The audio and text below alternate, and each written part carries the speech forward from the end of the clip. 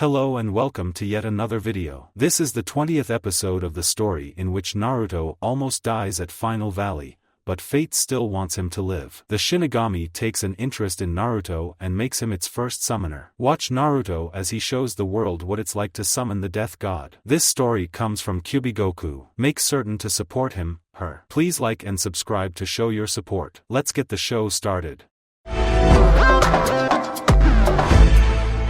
As the alarms raised around the area, Sasuke attempted to put them out of his mind for the time being. Kakashi and Yugao were still hurt as their forms laid upon Sasuke's body for leverage. Sasuke could tell by their breathing that they were probably more injured than he could have guessed. Sasuke didn't know any medical ninjutsu, but he did know a bit of field repair. It was a standard in their line of work. With the very limited expertise that he knew, Sasuke patched up Kakashi and Yugao's wounds as best he could. However, any internal damage to them was unknown to him at the moment. He felt his judgment demanded that he take them to the closest medic that he knew. That would have had to have been Haku if Sasuke knew it right. It still sounded surreal when Sasuke thought about it, but as his feet slowly began to trudge from brick and earth to wet mud, he couldn't imagine how the others were doing. "Sasuke, can you stop for a second?" Kakashi rasped out with a cough. Sasuke sent a small look to Kakashi before nodding. He stopped at the corner of one of the many halls and gently placed Kakashi and Yugao to the wall. Yugao slid down. "Sasuke, we might be slowing you down. The others are going to need your help," Yugao said. Sasuke, in a way, agreed with her, but something forbade him from plainly leaving them. They wouldn't die to something like this. If you need to rest for a couple of minutes, then do that. "I can wait," Sasuke said. Kakashi offered an eye smile while Yugao just groaned easily. Yugao did have medic experience, but when the medic is down then there isn't much they can do at the moment. Yugao just lightly groaned as she turned her head. Her eyes pierced through the darkness as best they could from her training. She frowned. She quickly nudged Kakashi. "Someone's coming," Yugao warned with a snarl. Kakashi and Sasuke glanced over. The Uchiha took a step in front of Kakashi and Yugao before placing his hand on his sword. He wouldn't give the enemy any chance to do anything. As the footsteps got closer, Sasuke, Kakashi, and Yugao were surprised as screams quickly followed. Screams of resolve, determination, and pride filled Sasuke's ears as people came into view. "This way. Make sure to stay close. Kill anyone in a mask." They heard the people shout. Men and women with swords, sticks, shovels, and pickaxes charged into the opening. Sasuke growled as the force came to a stop upon seeing the three shinobi. "They don't have masks on. They could still be the enemy. I say we kill them." Sasuke could hear these many people say as he tightened his grip over his sword. "Don't even think about it. We're not your enemy. If you want to fight then keep moving forward, but if you want to die then I will send you to the Shinigami myself," Sasuke threatened, exuding the ki to remind the people who just how much the difference in their levels was to Sasuke. Some of the people took a step back before a man walked before the Uchiha. He stood before Sasuke for a moment. If Sasuke were honest then this man wasn't ordinary. To be able to stand, let alone walk up to, Sasuke in his ki required a vast amount of confidence and pride in one's skills. It showed just how strong one could be. "Are you going to stop us from leaving?" he asked. Sasuke glanced to the man for a second before frowning. "We are going to the lower levels. What you do doesn't concern us," Sasuke stated. The man stared into his eyes for a second before closing them. "Let's be on our way." "Move out," he said as he ran past Sasuke, Kakashi and Yugao. The others looked at the three for a second before moving forward. The three Heineken members watched them go before Sasuke sheathed his sword. "I imagine we will encounter more of this resistance movement as we go down further," Kakashi said. Sasuke nodded, as did Yugao before Sasuke knelt down. He quickly picked up Kakashi and Yugao and they made their way to the lower levels. "Oh, by the way, Sasuke, there is some other news I have to tell you," Kakashi said with a small smile as they descended down some steps. The echoing of the steps in the corridors masked the sound of Kakashi's voice, but the small smile on Sasuke's face was easily recognizable as they made their way downward.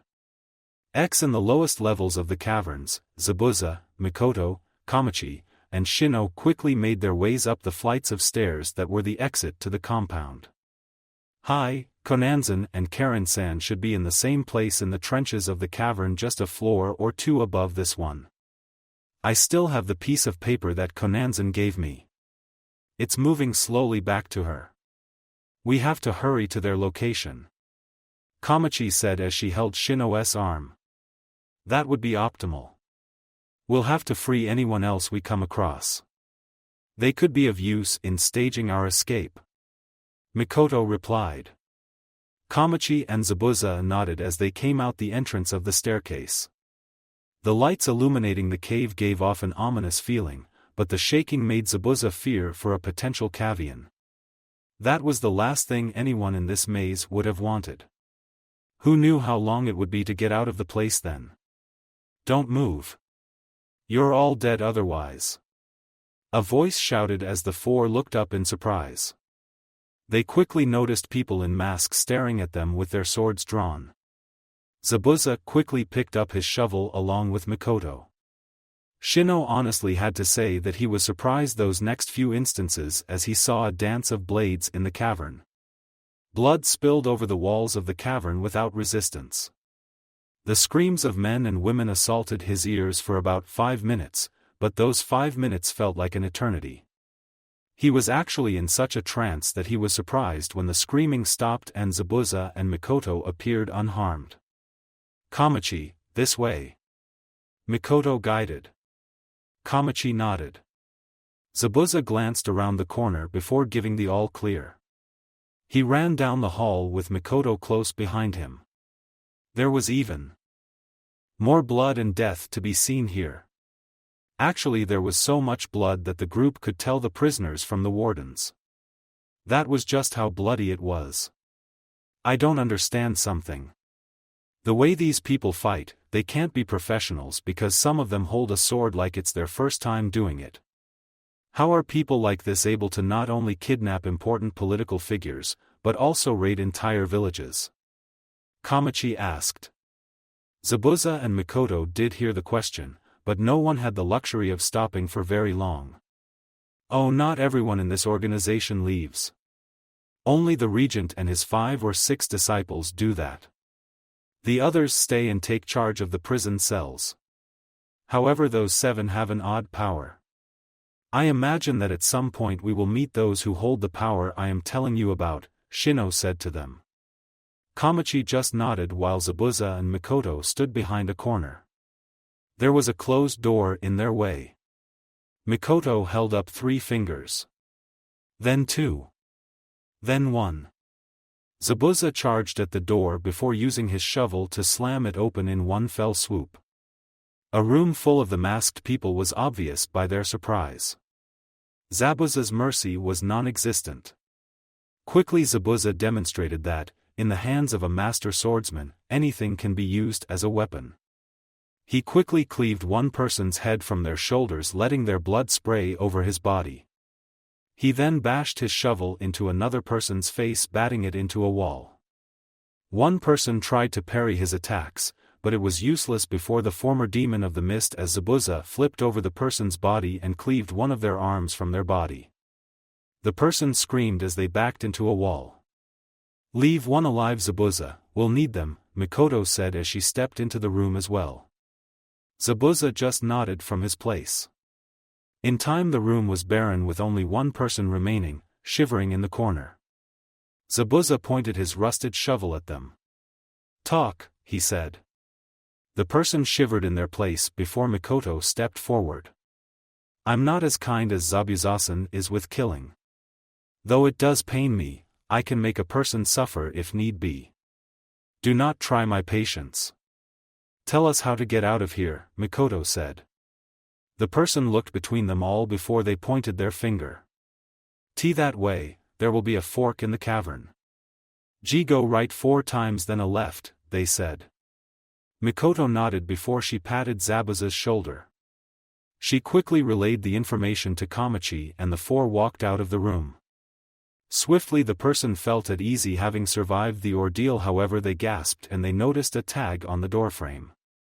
The person widened their eyes before the tag exploded, releasing searing flames throughout the room. The explosion dropped rubble over the entrance to the door as the flames began to spread. The person trapped in the room widened their eyes. Outside, the group continued walking. You decided to kill them anyway? Shino asked. Mikoto nodded as they came up to the fork in the cavern that the deceased person talked about. I don't take kindly to being lied to so obviously. We'll go left 4 times and then we'll take a right, Mikoto said.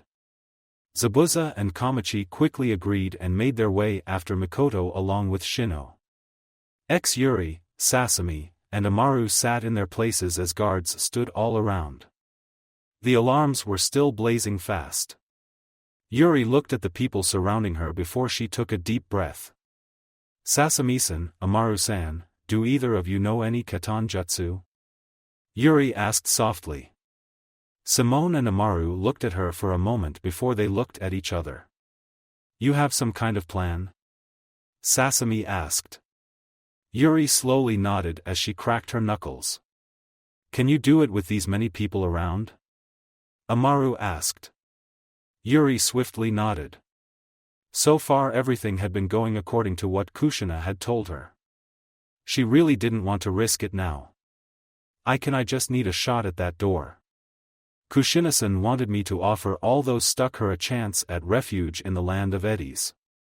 I don't know how I'm going to pull that off yet, but I think I can get everyone out then make the offer, Yuri said. Sasami seemed surprised. She had heard of the land of eddies before. She had heard about its recent uprise. Well, if you're in need of a shinobi force then you have the Fuma clan, Sasami said with a small smile. Yuri jerked in surprise as did Amaru. Can you do that? Yuri asked. Sasami smirked. Well, technically she couldn't do it, only Kotoheim could do that, but Sasami believed that more than enough of the Fuma clan would side with going to new lands rather than attempting to repair back in the destroyed place that had once been their home. Sasami didn't believe that they would survive for very long if they did that. Sasami was ready to nod, but a voice stopped her. She doesn't have to. I agree with it. The 3 turned and noticed Kotoheim looking at them from her far corner, a longing smile on her face. Sasami narrowed her eyes. Why, was her response. And why should she be skeptical? For the many, many months the Fuma clan had been down in the cavern maze, Kotoheim had not known any sort of pride that warranted escape. Yet, Sasami felt a feeling of joy seeing the almost forgotten smile on her family's face. Because Sasami, I remember Uzumaki Naruto. For our family he always had a knack for doing the impossible. If we can escape here then I would speak for the clan that we would be obliged to relocate to the land of eddies. Sasami, that I have to admit that you've really grown up. You're more a leader for the clan than I am. Hanzaki always believed it too. You were right, Uzumaki Yuri, I suppose I am a coward. A girl who can't take the hard times when they hit. I really haven't changed, Kotoheim said before Sasami scooched over to Kotoheim. I'm sorry. I never tried to think about how you or the clan felt. Stuck in my own sense of doing things. I'm sorry too. But hey, we'll build a better life for our clan just like we did when we freed ourselves from Orochimaru. We always find a way to survive. Sasami said. Kotoheim chuckled lightly while Yuri scratched her cheek. Sorry for calling you a coward, Databayan. You're actually pretty cool, Yuri praised. Kotoheim chuckled a little more before she stretched herself. Soda, what do you need? Kotoheim asked. The other three blinked while Kotoheim smirked. You really don't accept me to believe that one of you wasn't the cause of all of this. I would naturally assume the Uzumaki since trouble seems to follow your clan like Orochimaru follows bloodlines, Kotoheim said. Yuri didn't know if that was a praise or an insult, but she decided not to think on it now. All that mattered was that she had another ally to help her with this mission. The thing is, I need someone who knows Katan Jutsu. Even a dranked one would be helpful, Yuri explained. Kotoheim smirked. Well, I can give you a good cranked one when you need it. That's all the chakra I would have right now, Kotoheim said. Yuri grinned. That was perfect. Once she finished explaining to the others the details of her plan, the four quickly agreed as Yuri looked at the surrounding forces one more time. She quickly nodded. That's it. I've had enough. Kotoheim shouted as she stood to her feet, surprising everyone. She then pointed towards the masked men and women. You think we don't know? Your little revolution is dropping to the ground. When I get my hands on you, I am going to make you suffer for all that you put us through. Kotoheim boasted greatly. You will be silent. One of the people screamed, cracking his whip for emphasis. Kotoheim laughed off the sound before she slapped her palms together. If you think you can retrain me, then go ahead, but I will not make it easy on you. Katan, Genkyu, fire release, blaze ball, Kotoheim cried as, much to everyone's surprise, she blew a fierce ball at the door. However, no one was ready to see Uzumaki Yuri standing between the fire and the door. The fire grew closer and closer before Yuri slapped her palms together as well. Suetun, Tsuruhiki, water release, water encampment wall, Yuri bombed out, letting a massive of water explode from the floor and into the ceiling. The fire collided with the water, forcing steam to erupt from the midst of the collision, shrouding the entire area. Shit! Someone get down there now, one of the masked people screamed. Swiftly they all jumped from their ledges and into the smoke. Someone get rid of this steam, a male voice shouted. People quickly moved to action, opening some of the doors. As the steam slowly began to blow out the doorway, the wardens were surprised when they saw Yuri standing at one of the entrances. Thanks for the way out. Now. Sayonara. Yuri said as she held up a hand sign. Swiftly the steam wrapped around the wardens, suffocating them and filling their lungs. Men and women coughed, hacked, and groaned as they dropped their weapons. Their unknown faces contorted in pain as the steam took a hold of their lungs and forced all of the air out. One by one they dropped to the ground, dead. Yuri dispelled the technique before walking out the door and to her group. Sorry, you're going to have to wait a few minutes for the poison to seep out of your bodies.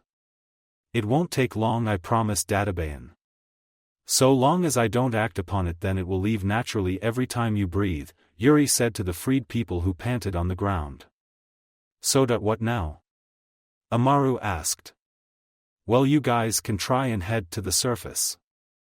I need to free Niken and Kushina-san. Free any people and offer them the invitation to Uzushio if you can. Niken would rather not have lives wasted. I'll catch up with you. I'll also look for Amaru-sensei. Yuri said. Amaru widened her eyes before she smiled with a thankful nod. I don't like it, but I'll agree. We'll see you at the top, Yuri. Sasami said. Kotoheim and Amaru nodded as well. Quickly Sasami moved to the front of the confused, but freed people. If you want to live, then stick close to us. We're getting out of here this time. No exceptions. We free anyone we come across, but we're all getting out of here. Let's go. Sasami said as she ran through a hall. The people quickly followed her. Kotoheim and Amaru gave one more look to Yuri before they left as well. Once she saw them all disappear, Yuri looked in another direction. Okay, time to go commence, get Niken out of jail. Operation, let's do it. Yuri said as she tightened the slips of her shoes and jolted off back into the caverns. Guren and the rest of her team continued to fall packin as silently as they could while keeping their balance in the rock crevices. Yura had to admit that this was relatively difficult as they weren't using their chakra. To use chakra here took a certain degree of control that no one in the group had. The rows of spikes were much too difficult and slippery to make any sort of grasp with. So they had to do it the old-fashioned way. As it stood, along with Team Guren, Shur and Fujikaze had tagged along as well. It was something that Guren appreciated as more manpower wasn't something she was about to turn down. When Pakken had said that the place they needed to get to wasn't far, Guren had thought that they would have been there by now, but the pace was probably slower due to caution more than anything. While Guren didn't hold any particular animosity towards IWA herself, it still stood to reason that she and the others were invaded, no matter the intention. Perhaps it was that caution that they were taking this long, but Guren couldn't argue that they were getting close to something. Guren could feel this upon seeing Pakken's nose feel around urgently. "This way," Pakken's gruff voice said as he landed to the bottom floor of the rock crevice and continued onward. Guren signaled for her team and the others obeyed. Everyone dropped to the ground and ran after Pakken. Guren had to hand it to these people. This crevice was a rather intricate maze if Guren had ever seen one. Guren actually had to compare its natural mazeness to one of Orochimaru's bases. Kami, if you could navigate one of those then you would never get lost. A few sharp turns to the left and following a last few turns to the right, the team quickly came to a stop as Pakken glared forward. "It's here," Pakken said with a glare. The team, Shur, and Fujikaze looked forward, but they were all confused. It's just a small house. Not even really house. More like a shack. Is this really it? Irika asked. Guren narrowed her eyes before turning to Ibiki. The Jonin slowly nodded. Guren did the same before placing a finger to her chin. "No, there is something here. I can sense it," Yura said, bringing everyone to her attention. They saw her knelt on the ground with her hand feeling the soft dirt and rubble. Shur quickly agreed. "Yes, I feel it too. There is actually an entire fortress underneath this shack, housing almost over 1,000 chakra signatures. Some of this chakra is easily on par with Hokage's." Irika widened his eyes while Shikamaru looked at the shack. A case of mistaken illusion. Anyone would second-guess a small shack in the middle of a large crevice since it's not hiding anything. The perfect hiding spot. Theoretically this wouldn't work at all, but there is something here. I don't know what, but I can feel a pressure coming from this shack. It's like nothing I've ever felt before, Shikamaru said with as much of a serious face he could muster. Guren slowly walked up to the shack before placing her hand on the door. She could feel something washing over her for a moment before it left. Guren turned back to the others. "Everyone be prepared for anything.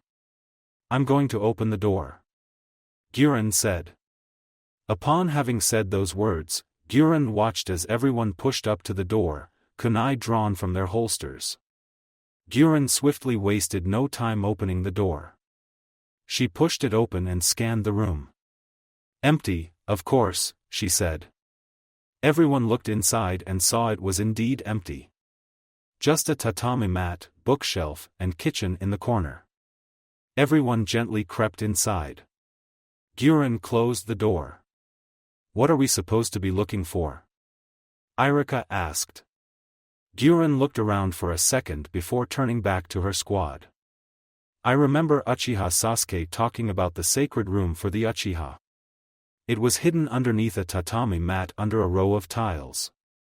We'll just have to search," Guren said with a small smile. The others quickly nodded. The search for anything interesting began. It was about 20 minutes of searching which finally made Guren realize that something was wrong. Everyone tried to pull up the tiles, but no one got anywhere. It was obvious that the tiles weren't supposed to be moved. Gyuren could see the beginnings of frustration seep their way onto Yura's face. Gyuren didn't blame here. This mission might have been more taxing on Yura than on anyone else in this room. It took another 10 minutes of aimless searching around before Shikamaru tapped Gyuren's shoulder. "I believe I have it now," Shikamaru said, making everyone look at him in surprise. While everyone had been searching, Shikamaru had been in the corner, thinking, in his own way. It seemed he had finally found the answer. "It's not that the tiles don't move. We have to make them move," Shikamaru said. "We have to make them move?" Irika asked, and Shikamaru quickly nodded with a sigh. "Didn't he just say that they had to move them? Why would you make a statement a question when the person before you already said it? And how do we do that?" Shur asked. Shikamaru quickly looked at the floor. "What do you see about the tiles?" "There are small, but similar designs on each tile. They form a shape. I imagine that when we find the right shape we will be able to find the entrance. That is my best bet. Gyuren-san, take one horizontal row.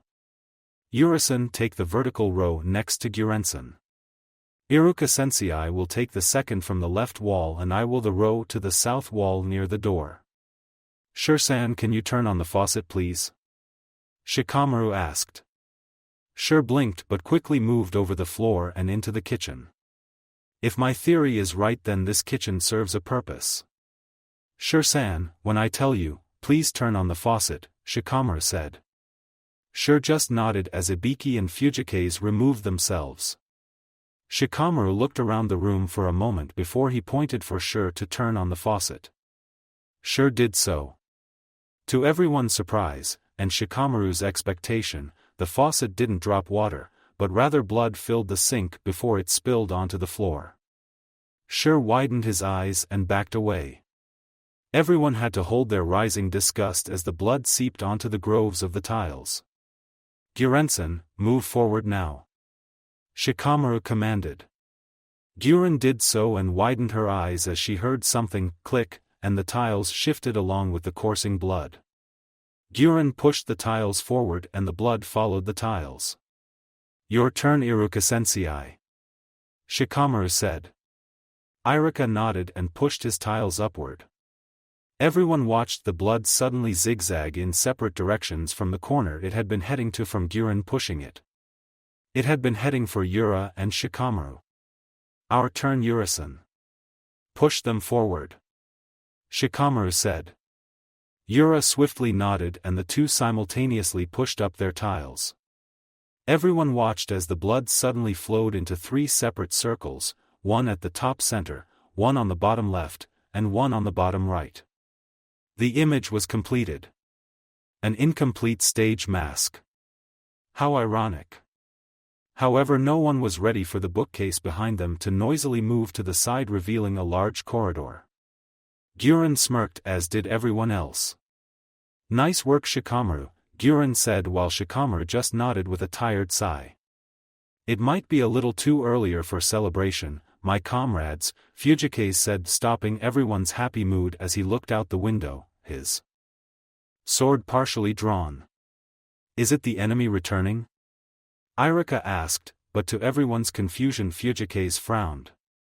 "I believe it to be a much more fearsome foe," Fujikaze said. Gyuren quickly moved to the door and looked out the window. She stared into ring-shaped eyes of a man with piercings and orange hair.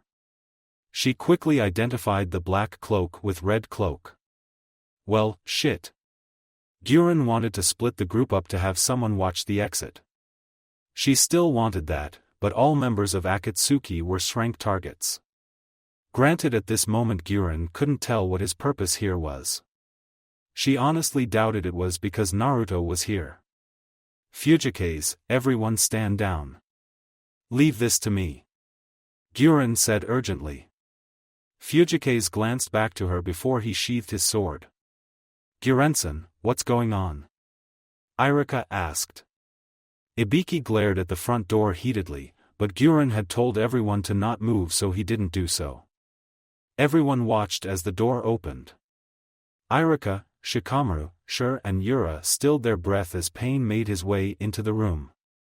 His eyes focused on everyone for a minute. When he landed on Yura, she honestly thought he would tear her soul from her body, which should have been impossible seeing as Naruto was the only one able to do that, but Yura did, having the feeling that he could. Shur, Iruka, and Shikamaru just remained silent, willing to let the situation play out for the moment. They all turned to Guren for the answer. She was just looking at Pain with a tight glare before releasing a small sigh. Yura, Ibiki, Shur, you guys are with me. Iruka, Shikamaru, and Fujikaze will remain at the top to guard the entrance.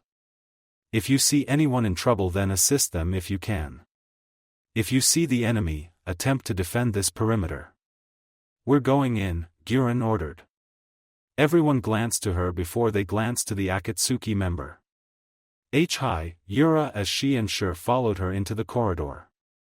Pain watched them go before closing the door and going into the same corridor. His form slowly disappeared without a word. Once he was gone, Shikamaru dropped to the ground. So that is a true Shrank Shinobi. He's much stronger than either of those Shranks Naruto or I faced. Troublesome, Shikamaru said with a sigh. Fujikaze just sat on the ground with his arms folded. Iruka leaned against the wall. He looked back at the open corridor. This could not go well. Ibiki frowned as he looked at the corridor. Meanwhile, Pain slowly trailed behind the Konoha shinobi. If he were honest, he was actually half tempted to merely destroy the entire crevice to force an opening, but there were many downsides to this. He could have caused a cavern and the surrounding rubble would have been a pain to deal with. While he didn't care about anyone else down here, he could feel Conan's familiar chakra even if it was strangely small and weak. Conan was down here, but sources had told him that she was captured by Konoha forces. The fact that she was down here had been the only thing keep Pain from ripping this group of Konoha shinobi's souls from their bodies in an attempt to find her location. When he had opened the door, he had long since felt the Konoha shinobi, but he was relatively surprised to be met with no hostility even if the atmosphere dictated otherwise. Well, it wasn't like anyone could challenge a god anyway, so their efforts would have been futile. Normally Pain would send this body in this situation, but there were too many unknown variables that he really didn't want to take any chances. Even if defeating him was next to impossible, it still felt better to have reassurance than anything else. Once Pain, Guren, Yura, and Shur had walked through the corridor for about 10 minutes, they had finally made it into the large stone dome-shaped room. Guren-san, do you feel it? Yura asked. Guren nodded. Yeah, I feel a little weaker than when I was up top. It might be that this place, this dome or this earth, is a special rock that naturally absorbs chakra from life around it. I can see why they would imprison people down here. Guren said, however she didn't get the expound on her statement as a person shouted. Die intruders! A masked person shouted at the top of their voice. Guren, Yura, and Shur quickly assumed a defensive stance, however the three were surprised when Pain casually took a step forward. Foolish idiot. No may come before the power of God, he said as he held up his hand. Guren, Yura, and Shur were stunned as their mysterious assailant was quickly pulled into Pain's hand before the assailant was slammed into the ground enough to crack his fragile mask. Pain then picked up the person and held them to his face. Where is God's angel, Conan? I sense her chakra signature. Do not test the patience of a god, he said darkly. The assailant seemed silent before their mask moved. Pain didn't seem fazed when a wad of spit fell over his cloak. Go to hell. The only true god is Uzumaki Naruto-sama, he will bring about the resurrection of the revolution, the person said, forcing Guren, Yura, and Shur to widen their eyes.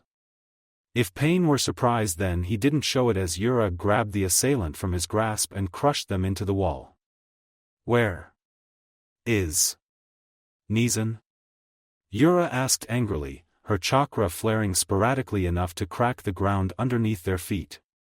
Guren and Shur seemed surprised by the action. Pain's reaction was rather hard to ascertain, but then again who could understand the thought processes of a god? Tell me where he is or I'll gut you like the pig you are.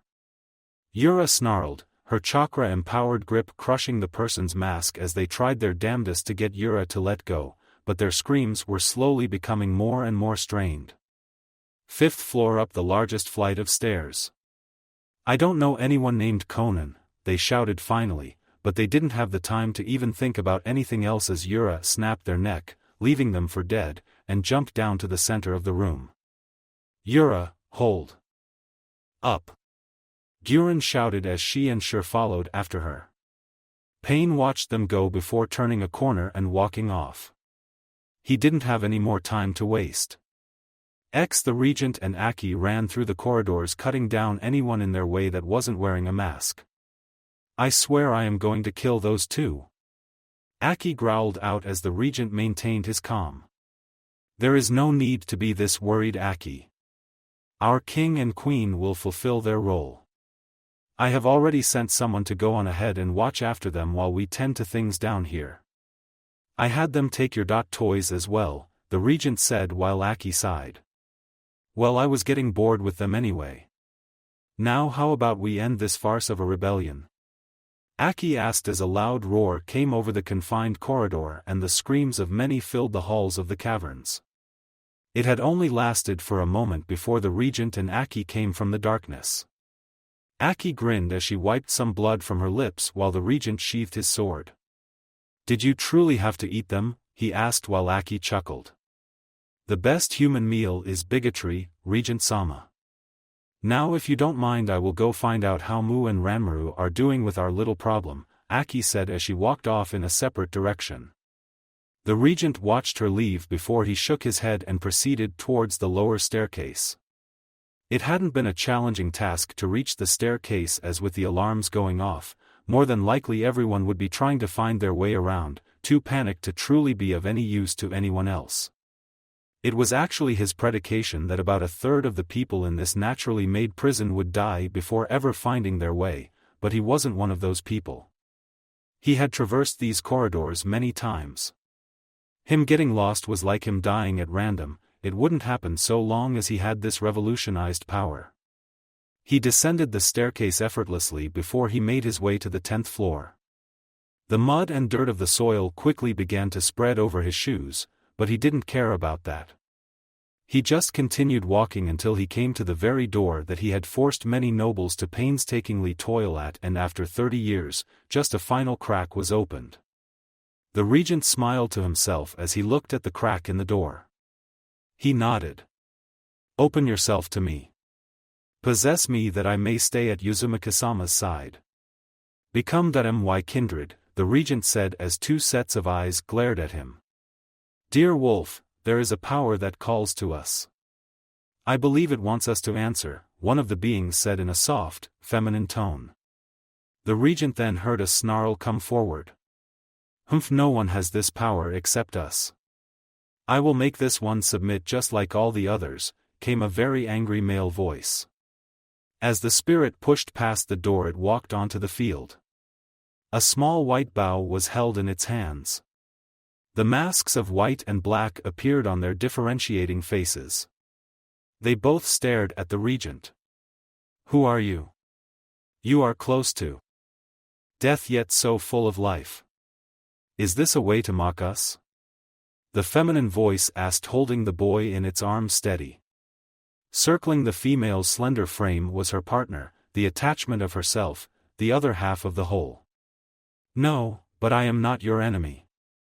I only ask that you help our king to realize his potential and revolutionize the world with his power, the Regent said. And why should we do that? The angry male half asked this time as his jaws snapped at the Regent's face, but the Regent wasn't deterred. Because he is the one who will subjugate you and the one will bring true death and life to these dying nations, the Regent said. The two remained silent. They looked at each other for a moment. You attempted to seal us away. Which had apparently worked. Yet you need us now. What does this have to do with us? The female asked, and the Regent slowly took off his mask before he got on one knee.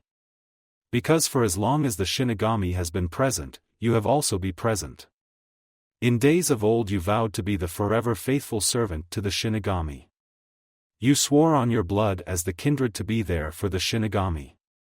He has not forgotten you, but he prepares another to take his place. He seeks for you to guide the next generation, the regent said. The kindred looked at him for a moment before they stepped forward. No one can merely subjugate us. We will test for ourselves, little lamb. I will rip the flesh from his bones. This king deserves no swift passing, the male half said while the female half slowly nodded. So it shall be, dear wolf. Let us depart to where we are needed the most, the female half said, and just like the wind they were gone from the regent's view. Slowly the regent placed his mask back on his face. Behind his mask he grinned. Time to begin the next step in the plan. On the 11th floor of the underground organization, Zabuza, Mikoto, and Kamachi panted in a far corner while Ranmaru and Mu chuckled in another.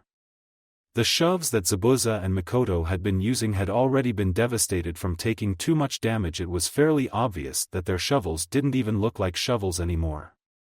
Maybe y'all should be given up now. Would do ya any good to fight us, lead dis. Mu said with a grin as he held a large cleaver blade glowing with white energy. Ranmaru chuckled as he bounced white flames from one hand to the other. I think you should take Mu's advice and quit this resistance. You're only hurting yourselves by doing this. Ranmaru replied with a wide smile as he quickly threw a large white fireball as the group. Zabuza cursed and quickly grabbed Mikoto and Kamachi before throwing them to the side. Zabuza dodged to the left as the white fireball blasted into the wall. With a small grunt, he glared back to Ranmaru. However, he couldn't keep his look forever as Zabuza saw a shadow loom over his body in the light. Looking up, he quickly saw Mu attempting an overhead slash set to rip his heart from his body. Zabuza looked back to his broken shovel before he rolled out of the way from the large man. Mu slammed his body into the ground, ushering in a loud crash. Seeing this, Mikoto and Kamachi quickly moved to confront the man, however neither was prepared for a wall of white fire to separate them from Zabuza. They glared back to Ranmaru, who sat on the ground, rocking his body back and forth. I would rather not like to kill you on Akantaki, but I don't like it when prisoners attempt to escape the truth just like the world around them, Ranmaru said as he stood to his feet. And what is this truth that your organization seems so adamant to teach us? Mikoto asked. She admitted that she felt a little childish holding a shovel as a weapon, but it was all she had at the moment. Here is your truth, Wunshin. For the blood I toil, for the work I sow, for the dead I laugh, for the living I kill, for the unfaithful I destroy, for the faithful I sacrifice. Death is life and life is death. Do you know what this means? Ranmaru asked. Mikoto didn't say anything and neither did Kamachi. I won't bore you with the philosophical meaning since I find it dull, but essentially it means, the dead are the true ones alive and the alive ones are the true ones dead. So. Just. Live. Ranmaru said with a grin as the white fire coated his arms once again. Kamachi quickly assumed a taijutsu stance and Mikoto was quickly follow. Ranmaru snickered before the white fire began to cover his body. Slowly it covered his hair and it seemed to latch onto his mask. It was then that Mikoto and Kamachi widened their eyes as Ranmaru ascended into the air. He can fly? Mikoto asked. Ranmaru flicked his finger back and forth. Not fly, Wunshin, stand. I can stand. It's relatively simple for even morons like Mu. However, it's not quite something you can do either. It is a technique unique to those of Reitun. For users of Reitun, we can draw on an abnormal amount of the spiritual energy that makes up half of what you shinobi call chakra. By concentrating that to a single point, I.E. under my feet, I can stand in the air as if on land. Rather convenient, wouldn't you say? Ranmaru asked. Mikoto and Kamachi cursed while Ranmaru smiled. Oh, now that I think about it, you three and that old man over there don't have much chakra, do you? No, I guess not, you've been in here for over a month. You must have used some chakra to strengthen that shovel of yours to survive this long against some of our forces who had swords, but it looks like your luck had run out when you ran into us. How unfortunate for you. It's really a shame. I would like to not hurt Uzumaki-sama's friends, but in the new world that he will create that I don't see you being useful. In that world, Ranmaru said as he slowly raised a finger towards Mikoto and Kamachi. The two watched as a large light suddenly appeared from that finger. Mikoto and Kamachi watched it grow even bigger. Mikoto could feel something from it. She could feel something chilling. It was almost like the technique was going to rip her soul away and scatter it into the wind. Vanish, Ranmaru said as the light drew closer and closer towards Mikoto and Kamachi. Mikoto looked back at the walls of white flames which hid Zabuza and Mu. She then looked over to see Shino in the corner stiffened to death. She glared back at Ranmaru. This was most likely not good. Yuri huffed as she turned a corner. It pained her, but she had to ignore the sight of rotting bodies and the smell of blood in the air. The maggots that began feasting on the human remains wasn't welcome for her either, but she had to set aside her disgust as she quickly turned another corner. It was this way, right? Yuri asked as an explosion from the side of one of the many cavern halls rocked her eardrums. Yuri glanced and noticed the flames slowly beginning to spread from the east side section of the tunnels. I remember the way, girlie. You just keep your legs running if you want to have any chance of making it, Sanbai said rather urgently. Yuri didn't argue. Quickly Yuri turned down another corridor. As far Yuri understood it, the only reason she was even making good time was because she, unlike last time, she was running to an objective she knew about and because she wasn't exploring each and every last little thing.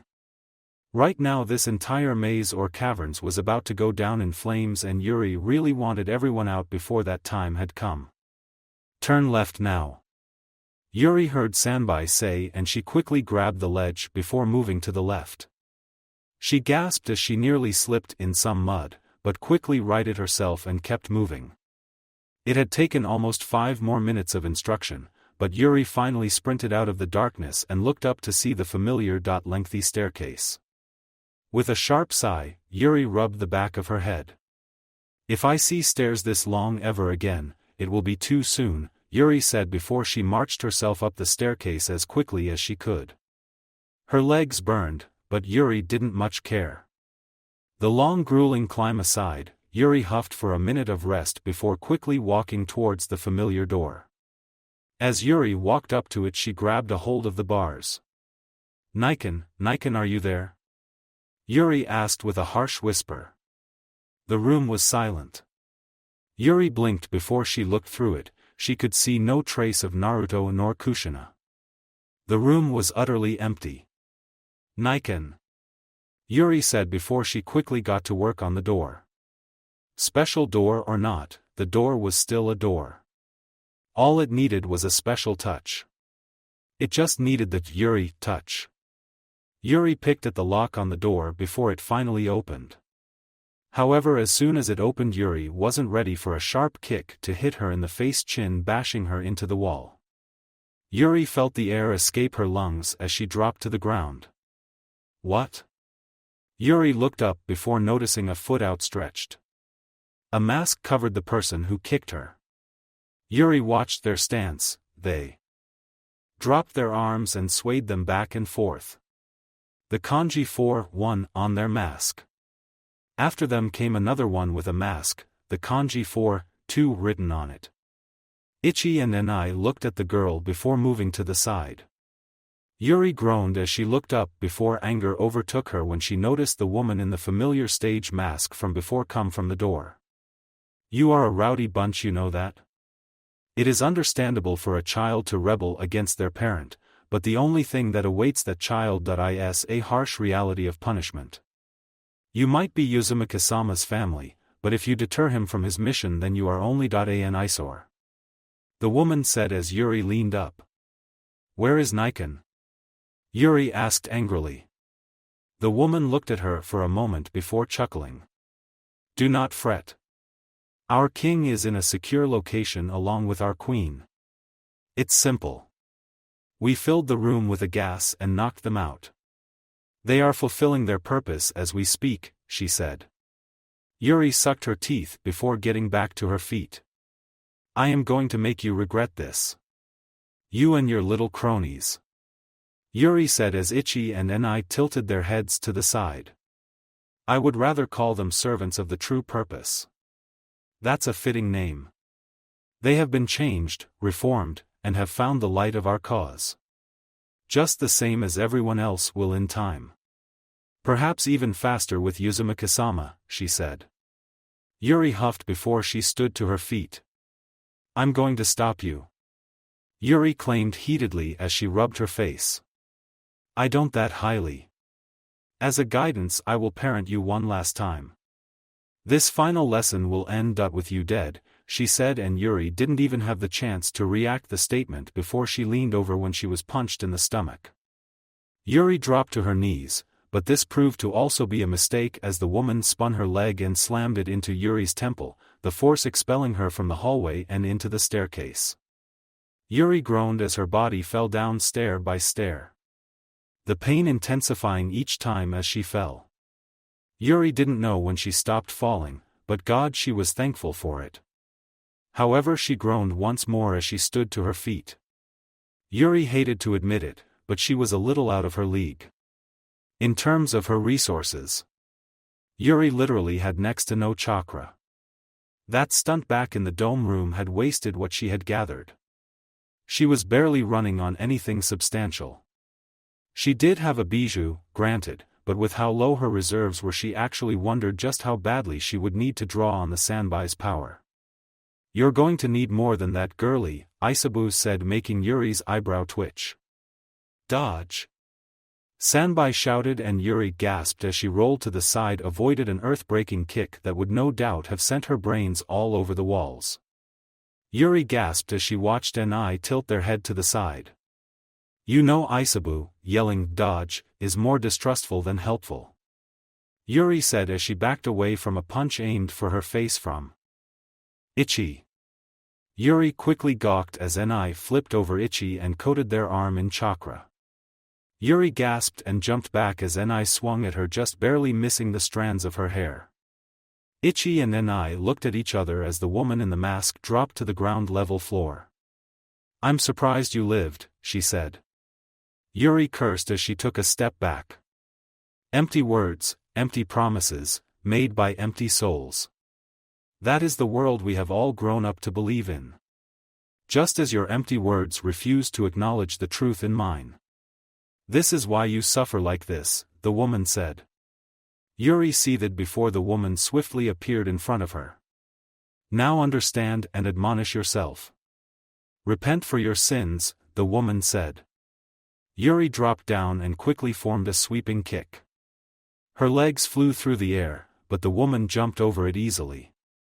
Yuri, seeing this, backflipped away, but she wasn't able to get far as Enai grabbed one of her legs. Yuri yelped as Enai swung her around before slamming her into the wall. Yuri groaned as she slid down.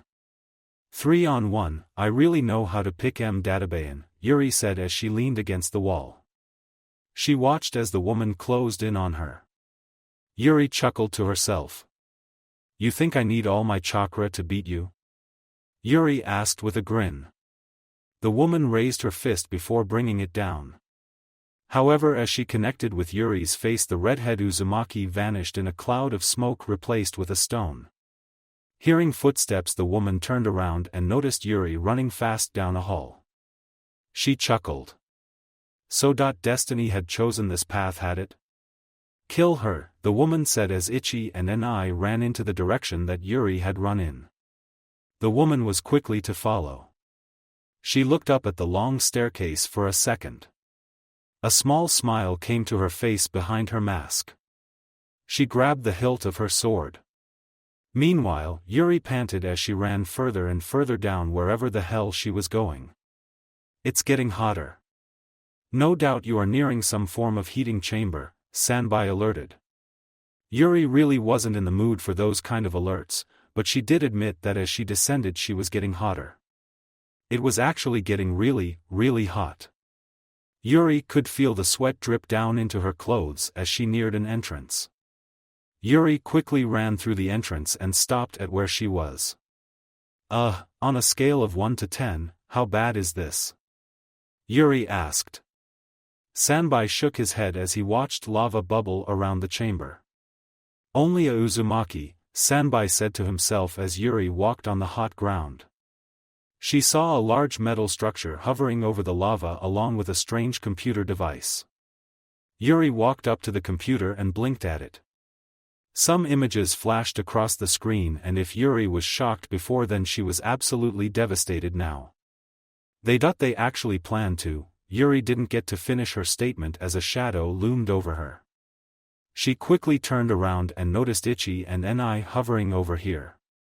Their masks inches from her face. Yuri quickly jumped over the computer. Ichi and Ni quickly followed after her. Yuri kept backing away, but eventually she felt her foot have nothing solid to stand on. Turning around, she realized that she was out of Earth. The only thing that was keeping her from dying was her one foot that was still on land. Yuri glared back at Ichi and Ni before cursing. The two slowly edged towards her, but Yuri looked past them and noticed the woman slowly appear out of the entrance.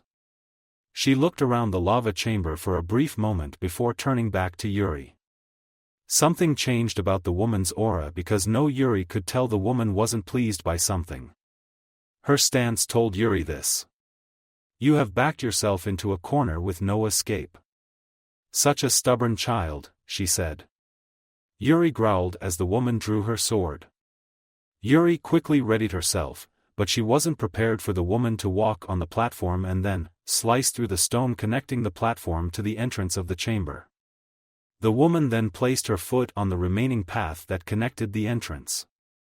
Using her muscles she pushed the disconnected platform through the lava. Yuri shifted her balance to accommodate as the only thing standing between her and her body becoming a top for ramen was a damn piece of earth. Back away, Yuri heard the woman say. Ichi and Ni quickly backed away from Yuri as the woman took a step forward. Why are you doing this? You are going to kill thousands of people if you go through with this. Yuri snarled. It is for the sake of our cause. Believe that only in death can anyone understand the true purpose of life. However, Uzumaki-sama will revive us to the new world where all will understand the true point of this broken world, she said.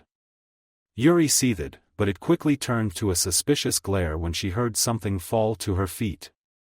Looking down she noticed it was her weapons pouch. She along with 2 military ration pills. She glared up at the woman. A shinobi wouldn't do this. Yuri said while the woman folded her arms. I am not a shinobi. I do not have to lie, cheat, or deceive to make my ends meet unlike the rest of the world. There is a difference between you and I. I kill for the true purpose, you would kill mindlessly for your own selfish ignorances. This world truly is nothing but a child. Only worried about itself. Here are your options: take everything off the group and fight, then die, or leave it on the ground and surrender to be of use later. We have fought before when you had all your chakra and you still lost. You should realize how low the percentage of you winning is, the woman said matter-of-factly while Yuri looked at the items. Yuri slowly grinned. Is it 0? Yuri asked. Making the woman in the mask frown behind said mask. Yuri quickly strapped her weapons to her pants as well as HR holster to her leg. She picked up one of the ration pills. Excuse me, the woman asked as Yuri crunched on one of the pills. Yuri could feel her chakra rushing back into her body. She then ate the second one. The chakra felt like a raging inferno in response to the anger in Yuri's heart. Niken always told me. If I even have a 0.1% change of winning, then that's all I need. So long as it isn't 0, I will win, Yuri said with a small grin as she stood to her feet. The woman closed her eyes and sighed. Truly a stubborn child stuck in her ways. I will make sure you learn this lesson with your death, the woman said as her sword was coated by that same mysterious fire that Yuri had faced with last time. Yuri took out a kunai and held it firmly. Do I at least get to know my supposed killer's name before I die? Yuri asked with a hint of sarcasm. The woman looked at her for a moment before she chuckled behind her mask. She raised her hand to her face before she took off the mask and threw it into the lava. She watched it burn until nothingness.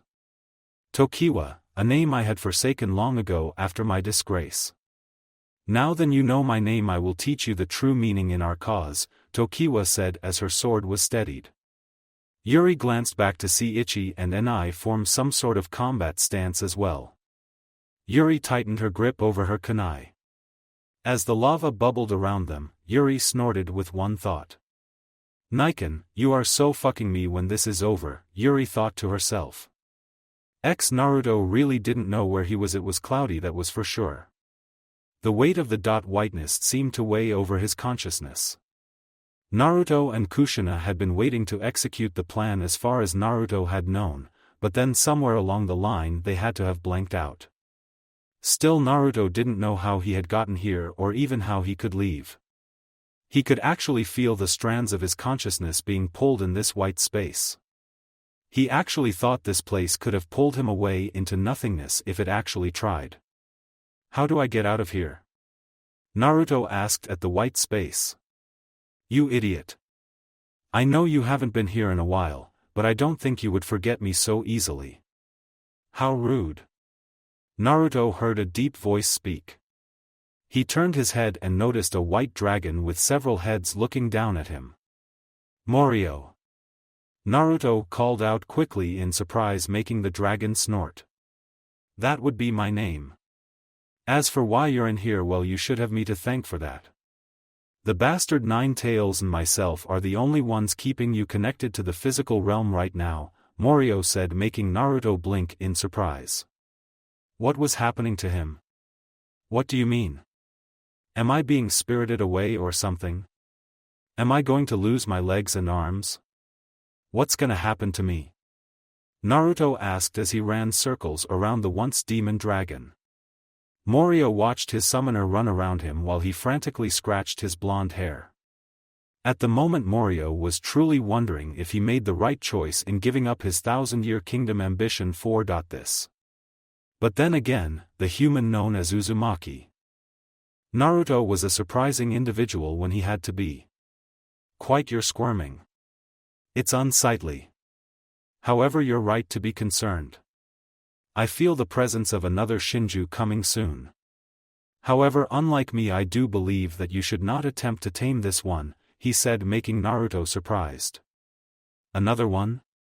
But I don't have a headache like I did with you. I don't even feel my Honshu being drained, Naruto said while one of Morio's heads turned to the side. Well, to answer that, the first reason would be because I was intentionally doing those things to you. Keep in mind, I hated the thought of being controlled by you, so it was pretty easy to synchronize with your Honshu and suck you dry, leaving you a husk on the ground. The headaches were supposed to help with that, Morio said with a small toothy grin. Naruto glared at the dragon, but to his credit Morio didn't shy away from the gaze. Instead he cleared his throat. I feel that each of the Shinju can have an effect on you that doesn't have to be physical. What it's doing to you is most likely spiritual or even mental, he said, but Naruto widened his eyes. My powers. Naruto said as he recalled when he couldn't use the Jikuyugami or even the Kokunyugami to make an escape. That was supposed to be his Shinju contacting him? That is most likely the cause. They are canceling out your ability to properly use Honshu. However, that has nothing to do with your current situation. Right now, you and your mother mate whatever you call her, are being drained of your essence. If this doesn't stop, then you will die again, but the difference here is that your soul will inhabit another body, keeping the Shinigami from resurrecting you. You really are a troublesome summoner, Morio said while Naruto pouted and folded his arms. Make no mistake, brat, you are only going to get one chance to make it out of this alive. Kyubi and I are going to overload the machine you are in and allow you to escape. Your sword is sitting next to the door. Kill the person who has you hostage in 1 instant and then escape. Kyubi and I can only get your powers working for that short time until you meet with your Shinju, Morio said, to which Naruto nodded. You got it, Morio, I'll definitely get us all out of this database. Naruto said with a small grin. The dragon looked at Naruto for a moment before he snorted. Yeah, whatever you say, brat. Just get out of my presence now. Morio said before ejecting Naruto from the white space. Morio turned his head to look behind himself. He noticed his body starting to fade away. Hurry and get out of this cavern, brat, Morio said to the white space. Outside, Naruto groaned as he opened his eyes.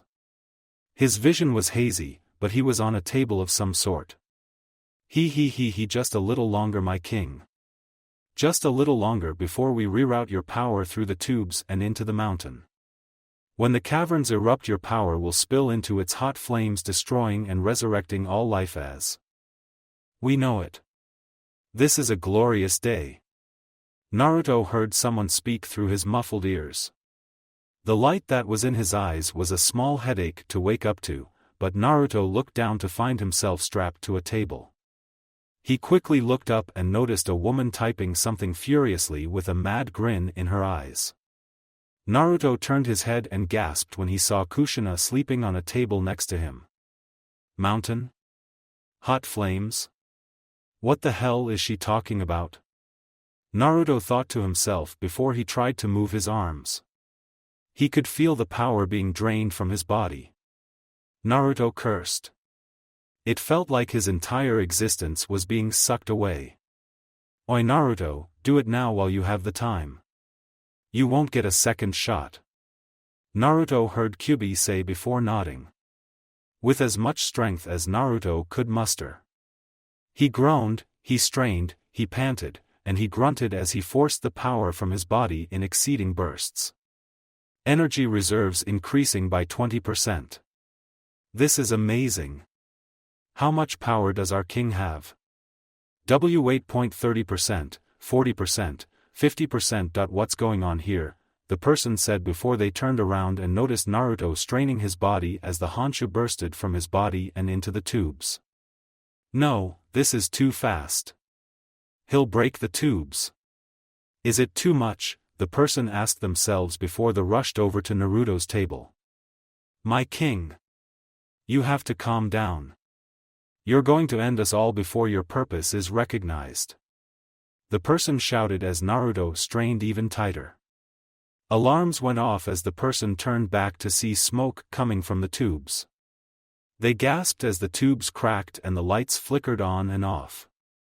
The bulbs quickly snapped, raining glass shards to the floor. Shit, I guess I have no other options, they said as they ran to the computer. They quickly typed in a code before the machine stopped. Naruto fell to his table. His strap unfastened. My king, are you okay? It's your loyal servant, Aki. We can't have you in too much pain.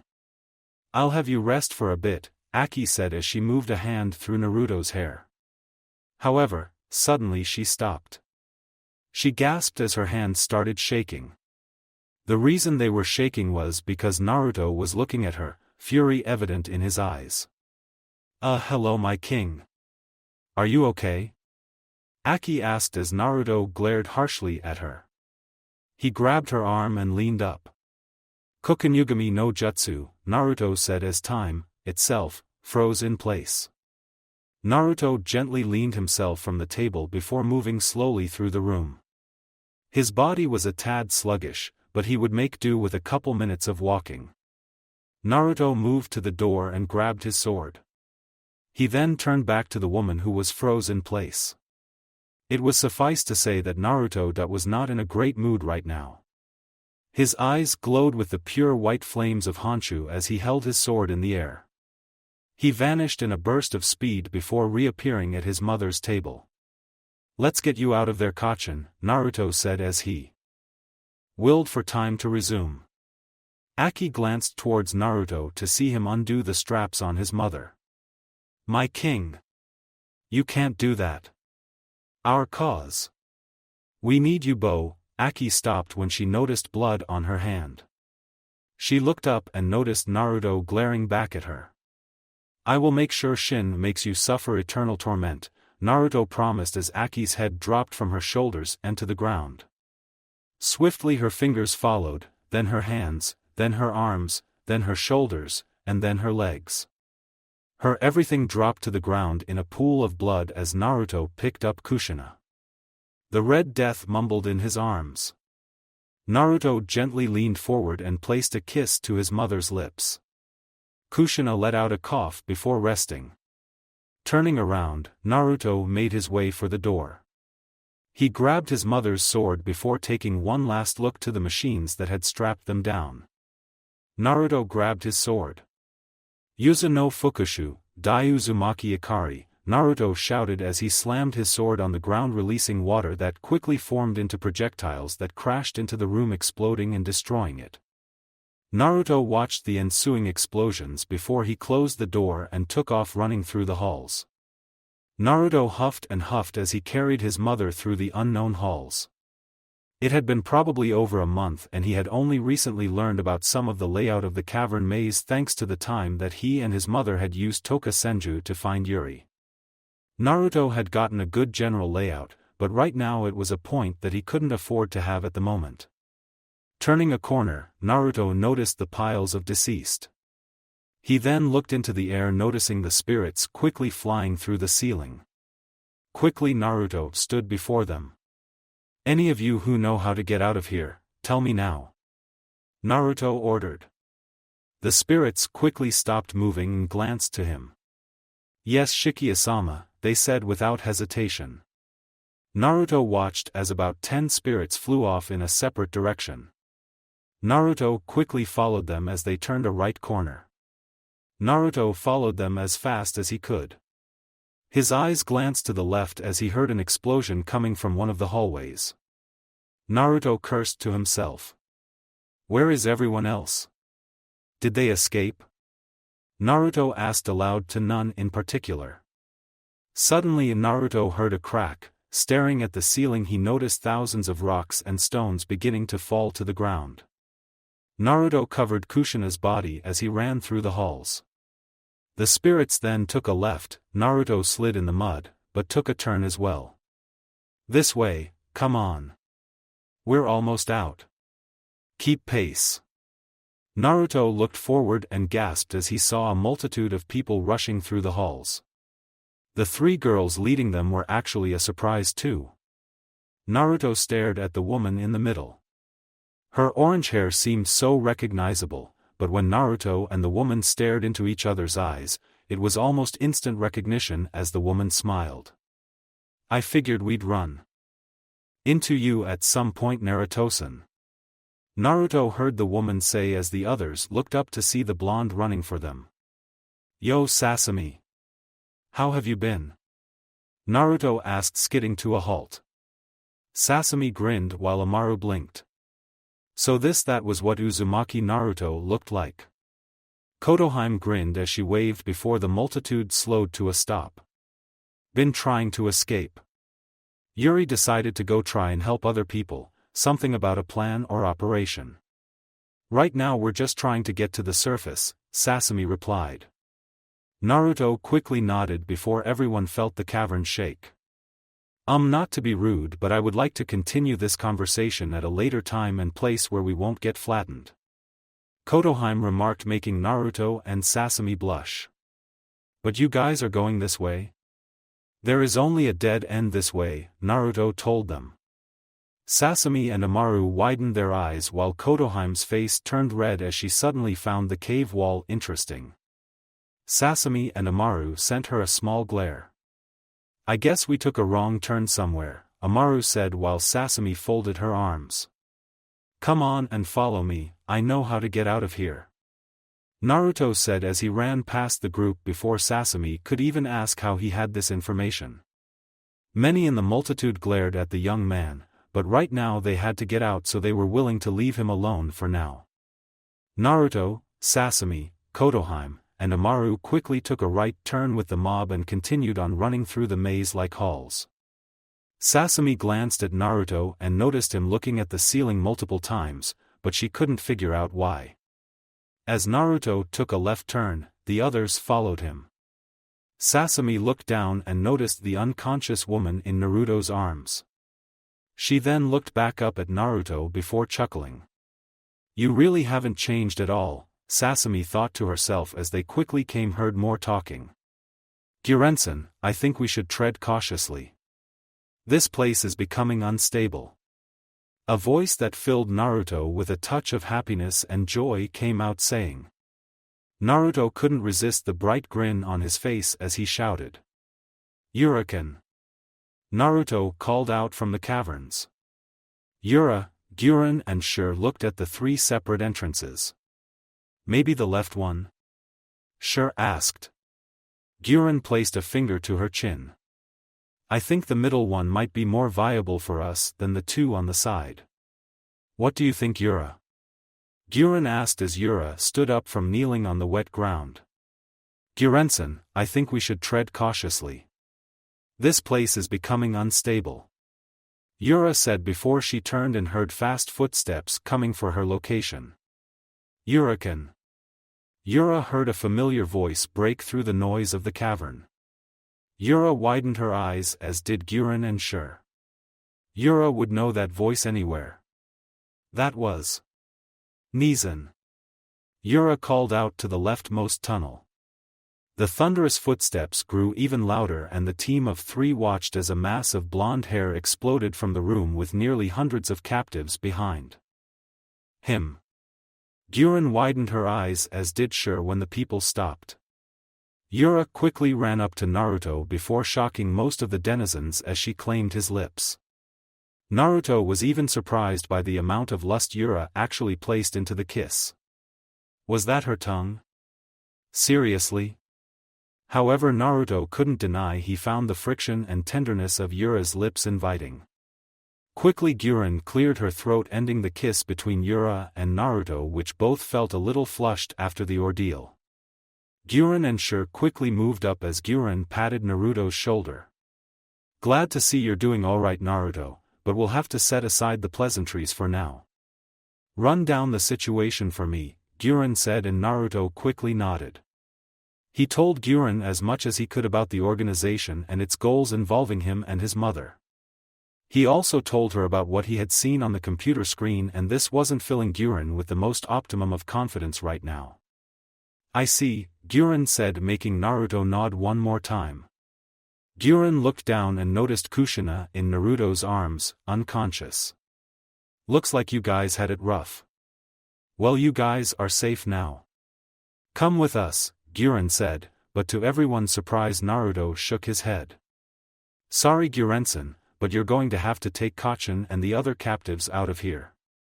I still have to find Yuri-chan and the rest of my teammates," Naruto said. Yura widened her eyes for a moment, as did Guren. "Yuri's down here? We were on a mission to find Yuri, Shizune-san, and Ebisu-san. We came here because Kakashi-san alerted us that you needed help," Yura said. Naruto blinked. It was possible that Shizune and Ebisu were down in the caverns as well? Naruto balled his fist. "Guren-san, can you guide the others to the surface?" "I'll go back and try to get everyone else before anything else happens," Naruto quickly replied. Guren glanced at the mob before glancing down to the unconscious Kushina in Naruto's arms. She then looked at Naruto before turning to Shur. "Shur, grab Kushina, Yura, help me guide the others up the stairs.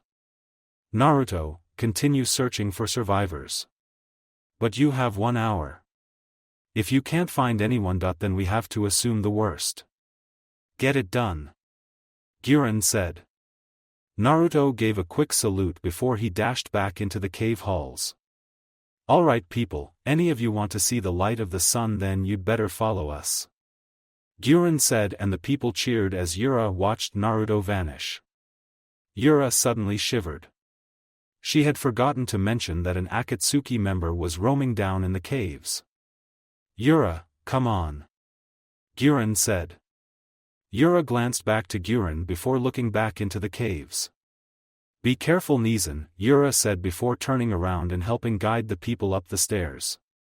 Sasami, Amaru, and Kotoheim swiftly helped with the efforts to guide everyone out as fast as possible. Mikoto and Kamachi uncovered their eyes as the blinding light vanished away.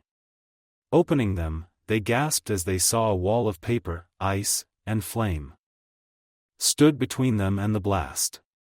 However, those was only the second surprise when Mikoto was staring into the eyes of Sasuke. You seem to be having a rough time, Sasuke said. Mikoto glanced back to her beaten shovel before chuckling. Having next to no chakra will do that to you. Glad to see you're alright, Mikoto said as Sasuke handed his mother her sword from the weapons room he had found. Mikoto looked at her blade before dropping the shovel. She grabbed its handle. Ah, I wasn't expecting more guests. I guess that's what I get letting my guard down. Hey, how are you doing Ranmaru didn't get a chance to finish talking as Mu was slammed into the stone wall making Ranmaru widen his eyes. The boy turned back and watched the smoke clear revealing Zabuza and Haku standing together. However, Zabuza had an arm around Haku for leverage. The side of his face looked incredibly beaten and the blood that fell down Zabuza's arm was enough cause for Haku to worry, but she stared at Ranmaru defiantly. Kakashi and Yugao quickly tended to Shino who was in the corner watching the fight happen. Careful Sasuke, I can sense your reserves too. You're actually lower than I am right now, Mikoto advised.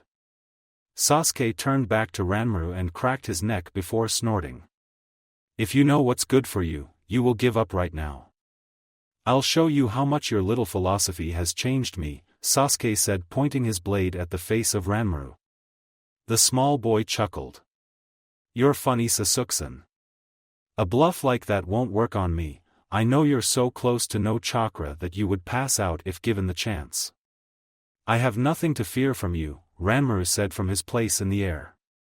Sasuke took a step forward before standing aside Konan. Are you going to back me up or not? Sasuke asked as Konan stared at the floating Ranmaru. Sasuke looked at her out of the corner of his eye and he noticed Konan slowly begin to expand herself into an array of paper that began to spread into the air. I have been working with people I had thought I wouldn't ever work with. I don't have the time to worry about it right now do I? Konan asked as she quickly formed paper wings on her backside. She moved behind Sasuke and pulled him into the air. Sasuke, be careful Konan is expending chakra as well to keep that form. Karen warned. Naturally Sasuke didn't think she had to shout that, but he was aware of it.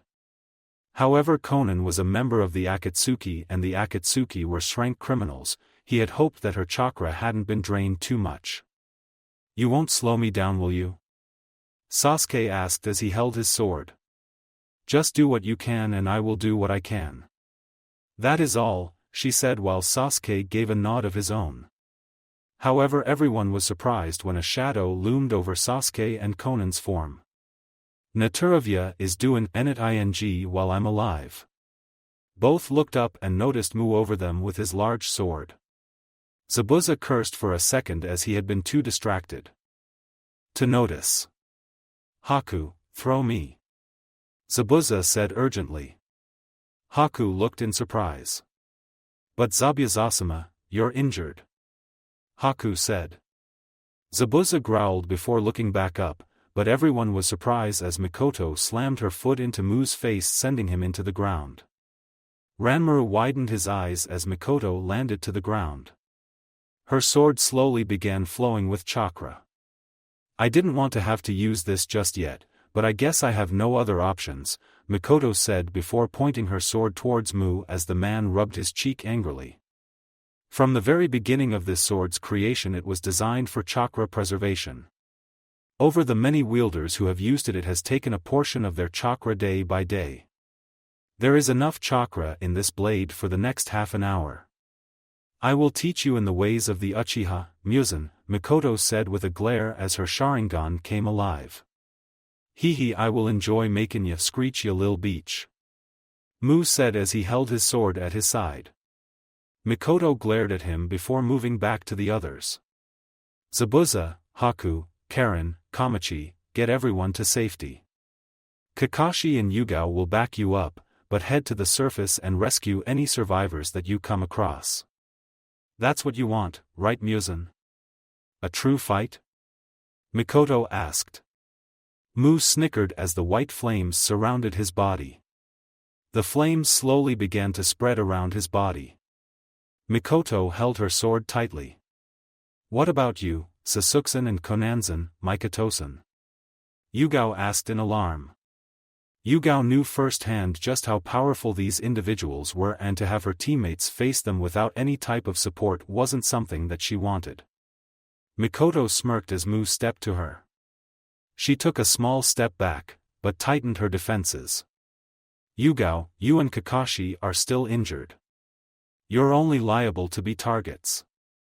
Right now we need as many people to get away as possible. This isn't up for debate. Mikoto warned. Yugao snarled for a second before she sighed with a nod of her head. Kakashi patted her shoulder. Yugao glanced towards him and he firmly nodded. Yugao gave a nod of her own before grabbing Shino's arm. Come with us, Shino-san. We'll get you out of here.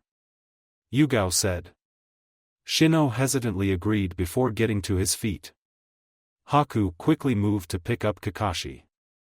Having both Kakashi and Zabuza to hang on her, Haku swiftly began to move while Kamachi and Karen moved for the path to the opposing door. I hope you all realize, the only reason why we aren't stopping you is merely because you know it's futile.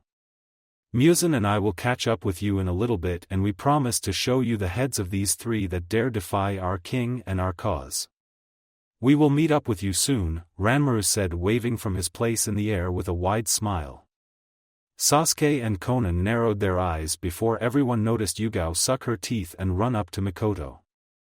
The two glanced to each other for a second before Yugao pulled out her sword. Mikoto watched the glimmering steel before Yugao held it in front of the Uchiha. Mikoto looked down at the blade before looking at Yugao. I like this sword. I would hate for it to get lost down here, Yugao said with a small smirk. Mikoto couldn't help it and loosened her stance to let out a chuckle. No one wants to lose their things, I guess, Mikoto said as she took the blade into her opposing hand. Yugao nodded before giving a nod to Sasuke. Sasuke gave an unnoticed smirk of his own as Yugao ran back to her group.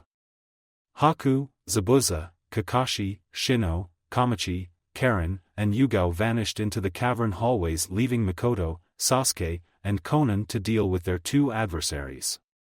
Mikoto glared back at Mu. As opposed to her singles-word stance, she quickly formed a standard Uchiha dual-sword stance. Your preparations complete? Mu asked with an almost insane grin on his face. Mikoto took a small breath before grinning. Hi, all the preparations for your death have been completed, Mikoto said while Mu cackled. Swiftly he charged at Mikoto. Meanwhile, Sasuke turned back to Konan. Still got enough chakra? Sasuke asked. Konan never took her eyes off Ranmaru. I will be sure to inform you when I am about to run out, Konan responded. Sasuke didn't respond. He just glared back at Ranmaru. The young boy dropped his hands to his side. From his fingertips came the white flames that Mikoto had seen on Mu. Yet as Sasuke, Konan and Mikoto watched this all go down, they could finally understand it. They could understand that they couldn't sense anything. In the magma chamber, located deep underneath the caverns, a hard grunt was heard as Yuri blocked a kick from Ichi. She turned to her right and noticed Enai quickly let out a punch for her face. Yuri swiftly ducked underneath the punch before swiping a kick for Ichi's feet. Ichi jumped over her leg with ease, but Ichi missed Yuri's smirk as Yuri swirled on her hands. Outstretching her legs, she kicked Enai and Ichi simultaneously, forcing both back away from her. However, Yuri wasn't given the chance to relax just yet as Yuri leaned her back far enough for her hand to touch the earth as a slash of the white, illuminating fire blazed past her face and into the wall, dropping rocks into the scorching lava all around her. She glared at Tokiwa before she noticed Ichi and Enai coming for her again. Yuri quickly backflipped to the edge of the rock platform she was drifting on before she slammed her hands together. Katan, Yuzu no Ho, fire release, Whirlpool's Phoenix, Yuri called out, releasing a torrent of flames from her mouth that quickly split off in 3 separate directions on the platform. Each flame made its way for her 3 targets. Ichi and Enai watched the incoming flames before they jumped into the air. Yuri grinned at the sight before she formed another hand sign. The fires suddenly converged into one flame, making their way for Tokiwa. The woman watched the flames coming before holding her sword into the air. Reitun, Henshiku, spirit release, discoloration, Tokiwa said in almost a whisper as she held out her hand. Yuri was stunned as a mass of white light beamed from her hand before colliding with Yuri's orange flames. The beam of light dispersed the flames so easily as it forced Yuri to duck, avoiding the shot. Yuri took a deep breath before reaching into her pouch. She quickly flung 2 kunai at the woman before carefully dodging Ichi and Enai as they slammed into the ground with their feet, making it crack. Yuri backed in surprise before stealing her gaze at both Ichi and Enai. She sucked in her leg, and with the built-up power from their suspension, she blasted towards both puppets. Yuri quickly jumped over Ichi by grabbing their head and proceeded to kick Enai straight in the jaw, forcing them off the platform and into the bubbling lava. However, Enai quickly surprised Yuri when they backflipped to the wall and ran along the ceiling before coming back down. Yuri jumped off Ichi and landed. She took a calming breath. TCH. I knew this wasn't going to be easy, but this is a lot harder than I thought, Yuri said to herself as she watched Ichi look at her cautiously. Enai was doing the same, only much closer to Tokiwa, who seemed to be looking at Yuri with a look that Yuri could only akin to disappointment. You didn't truly believe that you could defeat the 3 of us. You could hardly defeat me that month ago that we fought. I wouldn't truly call it a fight either, Tokiwa said, making Yuri snort. Well, it doesn't matter. You are merely delaying the inevitable. Like a child attempts to delay their growing up, or when a person realizes they are about to die and do just about anything to prolong their lives. Why are you resisting this much? Why do you resist the truth when it means the salvation of everyone? Tokiwa asked. Yuri quickly stood. Because I don't like you. That is all. You think it's that simple? You really think Niken would revive just for the sake of your goals? That isn't the man I love. No matter how right you are, it's no right to force it on others. Yuri said before quickly shifting back into her taijutsu stance. Tokiwa gave Yuri a look before closing her eyes. She took a step forward. A loud bang reverberated through the magma chamber. Yuri widened her eyes as she found Tokiwa's fist buried deep in her stomach. 2 didn't even see her move, Yuri thought to herself as her body slammed into the ground. That was a forceful shutdown of one of your chakra nodes. Nowhere nearly as effective as the Hyuga clan, but it gets the job done, Tokiwa said as Yuri struggled to breath. She watched Tokiwa take another step before she suddenly appeared behind Ichi and Enai. This isn't teleporting. This is just speed, Yuri thought to herself. She glared up at Tokiwa hazily. Grunting heavily, she forced herself onto her feet. As she stood to her feet, Yuri could feel the red chakra slowly beginning to coat her body. Tokiwa looked on, unimpressed by the sight. So you would bring out your bijou once again? Very well. I will teach it the same lesson too, that offering one's life for their cause makes the world grow up. Tokiwa said while Yuri sprouted a red tail from her backside. Her eyes narrowed and her nails lengthened. I'm gonna wake you up from that illusion, Yuri said before she roared, shocking the area of the chamber. Ichi and Enai quickly assumed their fighting stances. Hot steam escaped Yuri's mouth before she dashed across the platform. She then followed by jumping into the air. She brought her fist back. Ichi brought up their hands to block the attack, but Yuri growled as she slammed her fist into their block, easily breaking it before slamming her fist into their gut. With a mighty roar, Yuri launched Ichi across the ground and to the feet of Tokiwa.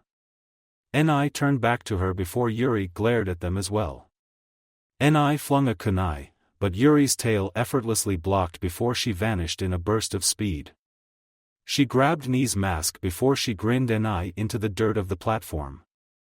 Expertly she then twisted her leg and unleashed a kick to Ni's side, propelling them to Tokiwa as well. Tokiwa narrowed her eyes while Yuri stared at the woman with her own. Tokiwa's blade flew up in white light. Yuri's right arm reddened. In a flash of speed, Ichi and Ni covered their faces as Yuri and Tokiwa instantly appeared in front of each other as a shockwave erupted, forcing a portion of the lava away from the platform. Yuri held Tokiwa's blade and her reddened hand. Tokiwa strained her sword against Yuri's body before she swept Yuri off her feet with a sweep kick. However, Yuri quickly righted herself as her tail pushed up against the ground. With the adding power, Yuri launched her fist for Tokiwa's face, but it was easily countered as Tokiwa threw Yuri over her arm. Yuri flipped through the air before rolling her arm back. Swiftly she launched her red chakra arm at Tokiwa. Being on the edge of the platform, Tokiwa brought up her sword for defense. Yuri's hand slammed into the sword, forcing Tokiwa back to where her feet could just barely stay from the lava edge. Yuri growled while Tokiwa frowned for a moment. Instantaneously, Tokiwa appeared behind Yuri, making the Jinchuriki snarl as she brought up her tail. The tail blocked a blade strike from Tokiwa as the two landed on the ground. A Suiton Jutsu would have been perfect here, but Yuri had to admit that with the surrounding environment it would have dried up too fast. Cursing, Yuri slammed her hands together. Doton, Hiketsu Heia no Jutsu, Earth Release, Chamber of Secrets technique, Yuri said, and Tokiwa quickly noticed a large stone chamber appear behind her, Ichi and Ni. She quickly turned back to Yuri, who was forming another set of hand signs. Katon, Hokage, Fire Release, Phoenix Fireball, Yuri blowing a streaming fire for Tokiwa and the two puppets. Ichi and Ni quickly moved in front of Tokiwa before they slammed their hands on the ground. Yuri watched as a seal appeared before a door appeared. The door opened, releasing white flames that quickly met with Yuri's. The white flames easily overpowered Yuri's technique. Yuri snarled before she pushed more chakra into the Katon technique. The orange and white flames danced around each other, but Tokiwa raised an eyebrow when the orange flames suddenly began to overpower the white flames. The flames were so close, Tokiwa could feel them on her skin. She quickly grabbed her sword and coated it in white light. Tokiwa slashed at the coming flames before easily dispersing them. However, Tokiwa had to have been surprised from the look on her face as Yuri came from the other side of the flames. Her fist cocked back, she swiftly slammed it into Tokiwa's face before landing on the ground. Huffing, Yuri growled, irritation easily noticeable on her face. "Are you satisfied? That you, a child, were able to bare her fangs at me, a parent? I hope you aren't satisfied with that," Tokiwa said as she grabbed Yuri's hand. Yuri gasped and jerked her arm, but she found she couldn't move it. On the platform, Yuri struggled and struggled to free herself from Tokiwa's grip, but found it impossible to do so. As Yuri attempted to free herself, she found herself getting cold. She huffed as her body seemed to be freezing. She felt like she was drifting away, or better yet, fading away. She felt so cold. It was like her body was trying to cling to any forms of warmth that she could get. She suddenly shivered before looking up. "You are feeling it. The true essence of your soul drifting away into my possession. You feel the cold embrace of death over your body. You are losing all sense of touch from having your spirit energy drained. A fitting way to die for an ignorant child," Tokiwa said as she continued to suck away at Yuri's spirit. "Let go of me." Yuri shouted as she tried to punch with her other hand, but she found Ni had grabbed and restrained it easily. She also watched as her red cloak slowly began to vanish. Yuri felt so good she could actually see her breath in a hot lava chamber. She slowly fell to her knees. This is what it means to die, Tokiwa said before Yuri glared left and then right. She closed her eyes. They say that when you are about to fully drown, you are first consumed by a state of panic. Of course, no matter what human it was, people could only go a few seconds without oxygen. Yuri actually remembered her lesson on that from Zabuza. Holding one's breath didn't necessarily count as going with oxygen. A person could keep oxygen in their body by limiting the amount of energy that they expelled from their body, helping to increase their time while under the fluid. However, eventually the brain would start to become affected. In short, it would have something of a systematic shutdown. Oxygen to the brain stopped and the brain would slowly collapse on itself from the additional water. From this pressure, if one opened their eyes, then they would begin to see subtle hallucinations. The lights would be brighter from the reflection of the water and the pupils. Moreover, the lungs would constrict, grasping for air. Humans naturally exhaled carbon dioxide, but in trying to conserve as much oxygen as possible, the built-up carbon dioxide would accumulate in the body, forcing the person to want to breathe more. That was stage 1. Stage 2, the person breathed in the water, grasping for oxygen. However, with no oxygen, the body's response was to lock the throat to keep it from getting more. From this lock came also a lock of the muscles, or becoming rigidity. As the remaining water left the throat to the stomach, it slowly began to flood everything else. Then there was stage 3. Stage 3, known as death's embrace, was when the person slipped into unconsciousness. This unconscious would fester and persist as you sunk into a watery grave, never to open your eyes again. That's right, this felt like nothing more than drowning. The feeling of not being able to breathe. The feeling of going unconscious. That sleepy feeling that makes you want to succumb to death. That is all this way. Dodensho, conductive shock, Yuri shouted as she forced her chakra to expel. Tokiwa groaned as her body was shocked violently by Yuri's technique. Ni spasmed from the electric shock as Yuri shouted even louder. The shock quickly began to crack the ground as Ichi covered their eyes. Tokiwa quickly let go of Yuri's hand and jumped away while Ni fell to the ground in a hectic spasm. Yuri panted as she fell down, the sweat dripping down her face. A last resort technique. Was that your last attempt to make a miracle happen? Tokiwa asked.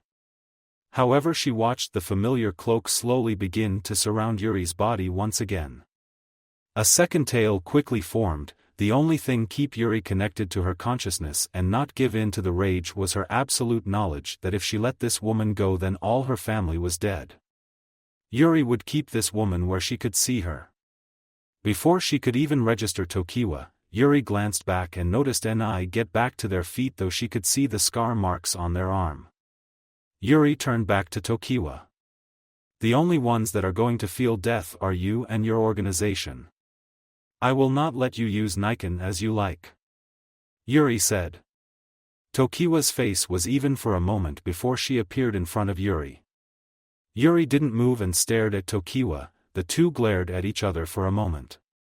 Tokiwa raised her knee to Yuri's chin, but Yuri quickly blocked it with her hands.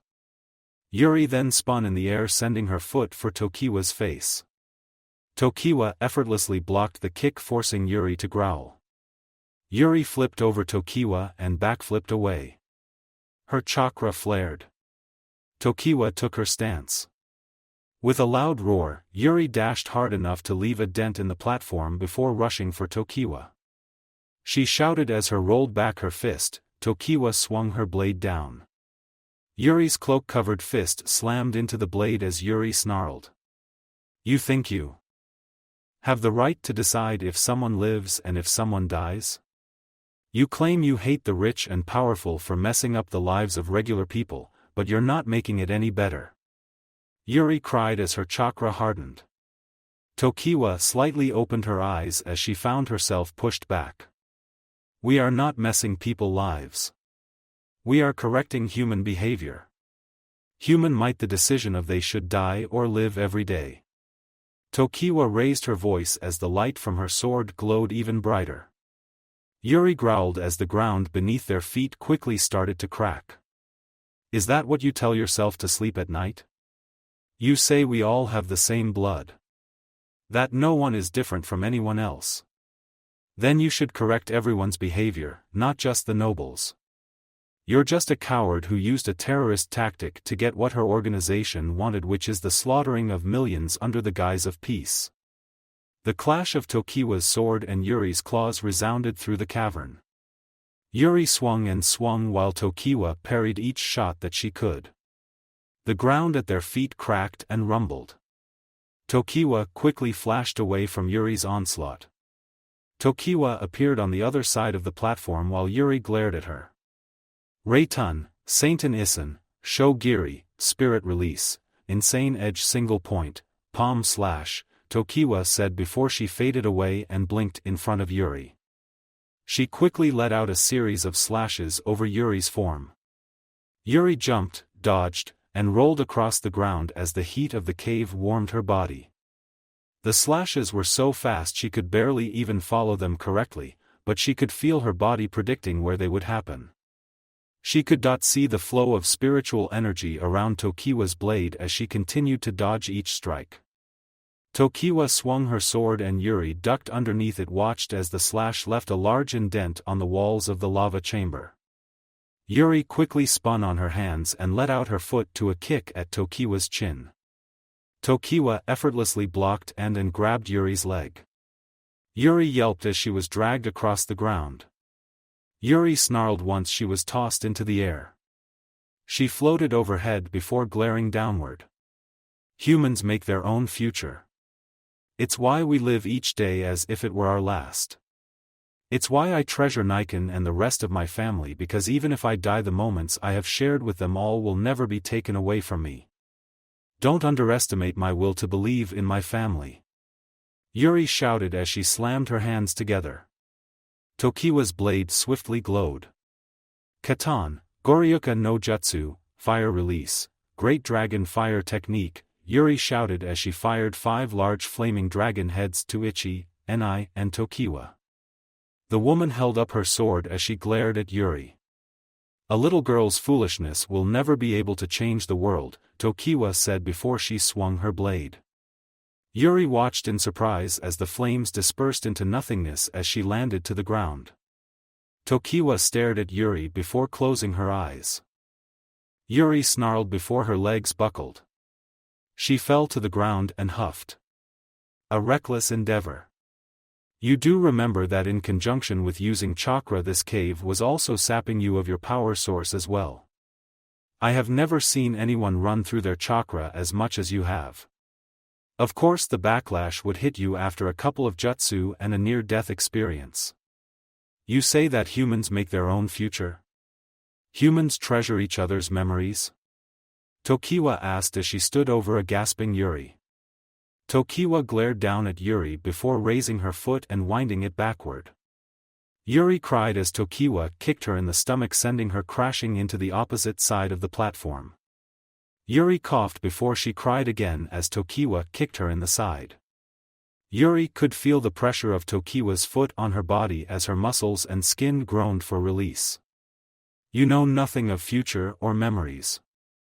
Rakuyo Chuman is not a kind group, but we are the group that the world needs. The world needs to grow up from what it has hidden itself in for so long. You know what that is? Tokiwa asked as Yuri huffed. Tokiwa knelt down and picked Yuri up by her collar.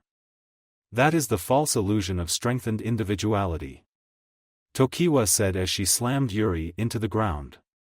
Yuri felt her breath escape her body from the sudden shock as she landed on the hot rock. Tokiwa walked over her. I can become this. I can become that. I will do this. I will do that. It's never a we can become this or we can become that. You would rather hold to your individuality even if it meant watching the world burn. Tokiwa said harshly. You think having someone child shows a dedicating love to them? You are just doing as your nature intended, procreating. There is nothing in love about that. Being born in this world is nothing more than a failure for us. When this world is broken, everyone will be united. Death will become resurrection and no one will fear death. The killing will stop, no more will it be the I, it will only be the we. Tokiwa said as Yuri coughed. Yeah. And who did you sacrifice for this little dream of yours? You want people to be united, but as far as I can tell your people aren't anywhere around you, Databayan. Yuri coughed as Tokiwa looked down at her. That's because they are all resting, waiting, hoping, for the day when I will revive Nadeshiko from the terror that befell it. Even in my former village is waiting to greet me with open arms, Tokiwa said, making Yuri chuckle badly. She coughed over her broken ribs. I feel sad for a woman like you. Not know the true love like I do, Databayan. There is no one waiting for you. Actually, if I could see them all now, that they would be looking at you with nothing but disdain and disappointment, Yuri said. Tokiwa closed her eyes and chuckled for once. I truly think for once I have heard enough of what you have to say, Yuri-san. Somewhere in my mind I always knew it was a mistake to let you live. I will correct that mistake and I will leave you with absolutely no chakra at the end of this. I will disperse you chakra to the air in this chamber, never to return to your body. Tokiwa said before she looked at Ichi and Ni. Ichi, Ni. What is 500 minus 7? Don't break count. Tokiwa said. Yuri growled as Ichi and Ni advanced to her. Once they spoke, Yuri almost felt like she could cry. They sounded broken. 493.486.479.472, they said at the same time as they grabbed Yuri's battered form and held her up. Yuri punched Ichi's face as best she could, but Ichi barely cared about the punch and settled for holding Yuri. Yuri slumped and panted as Tokiwa stood on the other side of the platform. Any last words before you die, Yuri-san? Tokiwa asked. Yuri growled. You'll be joining me soon enough. Yuri coughed out as blood poured from her mouth. Defiant to the end. A trait worthy of any Uzumaki. Reitun, Mugen Kujiki Shinen, Kaitai, Spirit Release, Endless Void Abyss, Deconstruction, Tokiwa said as she held her sword in the air. Yuri chuckled humorlessly as she looked at the white light. She still couldn't sense anything from it. How funny it was dying to something that you couldn't even feel. The white light passed over Yuri, Ichi, and Ni. Tokiwa closed her eyes as the white light blasted through the lava and into the front wall without hesitation. The explosion rocked the chamber for about 5 minutes before the light dissipated. Slowly the light faded, revealing Yuri kneeling, unmoving. Tokiwa narrowed her eyes. How amusing. Truly a tiring child you are. Still alive, are you? Tokiwa asked as Yuri huffed and shivered. Ichi and Ni stood in front of Yuri looking down at her as she gasped for any form of breath. I can feel your spiritual energy decreasing rapidly. I surmise that you have about 5 minutes left. Make your peace now, Tokiwa said as Yuri leaned forward and slammed into the ground. Why-yo Isabu, you there? Yuri asked. Sanbai didn't reply. Yuri coughed. It's rude to be silent, asshole. You could at least see me off. Shizunsen, Irujikan. Did you guys make it out? Yuri asked in thought as she twitched her muscles. Inside his cage, Isabu chuckled humorlessly. Idiot girl, like I could contact you right now when I'm trying to keep you alive. Sanbai said as his breathing got heavier. His eyes started to fade in and out of consciousness. Am I going to die here? Sanbai asked as he could feel Yuri's heart slowly beginning to stop beating. Yuri groaned as her fingers moved millimeters across the ground as she glared up at Tokiwa. Tokiwa stared down at her before closing her eyes. I suppose as an act of kindness I can at least see you off together. After all, those broken like the rest of the world should remain broken together, just like trash waiting to be burned, Tokiwa said. Yuri shivered as she looked at Tokiwa touch the masks of Ichi and Ni. Yuri looked up and her breathing hitched as Tokiwa took off the masks, letting them drop to the ground. Tears welled up in Yuri's eyes. Shizun-san, Ohio. Shizun snapped out her thoughts at the greeting to her name. Looking up, she took notice of Yuri grinning widely at her. Shizun blinked at her outburst, but she smiled. Ohio, Yuri-chan, what are you doing up so early? Shizun asked as Yuri rubbed the back of her head.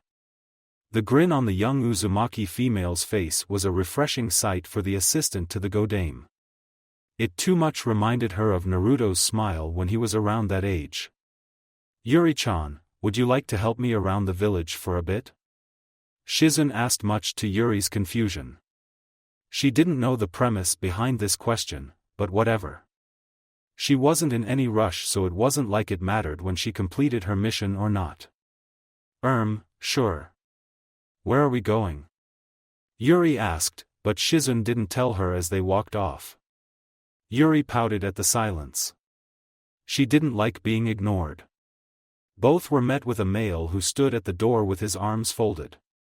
Neither could really tell his expression since his eyes were covered by his glasses. It seems that you really do take after Uzumaki Naruto's nature for not being punctual, Yuri-san.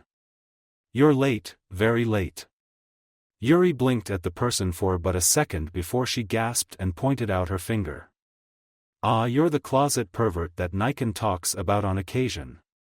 Yuri proclaimed, making the man scowl behind his glasses. I am not a pervert. I am a Tokubetsu Jonin, and you would do well to show me some respect, he growled out while Yuri snorted. Yeah, whatever you say, Aroaji-san. Soda, what am I doing? Yuri asked with her hands behind her head. The man was more than ready to do something he was about to regret before Shizun cleared her throat for his attention. Humph, impudent child. I will be going with you as well. To make sure this girl doesn't try anything like a certain relative of hers, Ebisu said, pushing up his glasses. Yuri gawked. We don't need your help, closet Aroaji-san, Yuri protested back heatedly. For the last time. I am not a pervert. Ebisu exclaimed vehemently while Yuri covered her ears. Maybe he's a super pervert then. Niken said that Ero-sennin did the same thing at one point, Yuri contemplated to herself before shrugging her shoulders as she watched Shizun walk out of the door. Yuri hopped off her chair and walked off as well. As the masks fell to the ground, Yuri's tears did the same. All this time, she had been fighting, all this time she had been searching, all this time she had been hoping. Tokiwa watched as the lone tear fell from Yuri's face in conjunction with their masks. I'm sure Shizun-san and Iruji would have been able to do something, but I don't know where they are. I definitely can't leave without them, Yuri said in a firm tone. I will save them. On my name, I swear it. Yuri remarked. Bang, bang.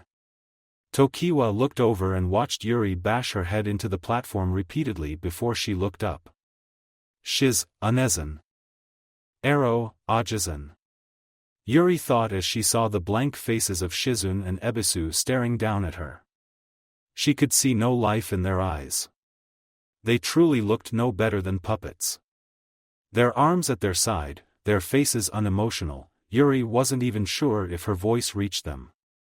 They looked down at her and Yuri choked on her own tears and dying breaths as they didn't even seem to recognize her.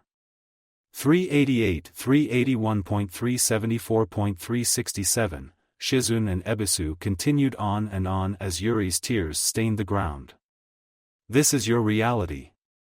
This is where your memories lead you, Uzumaki Yuri. This is where true life is, Tokiwa said as Yuri's tears burned the side of her face and sizzled off the hot rock. Ichi. Lick my feet and call me your god, Tokiwa said.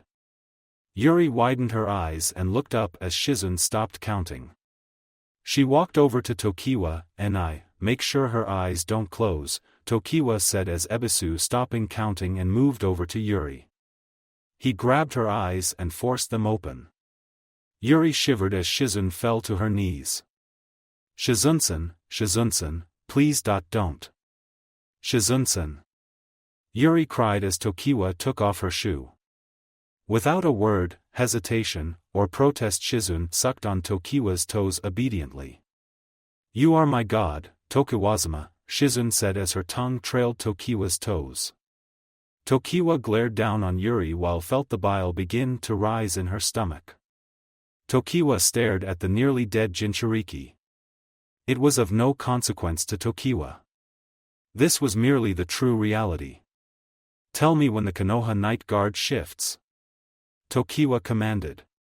Every 3 hours every day for day/evening/night shifts, Shizun said before continuing with her previous order.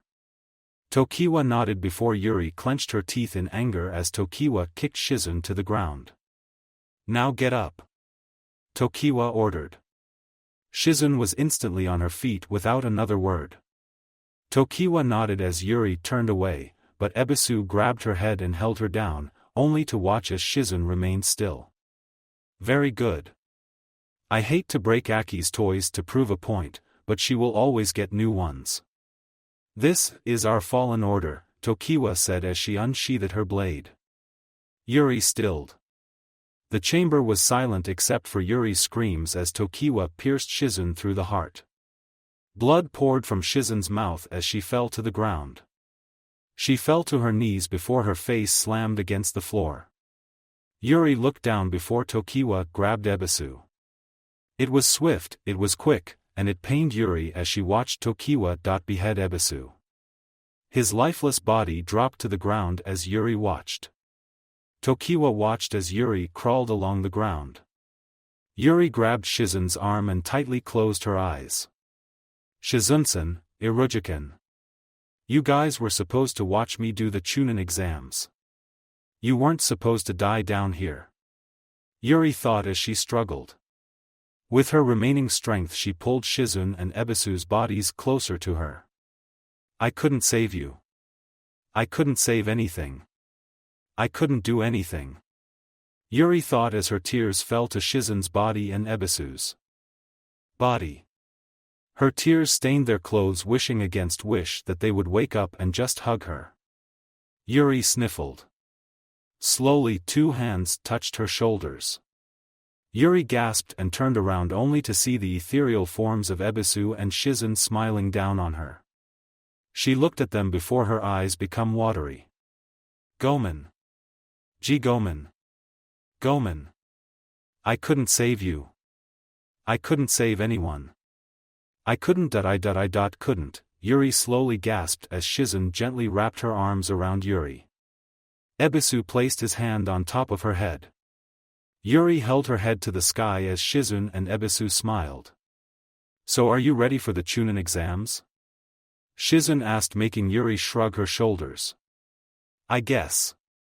Fukasen's going to take over some of ninjutsu training while Onyakin and Kushinachin do their mission. I've also taken my training to the next step in terms of Fuinjutsu. I'm gonna ace that Chunin exam. Yuri said with a confident smirk. Shizun and Ebisu chuckled to themselves. Humph, like a shrimp, like you could do anything significant. I bet you lose the first round, Ebisu said, folding his arms. Yuri gawked. I'm gonna ace it, Databayan. I'm gonna ace it better than anyone, especially your entire team, Yuri boasted. Ebisu's eyes gleamed behind his glasses. Ho ho, is that a fact? Would you care to make a little wager then? Ebisu asked, looking down at her. Yuri blinked. Yuri remembered playing a gambling game with her sister on one of their off days. Yuri had learned she may have had a minor gambling habit, or maybe it was a minor betting habit. Was that the same thing? Yeah, more than likely. You're on. Name your price. Yuri demanded with a somewhat maniacal grin. Shizun only placed her hand over her face with a sigh. Was she really only capable of hanging around gamblers? Ebisu's grin only widened before he cleared his throat. He might as well not get too ahead of himself. Very well, if you can make it to the second stage with nothing, but Fuinjutsu, then I will acknowledge you as competent. Lastly, if you can beat 2 people in the exam, then I will give you a surprise, Ebisu responded. Yuri raised an eyebrow. It's not perverted, is it? Yuri asked. Not that she really cared if it was perverted or not. Yuri didn't mind thinking she was the same, but this guy didn't need to know that. Actually, no one needed to know that except those who already knew it. Oh man, if anyone knew the things she dreamt up doing with her Onaikan, they would easily mistake her for a student of Jiraiya. Also, no one needed to know about her collection either. No, it's not perverted, you idiot. Ebisu quickly corrected while Yuri smiled. Alright, and what do you get if you win? Yuri asked. At these words, Yuri was sure that she saw a gleam in Ebisu's glasses for a brief moment. For one, you stop calling me that shameful, degenerate name. And second, you become a part of my team, Ebisu remarked with another grin which made Yuri shiver. Shizun raised an eyebrow. What an odd demand that was, especially considering that Ebisu already had a 3-genin squad. It wasn't like they could just suddenly put Yuri on, even if she was the only Konoha genin without a team. You're on, Yuri declared as she held out her hand. Ebisu held out his hand and shook it. Don't go running away when you lose Databayan, Yuri said with a small smirk. Ebisu matched her smirk. The same could be said for you, Uzumaki Yuri-san, Ebisu replied. The two nodded and sealed the deal while Shizun pinched the bridge of her nose with a long, drawn-out sigh. What was this world coming to where adults had to bet with kids? Shizun didn't know, and she doubted she was going to know too. However, as Yuri sniffled, she stopped. She looked down and noticed Tokiwa walking away, leaving Yuri to die in the lava chamber. Yuri shivered before she chuckled. Oh, no. No. No. No. Not like this, Yuri said as, much to Shizun and Ebisu's surprise, she grabbed them. She grabbed their forms. Yuri looked at them with tears in her eyes. Tokiwa glanced back and noticed Yuri grabbing at the air. Insanity before death. A beautiful sight. You're both staying. You're both staying with me, damn it. I am not going to say goodbye just yet, Yuri said. Shizun and Ebisu glanced to each other before something shook. As Tokiwa walked away, the ground suddenly shifted. The temperature in the room suddenly began to increase. The lava bubbled angrily. You are staying with me. I will make this right. We won't let her get away with this. Shizunsan, Irujikan. Stay with me forever, Yuri said as she balled her fists on the ground. Ebisu and Shizun watched as Yuri's soul attached to theirs. Slowly Shizun and Ebisu gasped as they slipped into Yuri's body. Yuri clutched her body tightly as the ground beneath her feet, furious, broke into pieces. Yuri's hair flew into the air wildly. Tokiwa watched in shock as the red chakra cloak suddenly appeared around Yuri's body. What? That's impossible. I left her near death. She shouldn't have any chakra left, Tokiwa thought as she felt a bead of sweat fall down her face. She covered her eyes from the fierce winds that flowed through the lava chamber. However, as Tokiwa opened her eyes again, she could honestly say that for the first time since she had joined the Fallen Order, she had felt true fear. Yuri's eyes glared harshly at her with an almost inhuman aura. In his cage, Sanbai opened his eyes as he looked down at his body. His entire shell started to gain white markings, and those markings continued down further and further through his body and continued into his tails. I'm alive. I feel incredible, Sanbai proclaimed before he took a look at Yuri. He gasped. Her chakra network. It's eradicating itself. What's happening here? Sanbai wondered as outside, Yuri stood to her feet. She looked at the dead bodies of Shizun and Ebisu. If any spirits were around, then they would have seen all the spiritual energy collected in the caverns slowly crawl into Yuri's body. Tokiwa watched as Yuri's red chakra cloak quickly changed into a bright, white color. The white power exploded from her body. The spiritual particles attached to her hair, they filled her eyes, giving them a small silver look.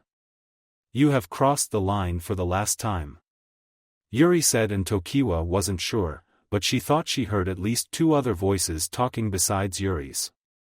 "This power? This is the same power that we tried to extract from our king. Why does she have it too?" Tokiwa asked as Yuri forced the entire cavern system to rumble and shake. Tokiwa gasped as lava sprouted from the chamber and ruptured violently all around her. "You have mocked my family, my love, my village, and my friends for the last time. You wish to die so badly. I will make sure to rip your soul from your body, hand it to the Shinigami upon your death." Yuri snarled out as the white chakra cloak that had formed around her body suddenly dispelled. It was only for a second, however, before Yuri's body flourished with power as the white light encompassed the whole room. As he ran through the tunnels, Naruto gasped as he fell to the ground in surprise. Naruto looked down as he noticed the seal on his right hand. He gasped as he watched it unlock and fill with Honshu before encompassing his entire body. Off on his own, the Shinigami glared over in the direction where everything was taking place. He narrowed his eyes. So it was possible after all. To think that this would be possible. Odd that she would unlock the second tier of his seal. Interesting, Shin thought as he gobbled up a soul. Back in the lava chamber, Tokiwa quickly brought her sword back and snarled. "Reitun, Mugen Kujiki," she said as the white light became bright before she swung her sword at Yuri. Yuri took a step forward into the incoming light. The light passed over her like water over a sandy beach before it slammed into the wall behind her. Tokiwa waited for the light to dispel, but as it did she took a step back in shock as Yuri appeared from the light, still standing and still much angry. "Count us as the last face you will ever see before you are taken before the Shinigami. I hope you're ready to die. Like Niken, right now I am reluctant on second chances for those who don't deserve it. Here I come, Tokiwa-san. Your death is coming, Databayan," Yuri said with an angry glare and with more than one voice as her silver eyes stared at Tokiwa's form. Like a predator that had suddenly found a reason to kill and would have a chance to like it. "Keep pace, all of you. We're almost to the surface," Guren ordered as she and Yura swiftly led the people up the stairs out of the underground prison that had been some people's home for possibly months on end. In Guren's arms laid Kushina. Kushina's unconscious form was easily seeable if everyone wasn't rushing to keep up with Guren and Yura. "Don't lose stride," Guren repeated against. It hadn't sit well with Guren to allow her cousin to go back into the caves without proper backup, but Guren had known that Naruto could handle himself. He wasn't a part of her unit, so he had to follow his own mission parameters. Guren wasn't going to stop him, but the fact that more people could have been down there wasn't filling her with the best hope currently. As she looked down at the unconscious leader of Heineken, Guren wondered just what could have been so powerful as to knock out the clan head of the Uzumaki. It was without a doubt that the Uzumaki had a strong life force. This was coupled with the fact that to contain said strong life force, then they needed particularly strong bodies. It wasn't widely known, but back in the day Uzumaki blood was extremely valuable for its high resistance to poisons, disease, sickness, and other ailments. Uzumaki blood back in the day could probably have bought you a small house for about an ounce to a pint or more. So given how strong this blood was, Guren had to wonder what could possibly be in Kushina's system that caused her to become unconscious. "Kushina, what happened to you?" Guren asked before shaking her head. She gave a small grunt before turning her head forward. The grin on her face couldn't have been bigger as she noticed the familiar small door which came to be the entrance of the cavern. Not looking to stop her stride, Guren kicked the door down, ushering in a small crash. The dust that came from the crash dispelled soon enough, allowing Guren to gain her focus. What she say in front of her would have made her chuckle if it wasn't for the situation. "Stand down," Guren said, seeing Iruka, Shikamaru and Ibiki looking ready to take someone's head off if they seemed to be a threat. Each member took in her words before they quickly calmed down and withdrew their weapons. Iruka took a step forward. "What did you find, Guren-san?" Iruka asked. The three looked down and Shikamaru had to suppress a groan. "That's Naruto's mother, isn't it?" he asked. Guren quickly nodded before moving to the side. The three men watched Yura quickly come from the door. "One at a time, single file line please. No pushing or shoving," Yura instructed. Seeing the entourage coming, Guren quickly took action. "Ibiki, go open the door," Guren said. Ibiki raised an eyebrow, but quickly did so. Just as he had done so, he, and the others, watched as a massive horde of people walked into the room and out the door. "Line up outside please.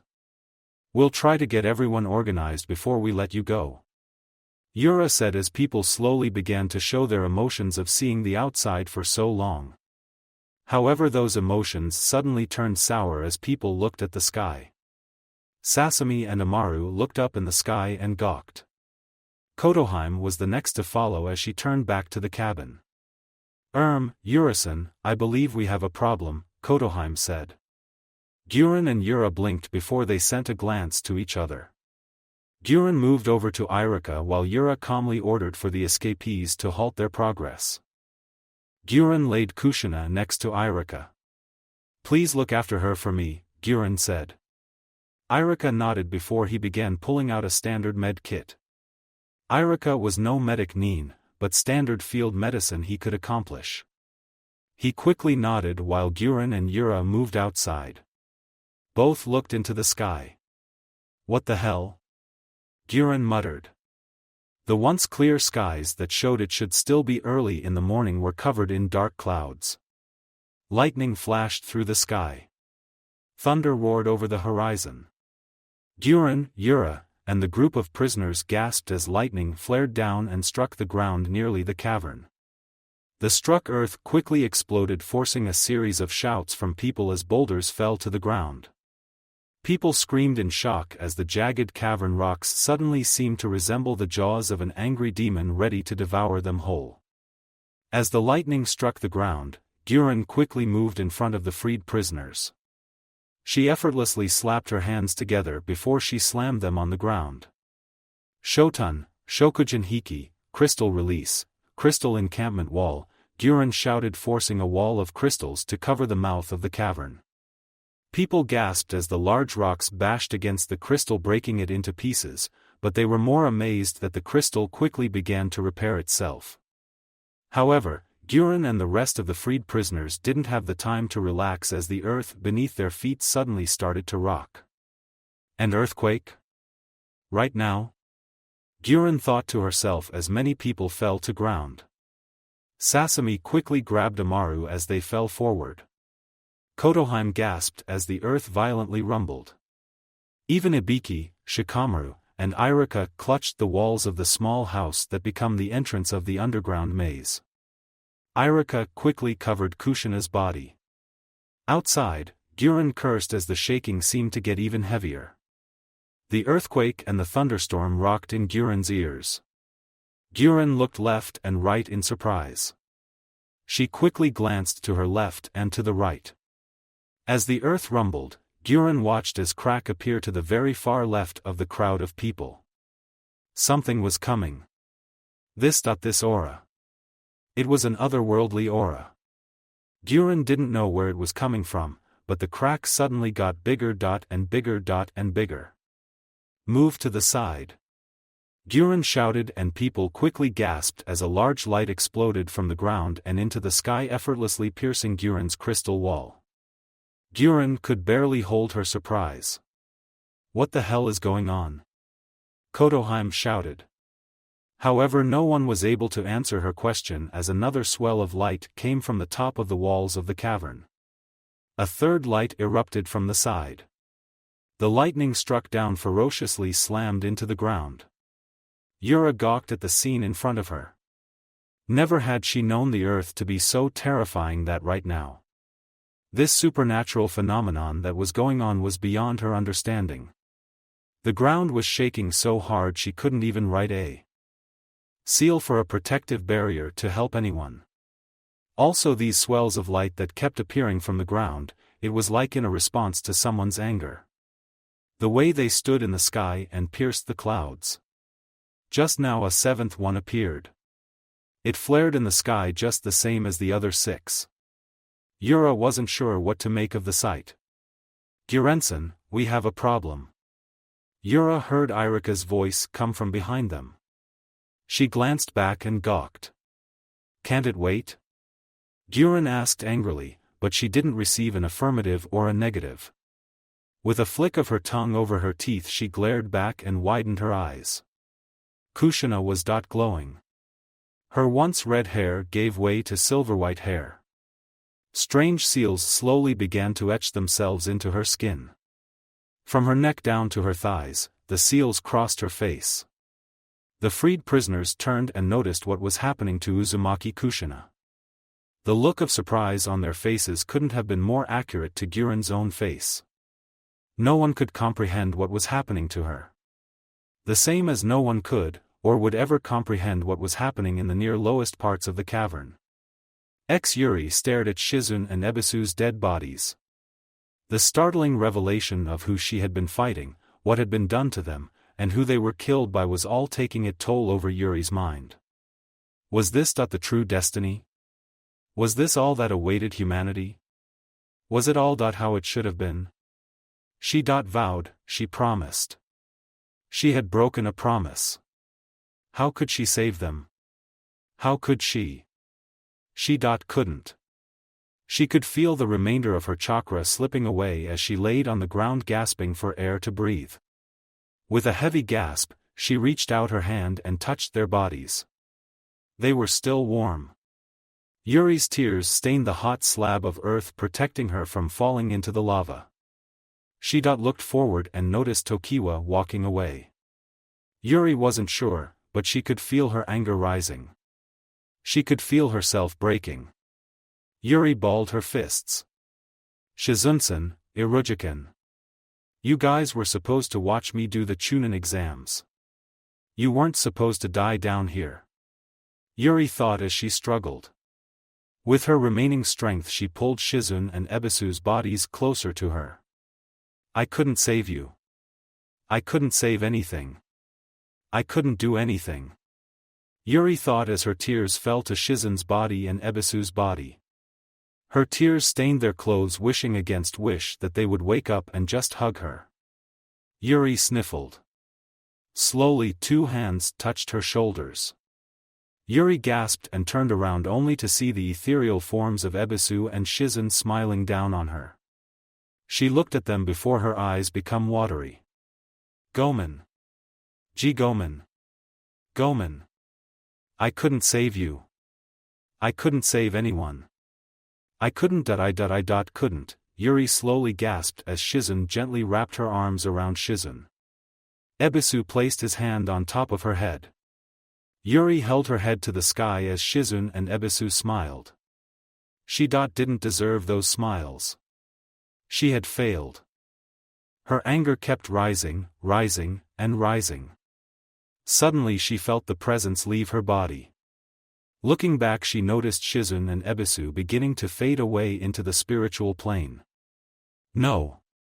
No. No. Yuri could fix this. Yuri could still. She could still save them. She could still. With whatever strength that held her together, Yuri reached forward and grabbed Shizun and Ebisu's forms. They stared at her in surprise. You are staying. I we will make her pay for this. You are both staying with me, damn it. You are both staying with me forever. Yuri proclaimed vehemently. Shizun and Ebisu gasped as they suddenly and forcefully glided into Yuri's body, attaching to her spirit. Once they did, in an instant, Yuri's mind snapped. She had seen everything. She had seen every deplorable, despicable, detestable act that Shizune and Ebisu were forced to endure. She glared up at Tokiwa. You'll pay for this. You will die for this. Yuri shouted, forcing Tokiwa to look back in shock as Yuri seethed. She felt like her body was ripping itself apart. She could easily pass out from the pain, but her anger kept her awake to experience the act. I will make you pay for this. Yuri snarled out as her red hair slowly started to fade away. How are she still alive? She shouldn't have any chakra left. Tokiwa exclaimed as she stared at Yuri cover her body. A fierce wave of power exploded from her body, rocking the internal structure of the cavern. Swiftly a white fire surrounded Yuri's body. Tokiwa covered her eyes as Yuri's nails clawed at the ground. The white fire blasted from Yuri's body and the rock platform and into the lava. Tokiwa's eyes watched the fire as it sped up the walls with a raging intensity. Tokiwa also watched as the flames closest to Yuri burned her hair, coating them in a silver-white flame. The chakra cloak that had evaporated from her body had effortlessly come back. Tokiwa watched its red glow suddenly turn as white as the snow that fell on the ground at times of the year. Her hair flew widely into air, it flailed about like a wild animal. Tokiwa watched Yuri's pupils widen until they covered the outer lines of her eyes. The lava in the chamber bubbled viciously as the Tokiwa suddenly felt the heat increase in the cavern. This power. This is our king's power that we tried to drain. How does she have it? Tokiwa asked as she watched the entire cavern system crumble. She turned back and noticed the former red-turned-white chakra cloak dissipate. However, once it disappeared, Tokiwa watched as an array of seals fell down Yuri's face to her arms and then to her legs. The white power exploded from her body as the spiritual particles attached to her life essence. The light suddenly became overpowering and wind suddenly started to pick up in a place where no wind should have been available. The wind blasted into Tokiwa's face, its force so strong it pushed her back slightly. The light forced her eyes shut as Yuri was bathed in its glow. The howling of the zephyr rattled in her ears. Unknown to her, the spirits who watched it take place fell to their knees and bowed. The Shikyo had his valve and now his centerline was his. The spirits prayed, sang, and worshipped as the light grew brighter. You have mocked my family, my love, my village, and my friends for the last time. You wish to die so badly. I will make sure to rip your soul from your body and hand it to the Shinigami upon your death. Tokiwa could hear Yuri speak. She groaned as the light somehow penetrated her eyes no matter how hard she shut them. However, this didn't last long before the light slowly began to fade. Until it faded completely, Tokiwa hadn't opened her eyes. Once she opened them, she snarled and took a step back. Reitun, Mugen Kajiki, Tokiwa shouted as she grabbed her sword and swung it, releasing a large pent-up wave of light at Yuri's direction. The light passed over Yuri as Tokiwa growled and waited for the light to fade away. As it did, Tokiwa was stunned to silence. Count us as the last face you will ever see before you are taken before the Shinigami. I hope you're ready to die. Like Niken, right now I am reluctant on second chances for those who don't deserve it. Here I come, Tokiwa-san. Your death is coming, Databayan. Tokiwa shivered as she felt she heard more than one voice speak to her. Yuri stepped out of the light. Her clothes looked like that had been washed in the essence of divinity itself. Long white streaks laid across her clothing. She glared at Tokiwa angrily. Moreover, her clothes were covered by something. Tokiwa couldn't figure it out. It looked like a cloak made of pure silver and light. This cloak fell down to where it just reached her ankles. Her hair was floating in the air like the very spiritual pressure keeping it afloat. Her silver-white eyes seemed to dig directly into Tokiwa's soul. I see.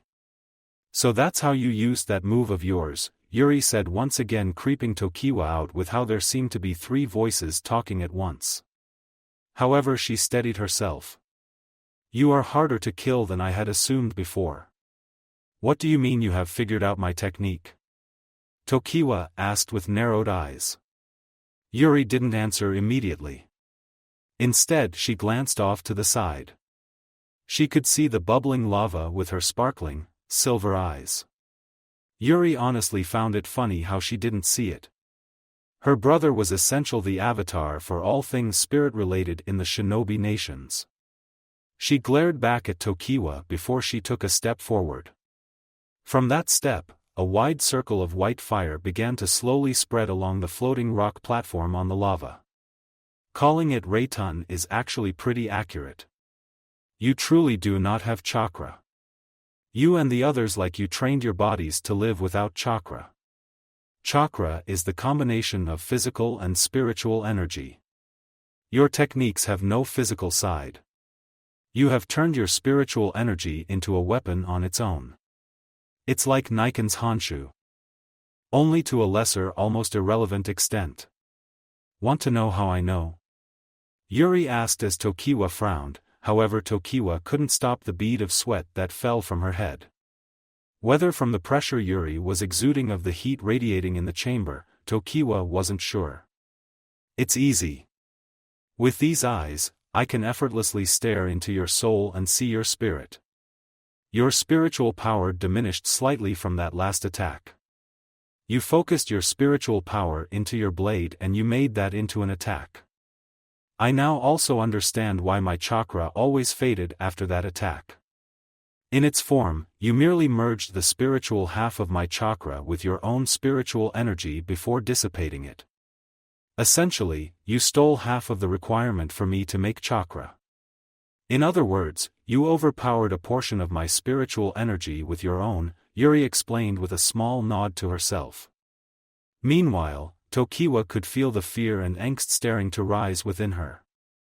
In just those few explanations Yuri had been able to decipher the truth behind Tokiwa's technique. The technique that she had spent years perfecting had just been explained by a 13-year-old genin child. Tokiwa's hand strangled the handle of her sword. So it seems you have explained the powers behind Reitan effectively. However, just because you have explained it, that doesn't mean that you can comprehend the danger I still possess to you. I will admit that this power you have obtained is intriguing. It doesn't help your situation, Tokiwa said as Yuri merely shook her head. I wouldn't accept someone like you to understand the power of a soul of the person you love. I will show you the power of the souls you killed. I will show you that thanks to my friend's my spirit will forever be stronger than yours, Yuri said, and Tokiwa watched as the white energy that surrounded the former red-headed Uzumaki slowly began to gather into her arms. The white aura granted itself a sharp tip extending itself from Yuri's fingertips in the formation of a blade. Yuri sent a light glare at Tokiwa. Tokiwa grabbed her sword and frowned. I will make certain you pay for what you did, Yuri proclaimed boldly while Tokiwa unsheathed her sword. As Tokiwa got into her kata, she could have sworn she saw an image of Shizune and Ebisu glaring at her. In the exact same formation Yuri was in. Sasuke, with the help of Konan, quickly flew to the left as a blast of white fire passed over their heads. Konan quickly flew Sasuke into an aerial arch. The laughing of their opponent was evident in their ears as Sasuke gave a small curse. He wasn't used to fighting in the air, let alone with someone holding him like this. Run. Fly. Do more tricks. Dance for me. Ranmaru cackled as he grabbed his sword and swung it forward. An arch of light propelled from his sword. Konan and Sasuke watched the incoming attack before Sasuke held up his own sword.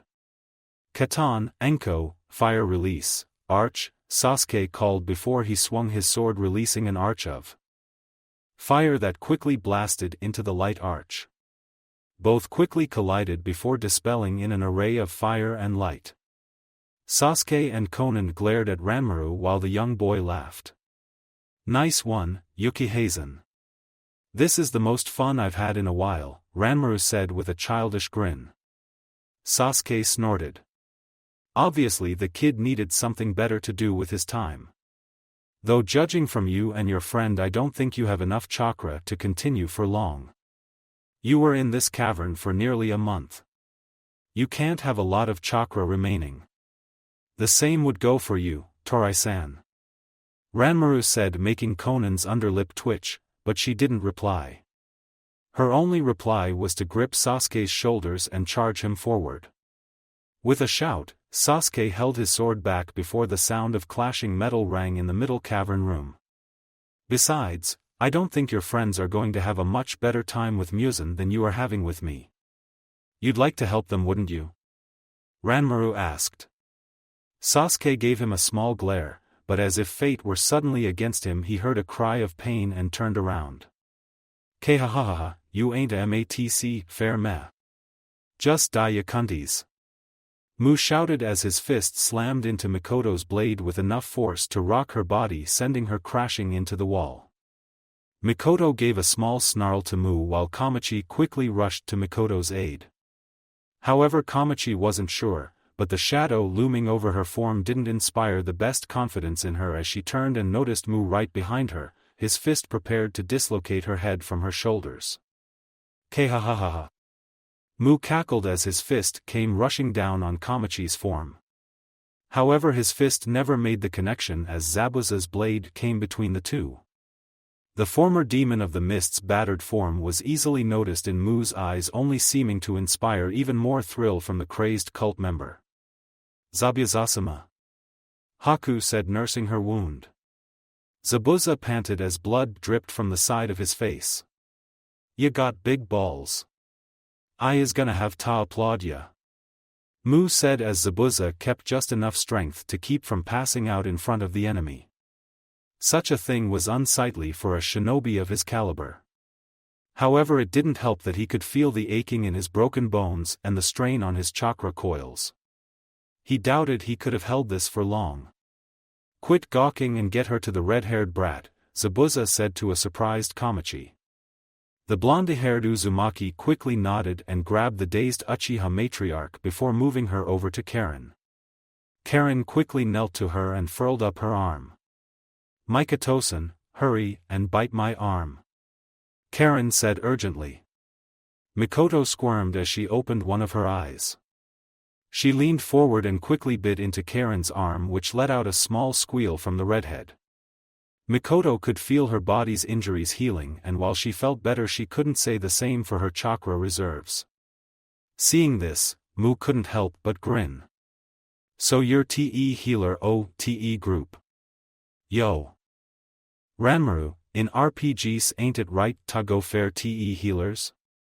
Mu asked, much to everyone's surprise. Sasuke turned back to Ranmaru while Ranmaru grinned.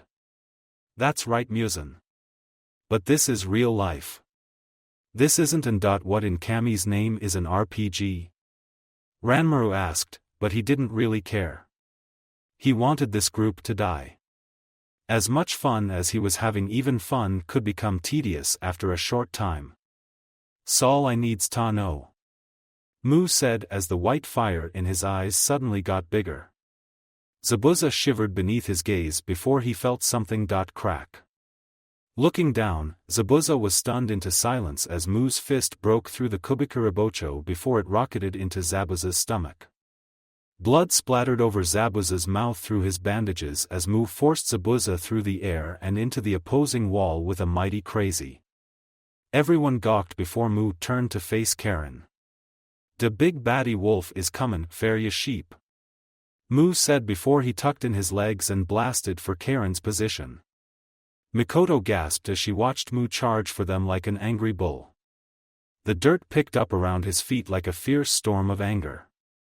The white power of his soul illuminated his path. Almost there, Mikoto thought to herself as she felt more of her wounds close. Kamachi and Haku quickly appeared in front of Mu. Haku wasn't used to showing her emotions easily. For the shinobi, those who easily showed their emotions gave their enemy the advantage. However, the look of anger on Haku's face couldn't have easily been replaced by anything else. With one hand sign, Haku quickly pressed against the ground. "Hisatsu Hyoso, certain kill ice spears," Haku hollered, and Mu quickly watched as large spears of ice erupted from the ground. He chuckled as he dodged one by moving to the left. He dodged another by jumping over it. Kamachi frowned before she placed a hand over Haku's. Raitun, Kujiki Toho, lightning release, void walk, Kamachi uttered. Nearly instantaneously a streak of lightning arose from the ice spears. Mu grinned at the incoming lightning strikes as they connected to the tips of each individual spear. The ground cracked beneath Mu's feet. He looked down and quickly sidestepped a spear that erupted from the ground before he ducked underneath a strike of lightning that passed over his head. Haku and Kamachi gawked as Mu snickered. "You're annoyin'. Take yourself a nap," Mu said before he flared his spiritual energy. This energy quickly flooded the room, and Mikoto was forced to watch as Haku and Kamachi fell to each side of Mu before going unconscious. Sasuke and Konan growled, but they both felt the pressure as Ranmaru pressed his blade into Sasuke's blade. "Are you sure you have the time to be distracted?" Ranmaru asked while Sasuke and Konan frowned at him. Mikoto and Karen watched as Mu's form got bigger and bigger until he stood before them. Mikoto gripped her sword while Mu smirked. "No worries, Feria. All healers go Tahiven," Mu said as he cocked back his fist. With a wide cackle, Mu sent his fist flying forward. Karen shivered underneath his gaze. She tightly closed her eyes. It was going to be over for Karen. Mikoto still couldn't move and she was going to die in this cavern, but strangely Karen wasn't so against the idea. Sure, Sasuke was hers like she might have always envisioned, but she supposed she did have a hand in keeping his mother alive. That had to have counted for something. There always was her distant cousin. He could probably bring her back with that contract of his. Then again, perhaps Karen was sick of dealing with the world. The bullshit that seemed to make up the most of her daily life was because of situations that she could never truly comprehend. Karen had waited for her ending. She had kept waiting. This Mu guy didn't seem like the type to make you intentionally suffer. She actually expected to be floating around the room or whatever the hell a spirit did when it departed. However, there wasn't any pain that she could think of, well, other than the Uchiha matriarch who was still biting into her arm. She opened her eyes and saw Mu bleeding from his lower lip, but what surprised her the most was that Shino had stabbed the man front to back. Shino's quivering form was easily noticeable as the tears fell down his face. Karen and Mikoto could see a kunai that Shino had used buried deep in Mu's back. Mu coughed as blood dripped on the floor before he turned a murderous glare towards the prisoner. With his hand, he slammed his fist into Shino's stomach, knocking the man to the ground as he doubled over in pain. Mu snarled as he turned around, forgetting Karen and Mikoto for a moment. "I gotta admire ya spunk, asshole. But ya have only signed ya death warrant," Mu said with a snarl as he walked over to Shino. The man's body shook as his breath quickened. Mu grinned while Mikoto cursed. "Mikoto-san, you aren't finished. Just a few more seconds," Karen said while Mikoto looked over as Mu towered over Shino's form. He raised his fist into the air. "Say your prayers, asshole," Mu shouted as he swung his fist down. Shino made the attempt to defend his body as best he could, but no one could hide their surprise as Mu's fist impacted metal. Mu looked down and noticed Zabuza huffing, with his blade being the only thing keeping Shino's head attached to his shoulders. Mu turned to Zabuza and noticed the man's battered form. A vein appeared on the edge of his forehead. "Would ya all kindly take a COKN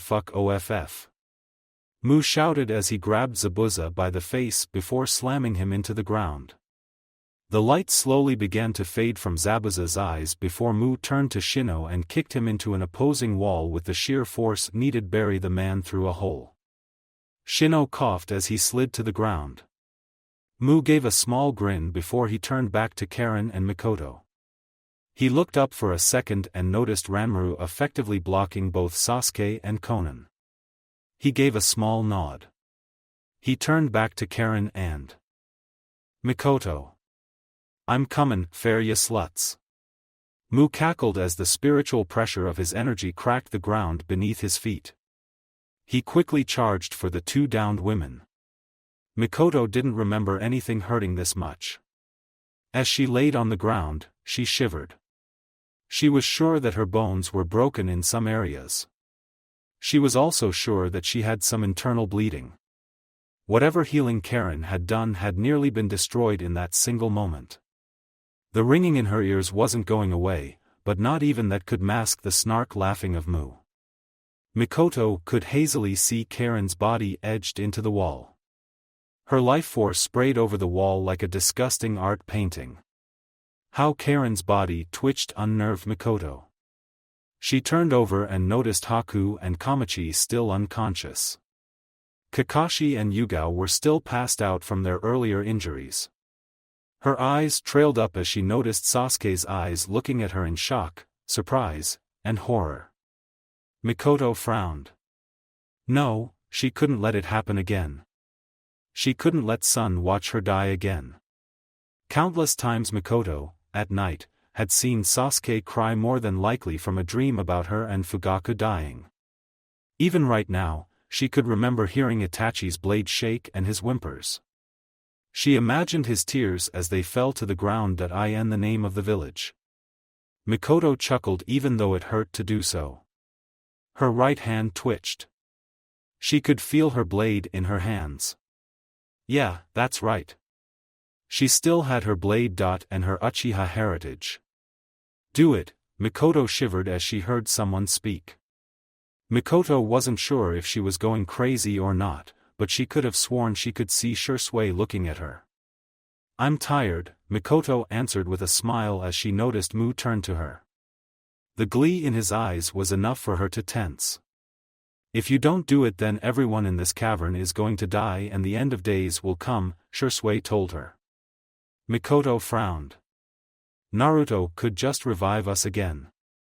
Why do I have to do anything different? Mikoto asked. She noticed Shisui seemed to be displeased with that answer. How many deaths would Shiki-sama have to do to help return everyone? Shinigami-sama and we, the spirits, can see it. How tormented his soul is with each kill he makes.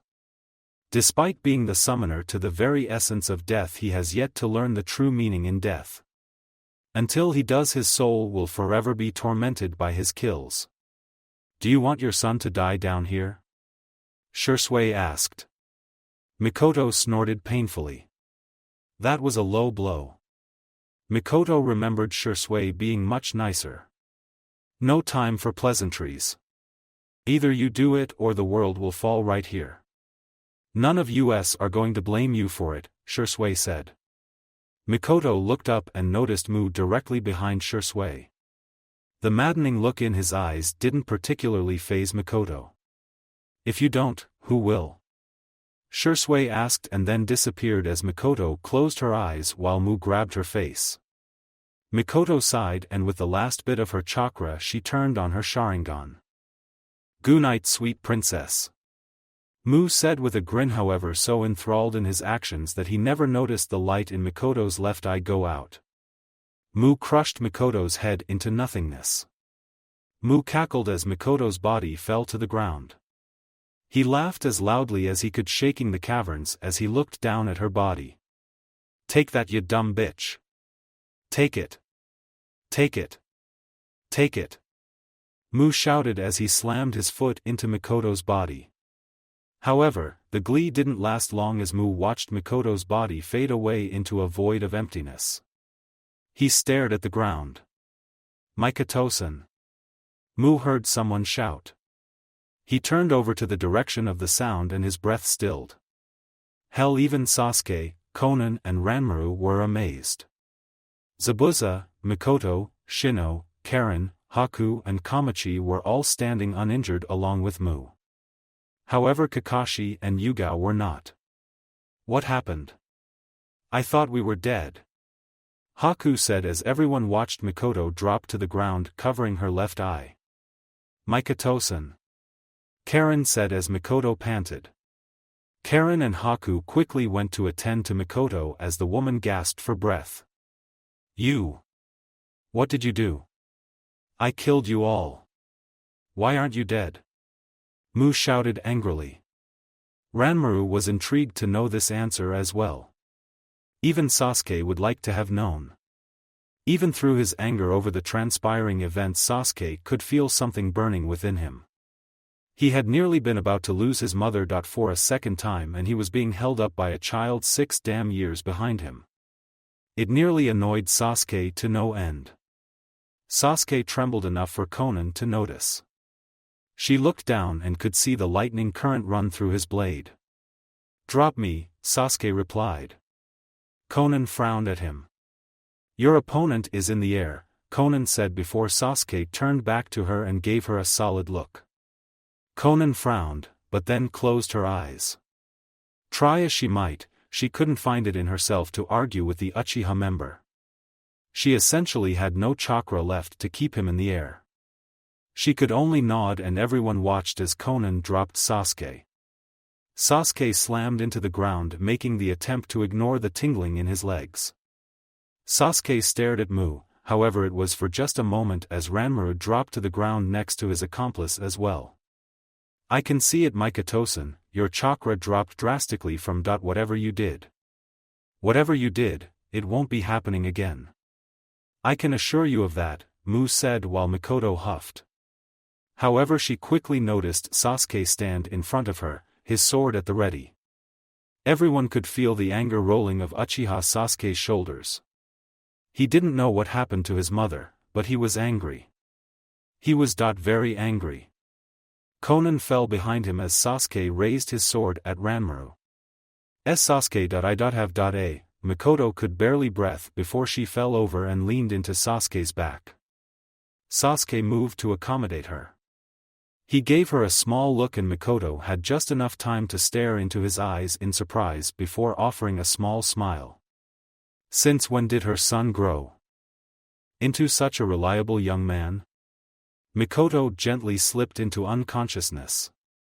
Karen grabbed Mikoto and touched a hand to her forehead. Severe chakra exhaustion. Whatever she used to save us completely drained her of chakra, Karen said before Shino knelt down. Let me take care of her. I am a doctor, he said. Sasuke gave a quick nod, but his eyes never left Ranmaru or Mu. By the shuffling of bodies, Sasuke could hear Karen and Shino drag Mikoto off to the side and tend to her. Oi Zabuza, I have a plan, but I need the 5 of us, Sasuke said. Zabuza, Konan, Haku and Kamachi looked at Sasuke and were surprised by his look before Zabuza snorted. Humph, the brats really changed from the coward genin. To think he'd come this far, Zabuza thought to himself before turning back to their opponents. Not much chakra between all of us Uchiha. What plan do you have? Zabuza asked, heaving his large sword over his shoulder. I only have enough chakra for one last technique. I just need 2 minutes. Kamachi, can you place a fire seal on my sword? Sasuke asked. Kamachi blinked.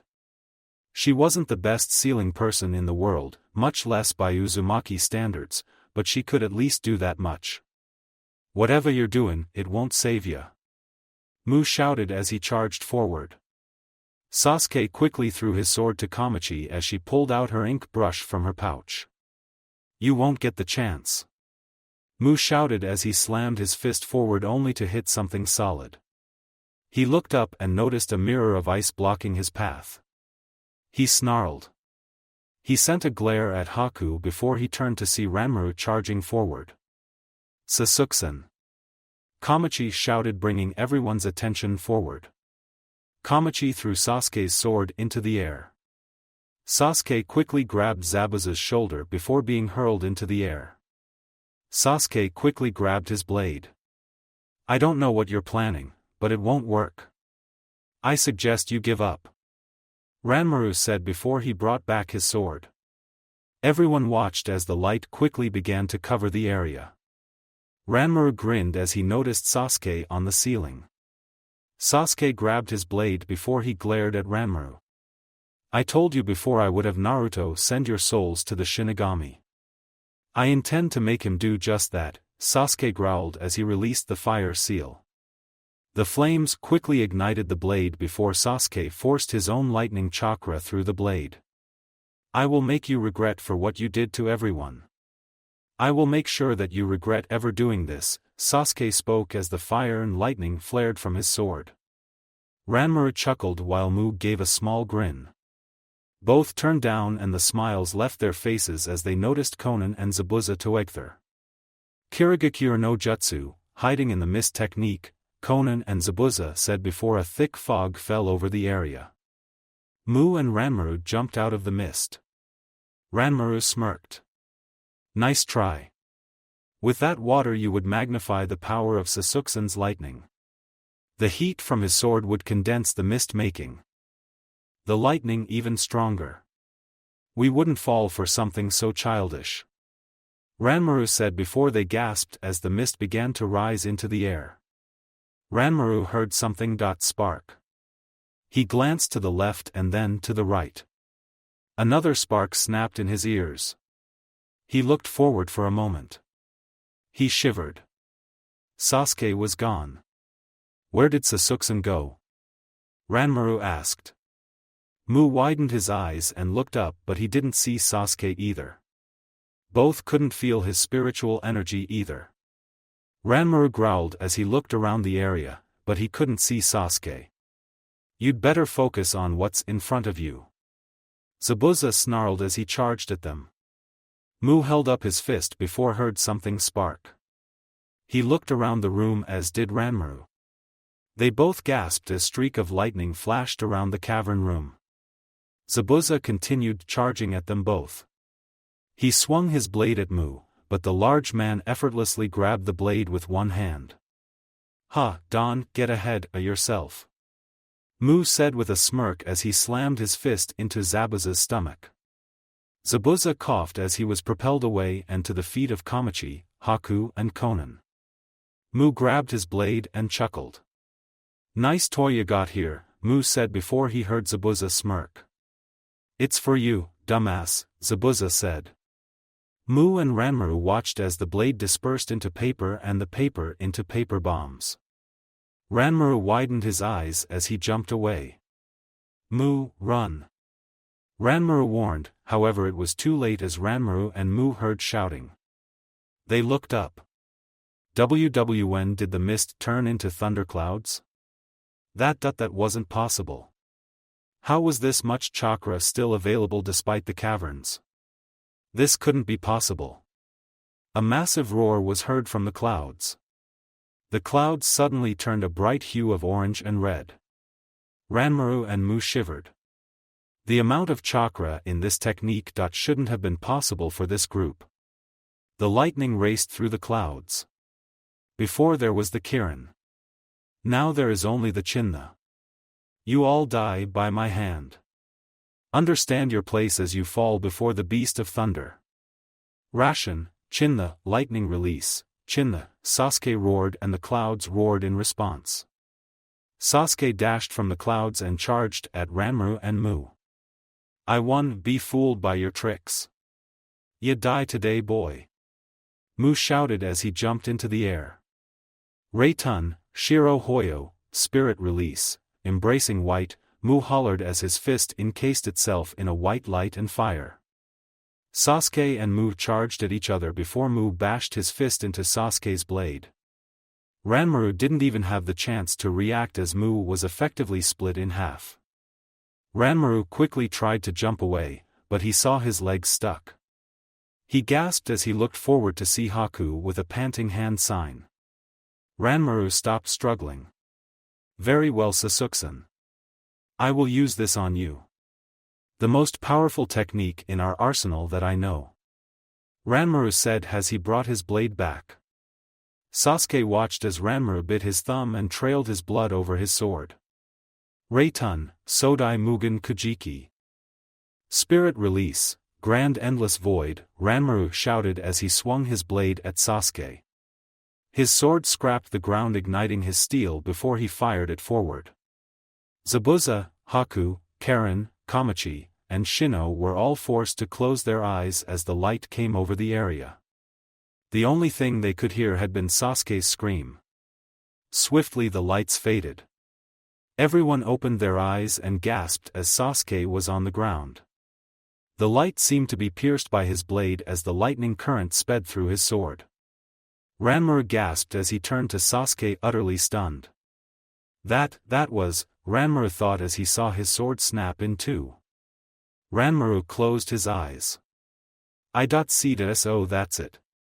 Our king truly is the one to revolutionize the world, Ranmaru thought as he fell to the ground in a pool of his own blood. Sasuke stayed crouched for a moment before looking back at Ranmaru.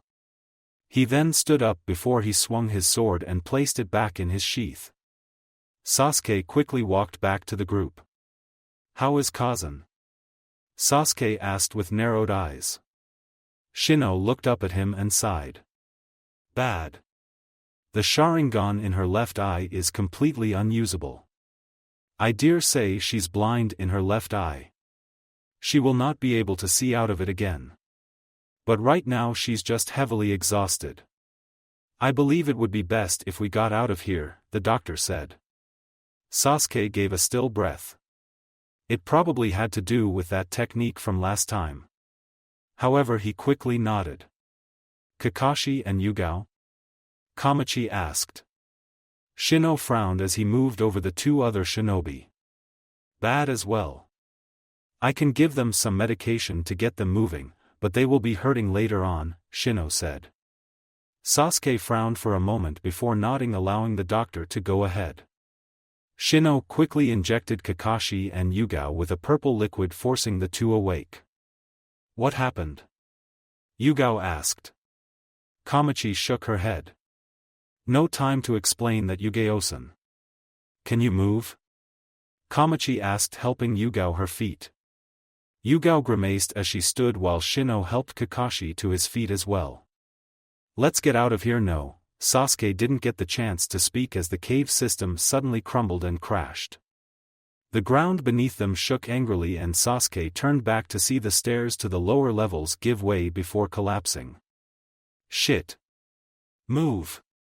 Sasuke ordered as he grabbed his mother. Kamachi quickly grabbed Karen and Zabuza grabbed Haku. Kakashi grabbed Yugao.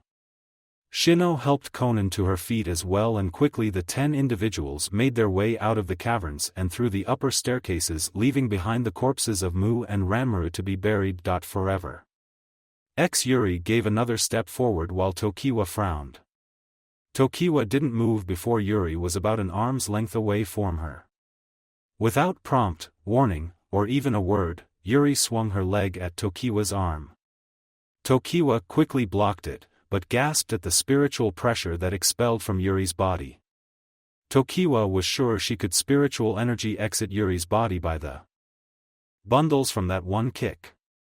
Tokiwa gazed into Yuri's unfeeling eyes before Tokiwa swirled her left leg for a sweep kick. Yuri effortlessly dodged over it with her right leg that propelled her into the air. She swirled her body before aiming the white flames that covered her hands at Tokiwa. The woman quickly jumped away from Yuri before holding up her sword. Yuri fell to the ground for but a moment before she swung her arm, releasing a wave of white flames in Tokiwa's direction. Tokiwa ducked underneath the shot and she gasped as the blade of white flare slammed into the wall, knocking rocks and boulders into the lava. She glared back at Yuri. "If you aren't careful, you will be trapped in here, whether you defeat me or not," Tokiwa said, and Yuri's frown only seemed to deepen. "It's not whether or not, it's as an absolute that I will defeat you. So long as my spiritual pressure is stronger than yours, you will never overtake me," Yuri said, which only made Tokiwa sigh. However, even with her sigh, Tokiwa almost choked on a gasp as she noticed Yuri right in front of her. Yuri's right hand was behind her back, just waiting to lunge forward and slice Tokiwa's head from her shoulders. As Yuri lunged forward, Tokiwa held up her sword. Yuri's hand slammed into Tokiwa's blade. The white flames exploded over the lava chamber, forcing lava to erupt from various areas around the platform that Tokiwa and Yuri stood on.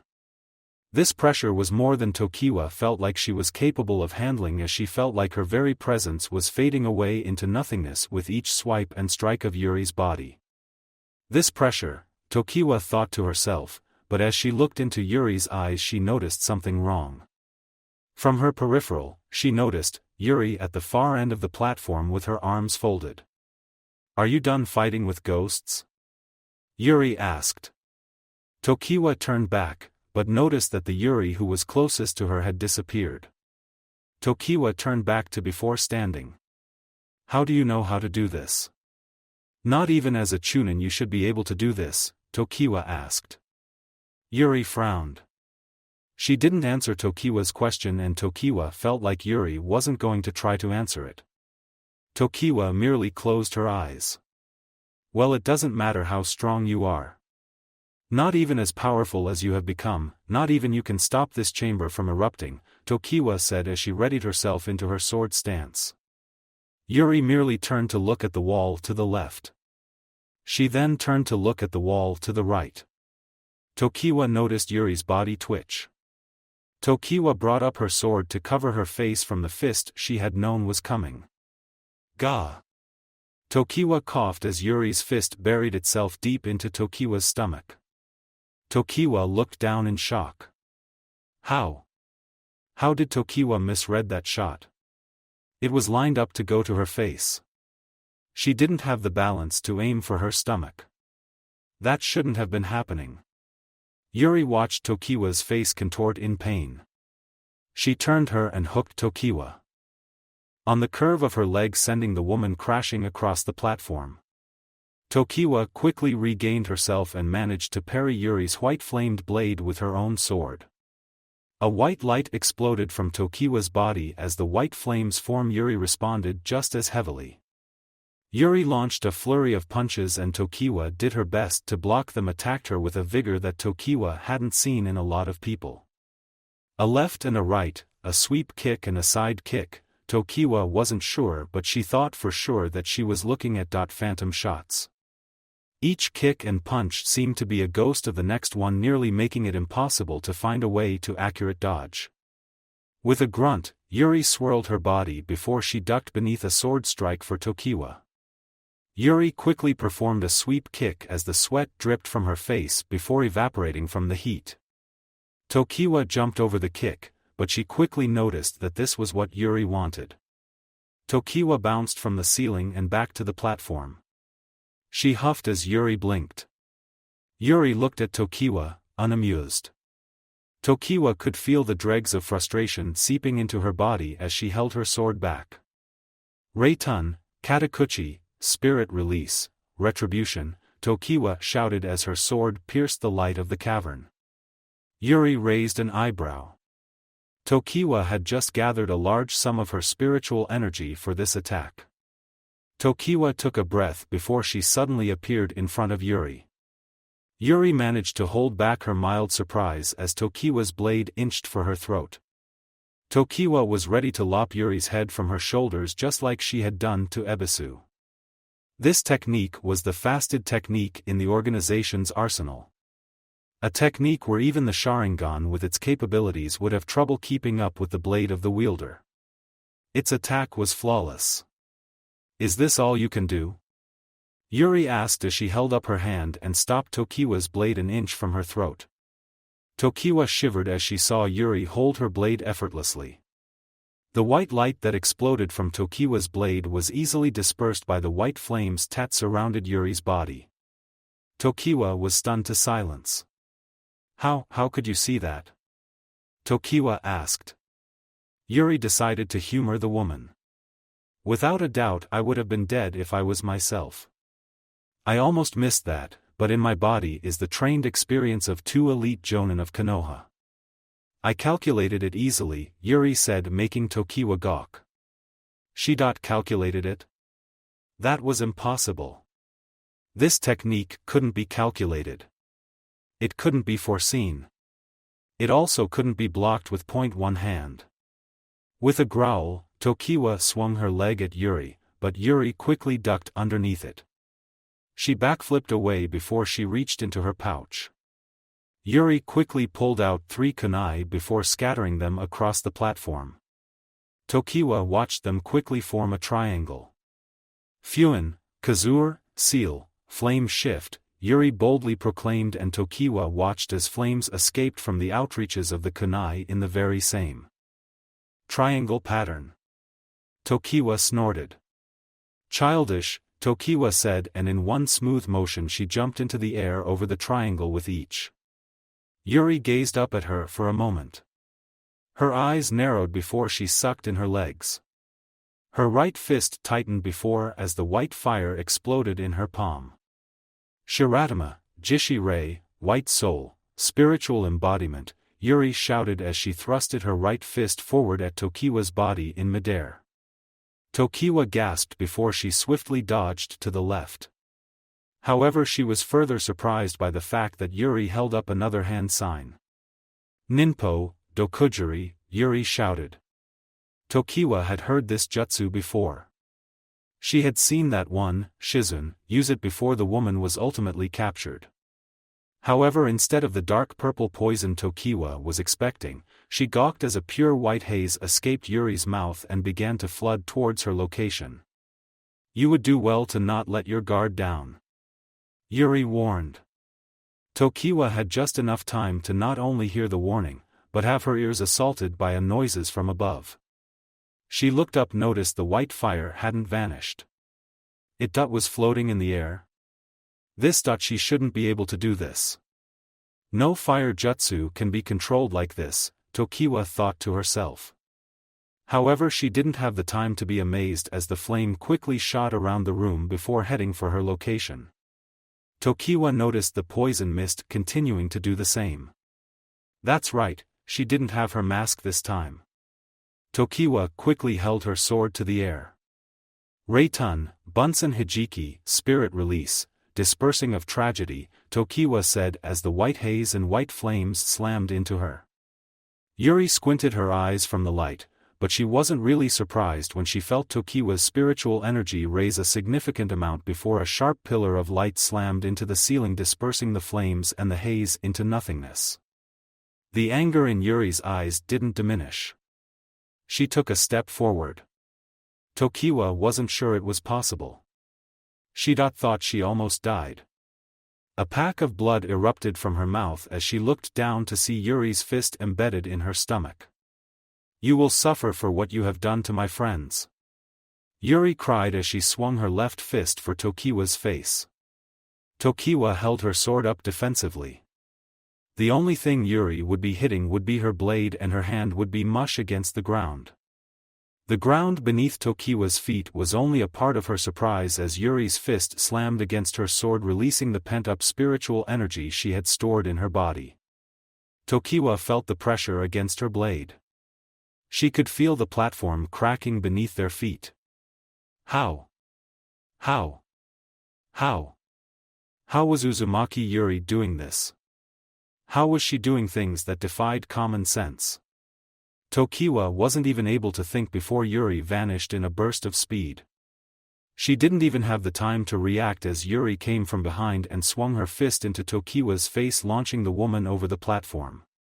Tokiwa skidded on the platform before her head fell just an inch over the edge of said platform. The lava bubbled before her as she opened her eyes. The fact that you allowed me to hit you, as well as your stunned expression, tells me that you don't understand what just happened. It's simple, my spirit is stronger than yours, Yuri stated as if it were that simple. Tokiwa rubbed her lip and she noticed a sliver of blood on her fist before she sent a light glare in Yuri's direction. Yuri held up her hand, showcasing the white flames as her own. My spiritual energy overpowered your own.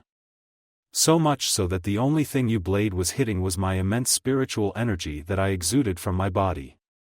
I admit that I took the properties of the Hyuga clan's jutsu to pull this off, but it's a simple thing to do for jonin. Or in my case, one with jonin-level experiences and skills, Yuri explained. Tokiwa snorted as she held up her blade. This seemed to be going harder for her. She held up her sword defensively. However, she only noticed Yuri fold her arms. You can do it if you wish. I won't stop you, Yuri suddenly said. Tokiwa blinked as Yuri turned to the side to watch the bubbling lava. You still have a lot of unused spiritual power in your body. You might as well draw it out, Yuri said, and if Tokiwa could feel anything, then she felt the presence of uneasiness. I don't know what your aim is, but your new powers and personality have gone to your head. I didn't know Shinobi held such arrogance, Tokiwa said. However, Yuri only shook her head. This isn't what you call arrogance. It is merely absolute assurance. I am going to break you, Tokiwa-san. I am going to make you suffer for what you and your group have done to my friends and my family. So make your preparations if you need to. I will make sure you realize what a waste it is, Yuri said. Tokiwa felt a slip of sweat on her neck. Whether from the heat or from Yuri's statement, she wasn't sure. It was true that she figured she had a lot of things in her arsenal that could destroy Yuri, but Tokiwa had never used it except only one time. The regent had forbidden her and the others from using it. However, this girl needed to learn the truth and she needed to see the reality of despair and this path. Tokiwa would make an exception. Tokiwa clenched the hilt of her sword before she closed her eyes. A strong light surrounded Tokiwa's form, but Yuri didn't avert her eyes. Yes, Yuri understood that what she was doing right now was against Shinobi protocol. A Shinobi was supposed to be swift, decisive, and deadly. Yuri wasn't supposed to letting Tokiwa do this. Even right now, Yuri could feel Shizune and Ebisu's attached spirits warning her own of this possible outcome, but Yuri could feel it. She could feel it in her own spirit. No matter how strong Tokiwa perceived herself, she would never have a stronger spirit than Yuri. The light faded almost as fast as it had appeared. A white power flowed from Tokiwa's body in bundles. Her sword was practically glowing. She looked at Yuri with a calm look. Yuri gave the same look back. Reitun, Kentonkai, spirit release, blade soul releasing, Tokiwa said calmly. She swung her blade to the far left. In an instant Yuri noticed a deep slash engraved into the wall. Tokiwa's blade was much sharper. It had cut that wall like it was merely butter to a hot knife. Yuri actually had to applaud Tokiwa. That strike had spiritual energy pouring out so hard that the spirits were actually trying to soak it up. You will learn that you have overstepped yourself. Your death will not be a quiet one. Only when you have seen the final result of everything our organization achieves will I grant you death. It will make our king and queen sad, but you are not needed in the revolution, Tokiwa said while Yuri unfolded her arms. And you are not needed to leave this chamber. I will make that clear to you right now. Niken loves me and I will forever remain at his side. Wherever Niken goes, I will go. Wherever Niken lives, I will live. Whoever Niken hates, I will hate. Niken's enemies are my enemies. Niken's love.is my love and I know that one of my Niken's enemies.is right in front of me, Yuri said. Tokiwa didn't respond. She only moved to hold up her sword. Yuri rolled her wrists before assuming her learned Uzumaki stance. The air was still, but instantly a pulse of spiritual energy erupted from the lava chamber as Yuri and Tokiwa clashed at the very center of the rock platform overtop the lava chamber. Naruto huffed as he descended one of the stairs. He covered his face as an explosion erupted from a jail cell. He quickly channeled his Honshu into his eyes. Take me to Yuri. Naruto commanded to the floating spirits. A couple quickly bowed before they dashed off to the right. Naruto quickly followed them. Naruto truly didn't know who else was done in the caverns, but when he had met with Sasami and the others, he hadn't seen hide nor pride of Uchiha Sasuke. So that had to have meant that Sasuke and the others were around somewhere else. Naruto had already sent out various clones to try and cover the caverns as fast as possible, but with explosions being as frequent as they were, the only thing Naruto ever really received were the constant screams of his clones before they died. It had made Naruto frustrated and he was sure that he could ask the spirits to. Naruto slapped his forehead so hard making the spirits turn to him. He quickly made himself another set of clones. One of you guide them to Sasuke. Naruto commanded to a male spirit. He quickly bowed before ushering the clones down another cavern to the right. Naruto shook his head before he continued on his way. It hadn't taken long for Naruto to come into an wide open area with many intersecting cavern doors. Naruto noticed the spirits take him to the door second from the farthest left.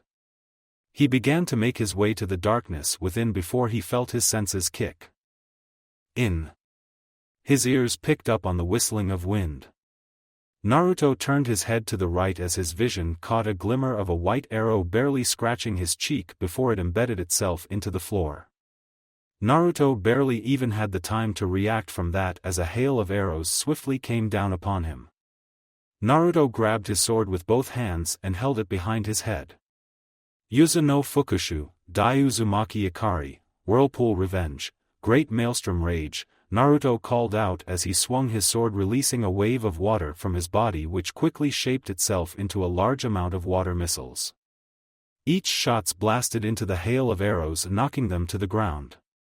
Naruto looked up and he noticed two sets of eyes looking down at him. He seems to have noticed us, dear wolf, Naruto heard a rather melodious voice speak. Heh, so this is the brat. Doesn't look like much. I will grind him to shreds. The other spoke in a gruff, angry voice. Naruto sent a small glare to them. He eyed the door that was where Yuri would most likely be. The kindred noticed his legs shift. With a sharp howl, Wolf sped after Naruto as the blonde ran for the door. Lamb quickly held her bow before she sniped at the entrance with her arrow. Naruto flung his blade and blocked the arrow. As his body had him turn around to block the shot, he noted Wolf coming over him. Wolf came into the light. He didn't have a solid body. In fact, he was essentially floating in the air. The mask on his face reminded Naruto too much of a hazy memory he had. However, he couldn't think on that for long as Wolf opened his maw to devour the blonde. Naruto quickly held up his sword and blocked Wolf's crushing bite with his blade. Naruto cursed. This pressure? How are these guys? Naruto thought to himself as the dirt at his feet kicked up while the steel of Naruto's blade and the sharp fangs of Wolf clashed against each other. You'll have to try harder than this to make us submit, brat. Wolf said as Naruto felt his breath hitch. More than likely, these were the two Morio was talking about. The two reasons as to why his powers weren't working. These two individuals, one being, they were his Shinju. Naruto growled. Pushing his strength into his arms, he shifted his body and slammed Wolf's body into the ground before jumping back. He skipped across the dirt as Lamb dropped to the ground rather gracefully. Wolf effortlessly floated up and to her side. His snapped his fangs at Naruto while Lamb held her bow. Look, I'd be more than happy to fight the both of you right now, but I don't have the time to deal with you. I need to get everyone out of here, Naruto said boldly. Lamb and Wolf looked at him, but with their masks he couldn't very well understand their emotions. However, hearing Wolf's sudden laughter made Naruto frown. So the wannabe master thinks he can save everyone from death. He truly doesn't even understand the mere concept of death. Dear Lamb, let's show him what he's missing. Wolf said. While Lamb slowly nodded. I agree, dear Wolf. We'd better make him understand, Lamb said while Naruto shivered. Something was wrong here. Hate us or not, it is not our concern. Uzumaki Naruto, would you prefer a swift death? Or a painful one? Lamb asked as Naruto raised his sword. He noticed Lamb raise her bow to his face. Her hands gently touched the string of said bow before pulling it back. Naruto could see the white arrow come into life. Naruto was more than ready to parry the shot, however he was surprised when Lamb shot the arrow into the air. The three watched it go before Lamb stepped to the side. Wolf did the same. With gravity the arrow came falling down, however unlike the other arrows it phased through the ground. Naruto wasn't sure what to expect. He looked at the kindred. They looked at him. 30 minutes Uzumaki Naruto. That arrow is going into the active lava chamber below us. When that arrow hits the lava it will force the lava to surface with such a force that nothing will stop it from erupting. It will kill all life in here as well as any life beyond this mountain for the next 20 miles. Ashes will fill the sky. The fate of those you wish to save is on you, Lamb said while Naruto widened his eyes in horror. Unknown to him, Kyuubi and Morio frowned from their respective places. That wasn't good at all. Naruto strangled his sword as he glared at the two. Why are you doing this?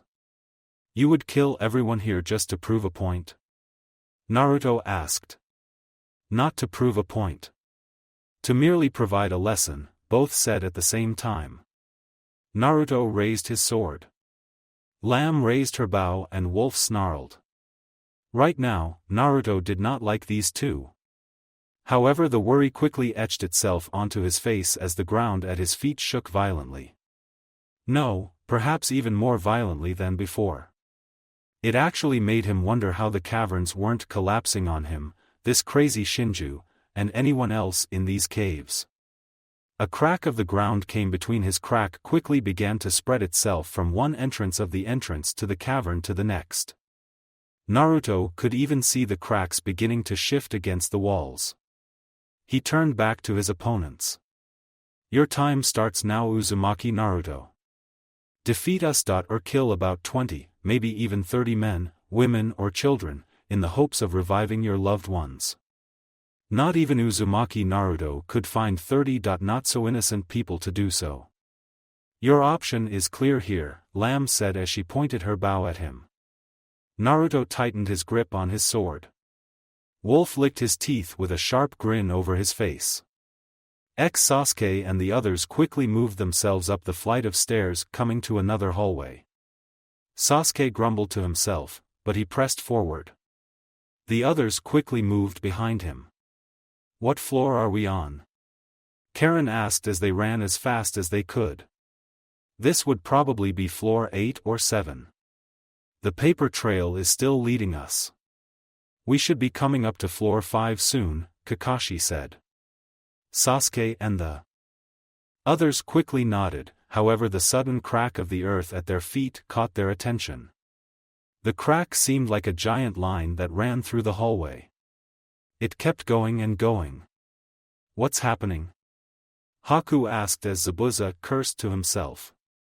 Everyone, in an instant, lost their balance as they dropped to the ground as the shaking seemed to be getting even worse than before. Sasuke unwillingly slammed against the wall while Haku and Zabuza dropped down.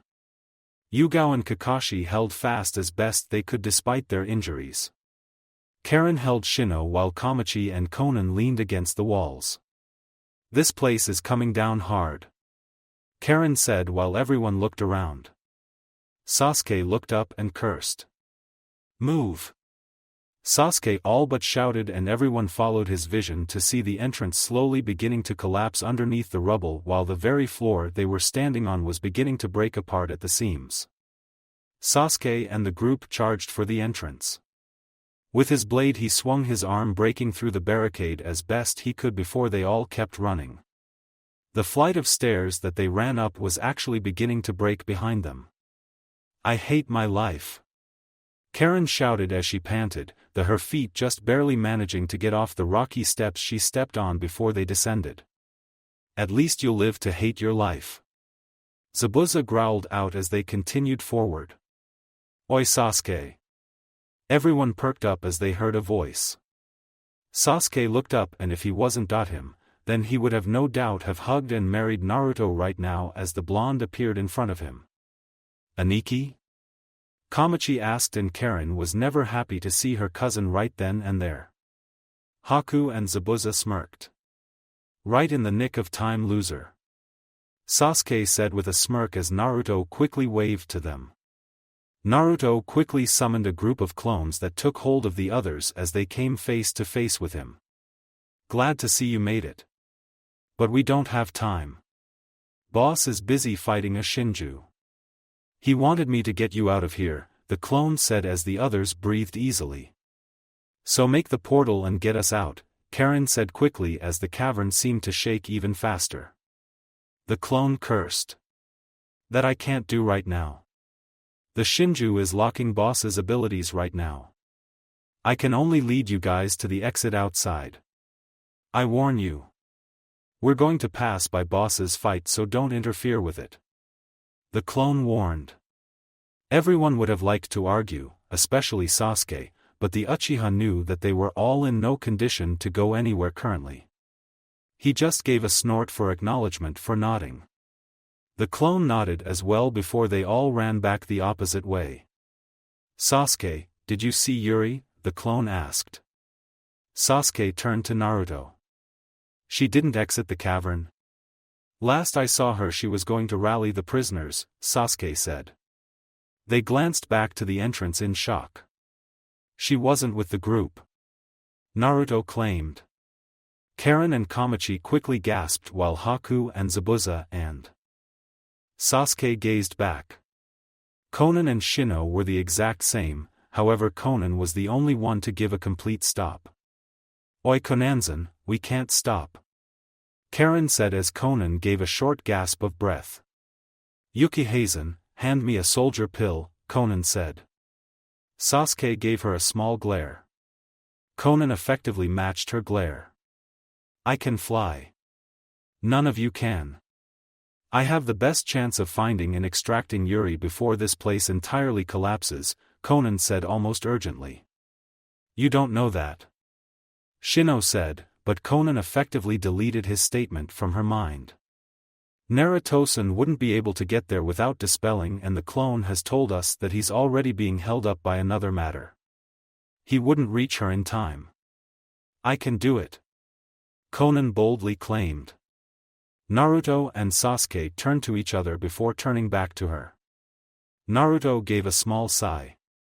I believe in you, Konanzan. Please rescue Yuri for me, Naruto said with a thumbs up. Konan felt the edges of her mouth furl up into a smile. Kakashi offered an eye smile. Ma, if she's truly willing then I think she should take her on her word. For now, Kakashi said, just letting that hang in the air. He truly meant no ill will, but Konan was still an Akatsuki member and Yuri was still a Jinchuriki. Sasuke gave a small sigh before grunting. He quickly tossed Konan a solider pill. Alright you guys, let's go Databayo. Naruto claimed as he ran the way they were going. Everyone gave one last look to Konan and she watched them fade out of sight. Konan turned back to the way that had just collapsed. She then bit into the solider pill, frowning at the bitter taste. However, she could feel her reserves replenish as she quickly formed paper wings into her back. Konan jumped from the hallway platform before she floated down to hall that just collapsed. Shikigami no Mai, dance of formula paper, Konan said as she held her hand in the air. The paper that surrounded her quickly formed a spread that she launched at the closed-off wall, effectively opening it. She flew inside. Truly, Konan didn't know why she was doing this. If she were honest, she gained nothing from rescuing the main reason she was even in this predicament in the first place, but then again Konan hated to admit it, but the Uzumaki had grown in Konan.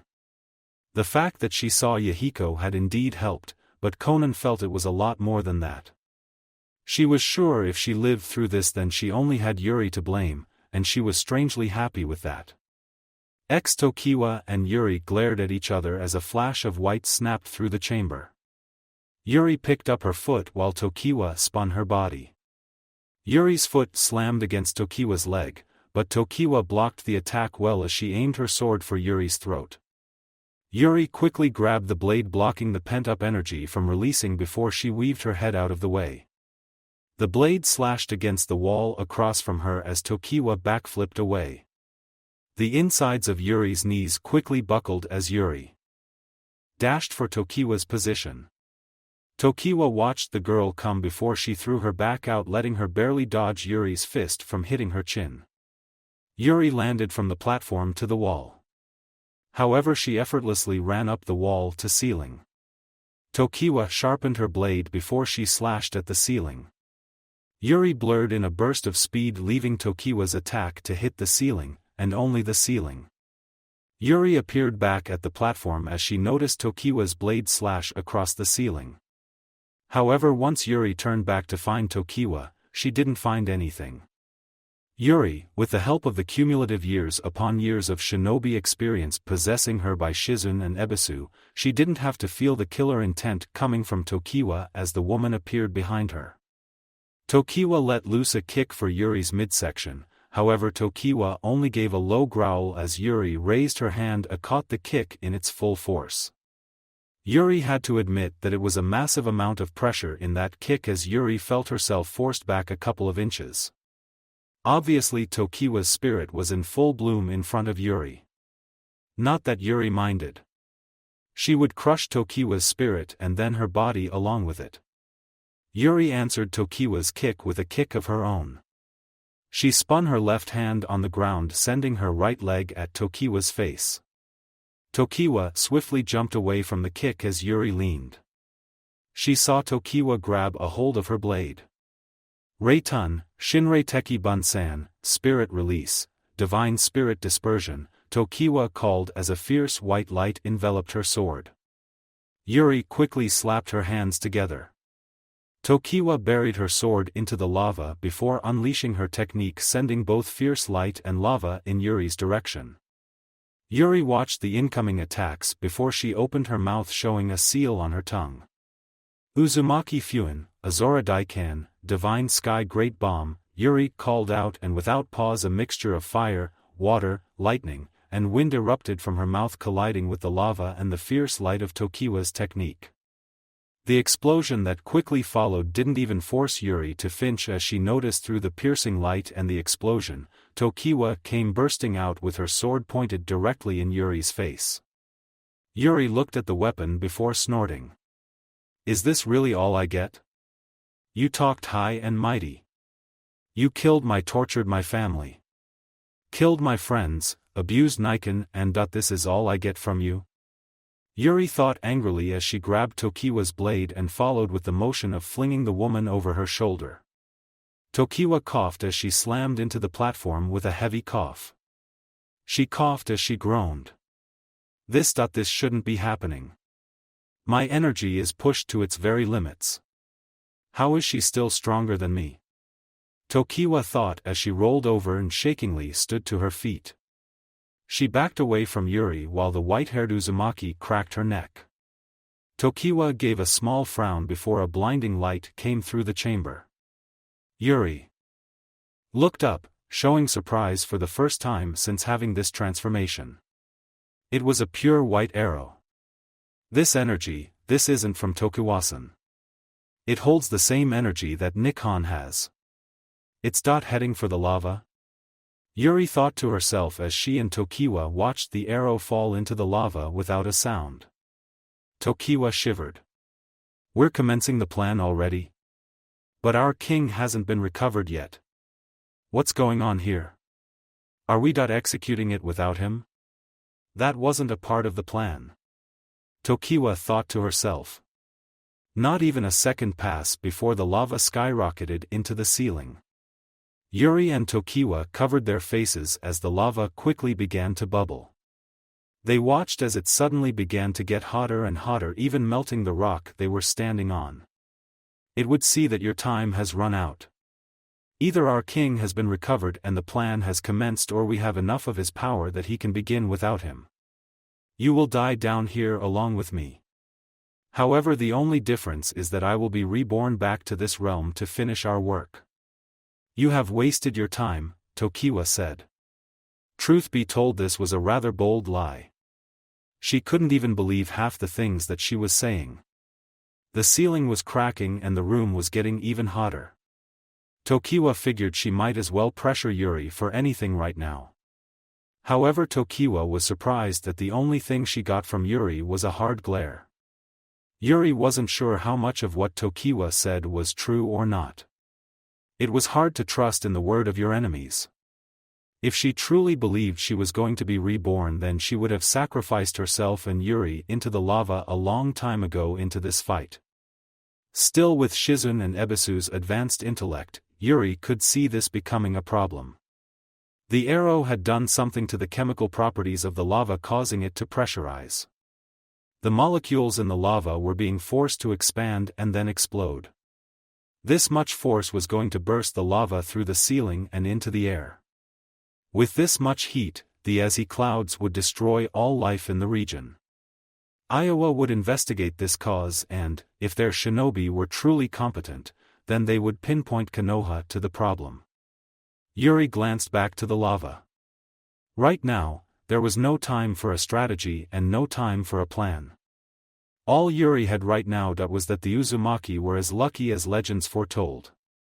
Yuri gave a still breath as she held up her hand. Tokiwa blinked as the white fire encased Yuri's hand before she thrusted it off to the right side. Tokiwa watched a large white chain dig itself into the side wall. Yuri closed her eyes. Visions flashed in her eyes of the cavern.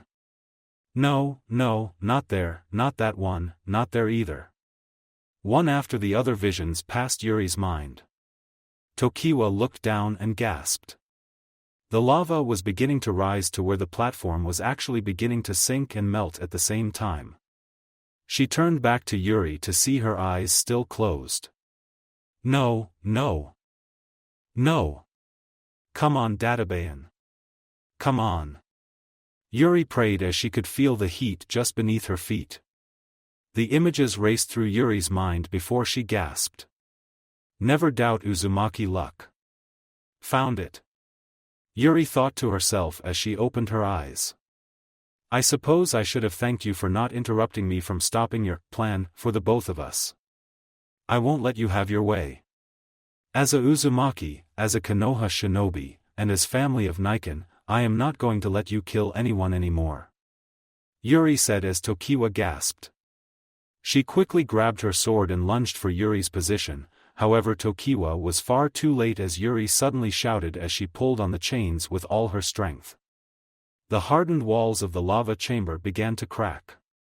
Tokiwa slammed her sword down on Yuri, but to the woman's surprise, Yuri stopped the assault with her opposing hand. Why do you resist? This is for the betterment of the world. Tokiwa growled out while Yuri snorted. The only betterment for the world would be one where your group didn't exist, Databayan. Yuri retorted as her white chain ripped the wall apart. Tokiwa and Yuri felt the lava shift as it poured out of the open wall and quickly began to fall into the darkness below. The white chain quickly vanished as Yuri and Tokiwa felt the platform at their feet began to shift along with the flowing lava. You're pouring the lava out? You have no idea where it goes. Tokiwa said while Yuri snorted. True, but then again. Neither do you, Yuri said and quickly had her new-found energy attach her to the platform. Tokiwa glared at her before her spiritual energy held her in place. The platform began to move. The lava carried the platform out. Yuri and Tokiwa had only a second to see the lava smash into the ground below, sliding down deeper and deeper into the darkness. The platform tipped. One measure of pressure in the wrong place and it would spill over. You told me the world has a pointless reality. One that would be revolutionized by you guys. The only thing I see are people who lost something from the world and gave up trying to change it. If your people could see you now, that they would hold their heads in shame. Before I kill you, I will show you the feelings of the people you discarded. Yuri said as she shifted to the right. That shift was all the platform needed as Yuri and Tokiwa fell along with the spilling lava. The platform sailed down the flowing lava at a nigh breakneck pace. Yuri and Tokiwa's hair flapped in the winds of the cavern as they glared at each other. Tokiwa held up her sword. She made sure her spirit energy kept her steady.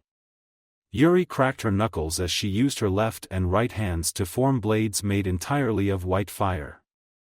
Tokiwa and Yuri charged once again. Yuri ducked underneath Tokiwa's blade before she swung her leg for a sweep kick. Tokiwa jumped over the kick with ease before she sailed through the air. She noticed the flowing platform before landing on it, making it rock. Yuri quickly tightened her fists as Tokiwa came charging at her. What would a girl who has never experienced any form of hardship know about the feelings of the discarded? What would a child who has never had anything ripped away from her know about the cruel reality of the world? Tokiwa asked as she lunged her sword for Yuri's chest. Yuri snorted as she backflipped away, landing on the edge of the platform. She looked up, but barely managed to dodge the sword strike aimed for her throat as a strand of her hair was cut. The momentum of the surfing platform seemed to get even faster as it dodged a tall stalagmite. Yuri grabbed the stalagmite before propelling herself back to the platform. She slammed onto its surface and then proceeded to block a punch from Tokiwa. Tell me, child. How would you find the answer? What would you do? How can you fix this broken world where people fight and kill each other for causes they don't even believe in? How can you fix this world where people live and die just by one word from someone who lives and breathes the same air as everyone else? Tell me. You like to think you're high and mighty.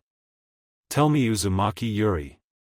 Tokiwa said between punches as Yuri blocked and deflected each of them, one after the other. In anger, Tokiwa thrusted out her fist and punched Yuri across the face, sending the girl sliding back. The white aura that surrounded Tokiwa's body suddenly seemed to get even brighter as Tokiwa charged at Yuri. Where is all your talk now? Tokiwa asked as she tripped Yuri off her feet. Yuri's eyes were moving rapidly over the lava chamber as she glanced to the left. She quickly poured her energy into her left hand as she vaulted over the platform before landing on the opposite side. Yuri looked up and noticed Tokiwa suddenly over her head. You can't talk because you have nothing. You will never have nothing. You will never get anything as long as we live in this cruel reality known as life. Tokiwa said as she sent her sword slamming down over Yuri's head. However, Tokiwa was stunned to silence as Yuri stopped her sword inches from her face with both her hands with ease. Tokiwa growled as Yuri growled. Yuri shifted her body before she tossed Tokiwa to the side. Yuri panted and she could feel her heart actually beginning to burst. She looked over and noticed the lava actually beginning to drop down even further and further than before. No doubt a fall was about to come. Yuri turned back just in time to see Tokiwa charging at her as they continued to sail down the river of heating lava. You wish to know? Then I will tell you. I will kill you by the third rush, Yuri said as she slammed her hands together. In instinct, Yuri and Tokiwa jumped into the air as the platform beneath their feet descended along with the lava down even further depths. Yuri might have boggled how big this platform was if she wasn't fighting for her life right now. She locked her gaze with Tokiwa before they backflipped and landed on the sides of the cavern walls. Yuri and Tokiwa slid down the walls picking up dirt and dust. I will make you understand the true meaning in death and life, Yuri said as they both jumped forward. Tokiwa was the first to land on the platform before she noticed Yuri still in the air. Yuri's hands were still clasped together. However, Tokiwa noticed 3 orbs surround Yuri's body. 2 white tails sprung from Yuri's backside along with 2 chains. One of the orbs quickly took its place atop her head while another was held by the 2 white tails. The very last was held by the 2 chains. Hakakari, Shinrei Bakushin, White Light, Spirit Rush, Yuri called out, and it was almost as if the 3 orbs became even more prominent as Yuri slammed into the ground hard enough to make it crack. Tokiwa held her blade as Yuri held up 3 fingers. After the 3rd rush, you will die and you will understanding the feelings of those you have killed, Yuri said while Tokiwa snarled. She charged at Yuri while Yuri charged at her. Tokiwa swung her sword, but Yuri jumped over it. Tokiwa gasped for a moment before she noticed Yuri drop to the ground. First rush, Yuri said, and as soon as those words escaped her mouth, Tokiwa felt pain. It was like her body had been entirely destroyed, reconstructed, destroyed and reconstructed at least 3 times. Tokiwa fell to the platform before she noticed one of the orbs Yuri held was gone. The orb held by the tails was gone. What was that? I can't let that hit him again. Tokiwa thought to herself.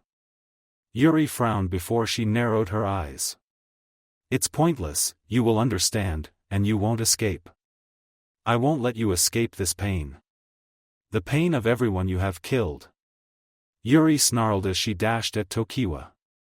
Tokiwa quickly got up and blocked a kick from Yuri, only to hear Yuri murmur. Second rush, Yuri said, and Tokiwa coughed as she looked down and noticed the orb that was held by Yuri's chains to be embedded in her stomach. Her body absorbed the orb before she felt her very spirit shatter into pieces before it reconstructed. Tokiwa dropped to one knee. She could actually taste the blood in her mouth. Tokiwa noticed Yuri approaching her before she grabbed her sword and jumped to the opposing end of the platform. Why?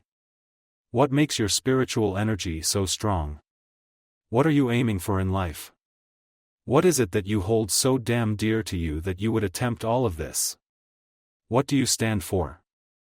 Tokiwa asked. The white orb on top of Yuri's head dropped into her palm. Tokiwa could see it beginning to spiral in a rather familiar shape and pattern. I believe in the family that I will have with Niken one day. That is all Databayan. Even now I can feel Shizunsen and Ijujikan spirits judging my own for my apparent desire to have an incestuous relationship with my cousin. However, I don't care about how the world see it. I don't care whether everyone accepts me as a decent human being or not. Your morals are not my morals. Your ideals are not my ideals. I live for Niken. That is all that matters, Yuri said, and that answer seemed to only make Tokiwa even angrier. The woman forcefully pushed out all her spiritual power as she gripped her sword. Her energy easily made the platform crack. Yuri frowned. He will die one day. Everyone we both love will die one day. There is nothing worth hoping for in this dead reality. What is the point in being happy if the only thing that it gets you is sadness in the end? Tokiwa said as Yuri held the orb into both her hands. Remember the happy memories.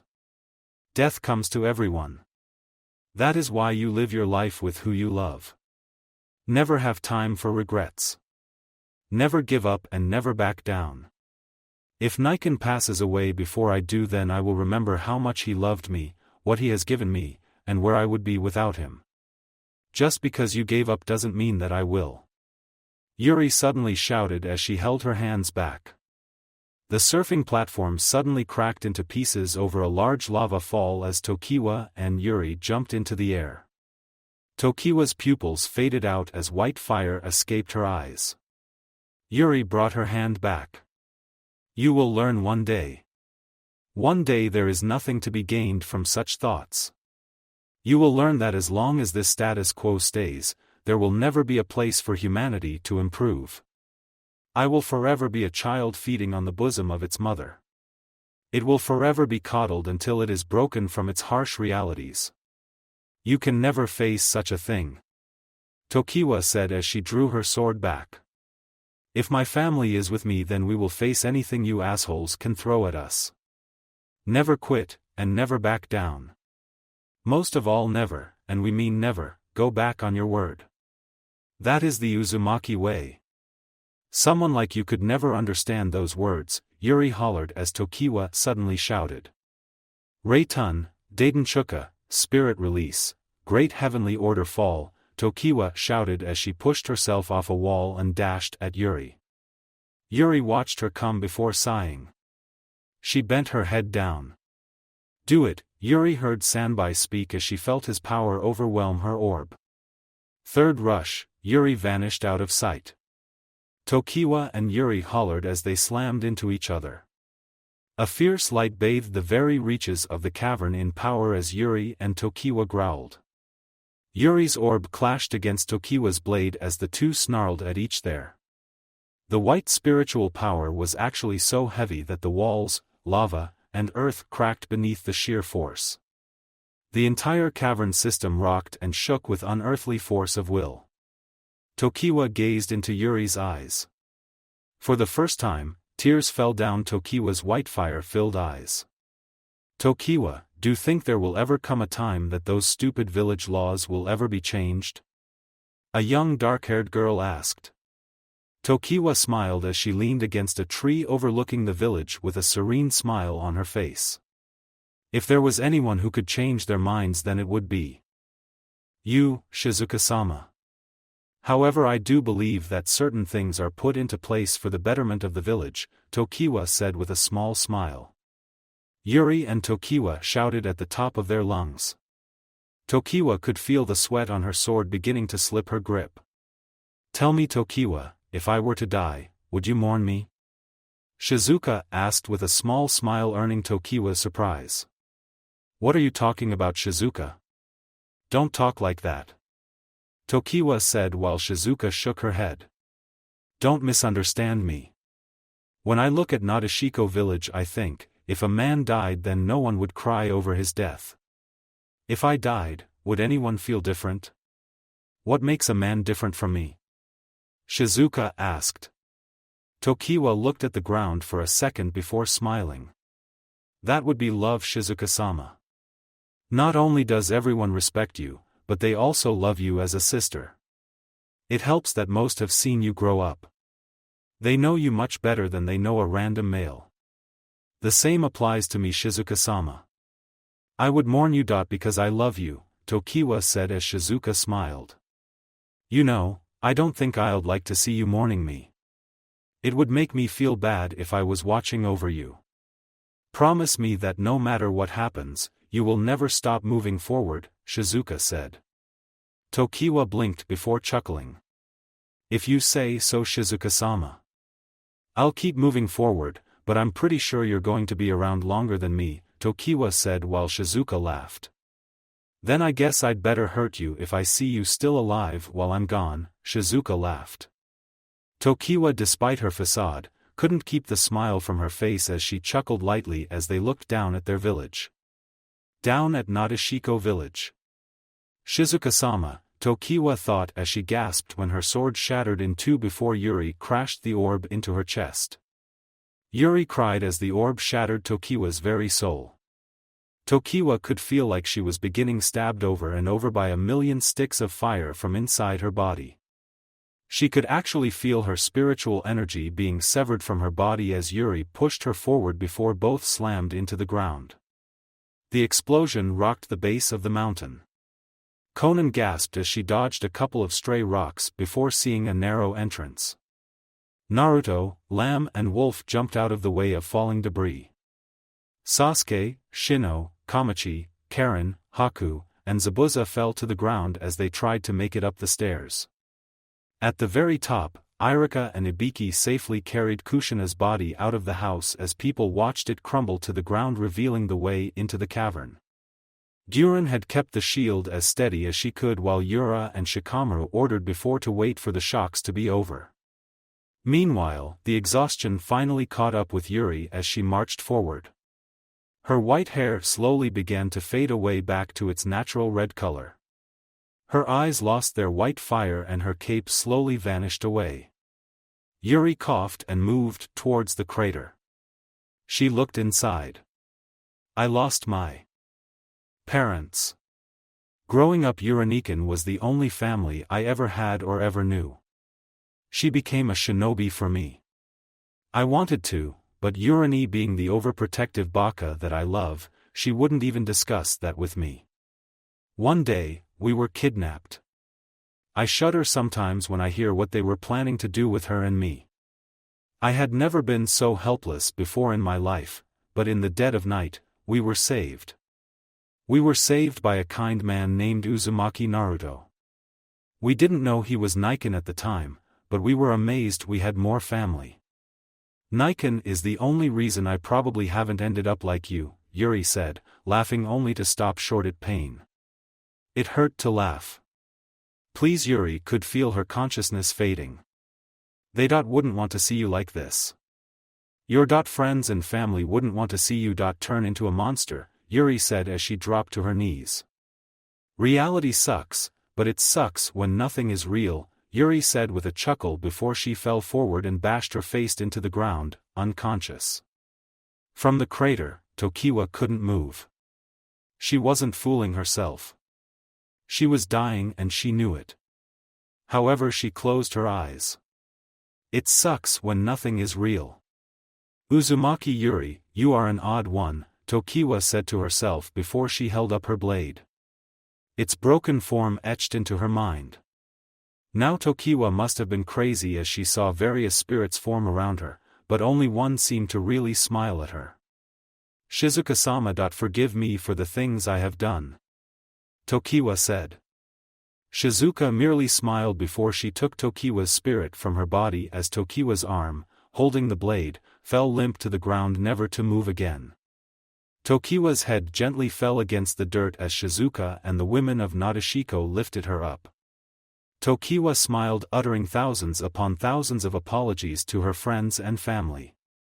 Tokiwa would have a lot of making up to do, but she wasn't going anywhere for a long time. As Yuri slept, she never noticed a shadow form over her backside as eyes stared down at her. Naruto snarled as he parried a white arrow with his blade. Naruto swung his sword at Lam's body, but she easily and swiftly dashed away from the sword strike. To that end, Naruto didn't have the time to even relax as he noticed Wolf coming around the side. Naruto jumped into the air away from Wolf's lunge. However, much to Naruto's surprise, Wolf was a lot more agile than the blonde thought the spirit could be. Wolf quickly turned around and charged for Naruto. His fangs opened up. Naruto cursed before calling for a Kage Bunshin without the hand sign to do so. The clone flung the real Naruto, allowing him to reposition. Wolf snarled at the blonde's evade as Naruto landed down. Is all you know how to run? Well, I will continue to run you down. Wolf growled out in a gruff roar as his body charged at Naruto once again.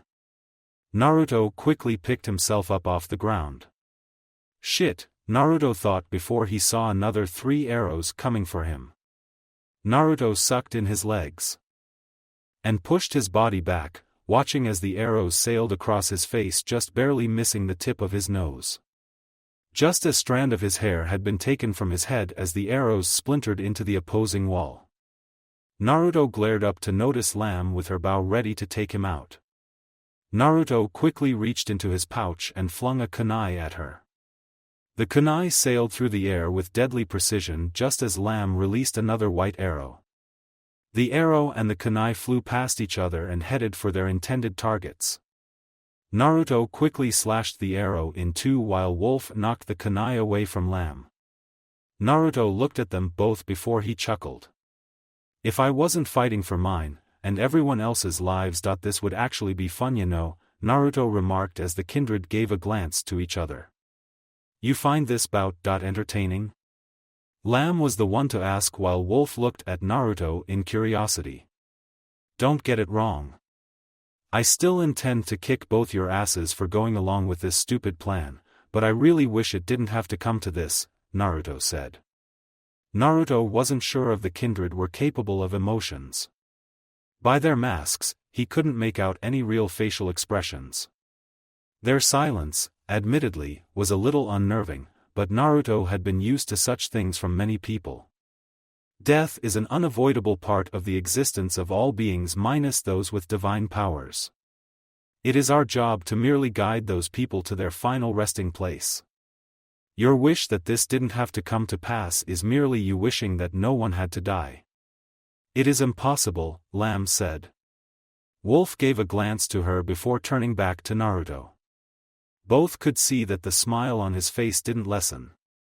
But don't you think it would be better to pass away enjoying life and being around those you love rather than left to die in a place like this? Naruto asked. The kindred gave pause for a moment. Oi brat, how do you feel about death? Wolf asked, his eyes shining in amazing white light. Naruto flinched and sighed. I hate it.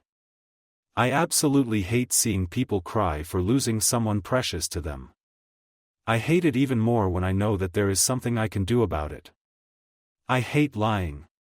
Every time I see someone die I wonder, can I resurrect them?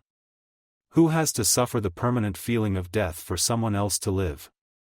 I doubt you both, not being human, can sympathize with me on that, Naruto claimed. Wolf and Lamb didn't speak, however Naruto and Lamb heard a source of laughter. They noticed it was Wolf who was doing so. As I thought. The great and powerful summoner of the Shinigami is merely a pathetic, spineless coward, Wolf sneered as Naruto's power suddenly flared dangerously. He was being laughed at? Now don't get Naruto wrong.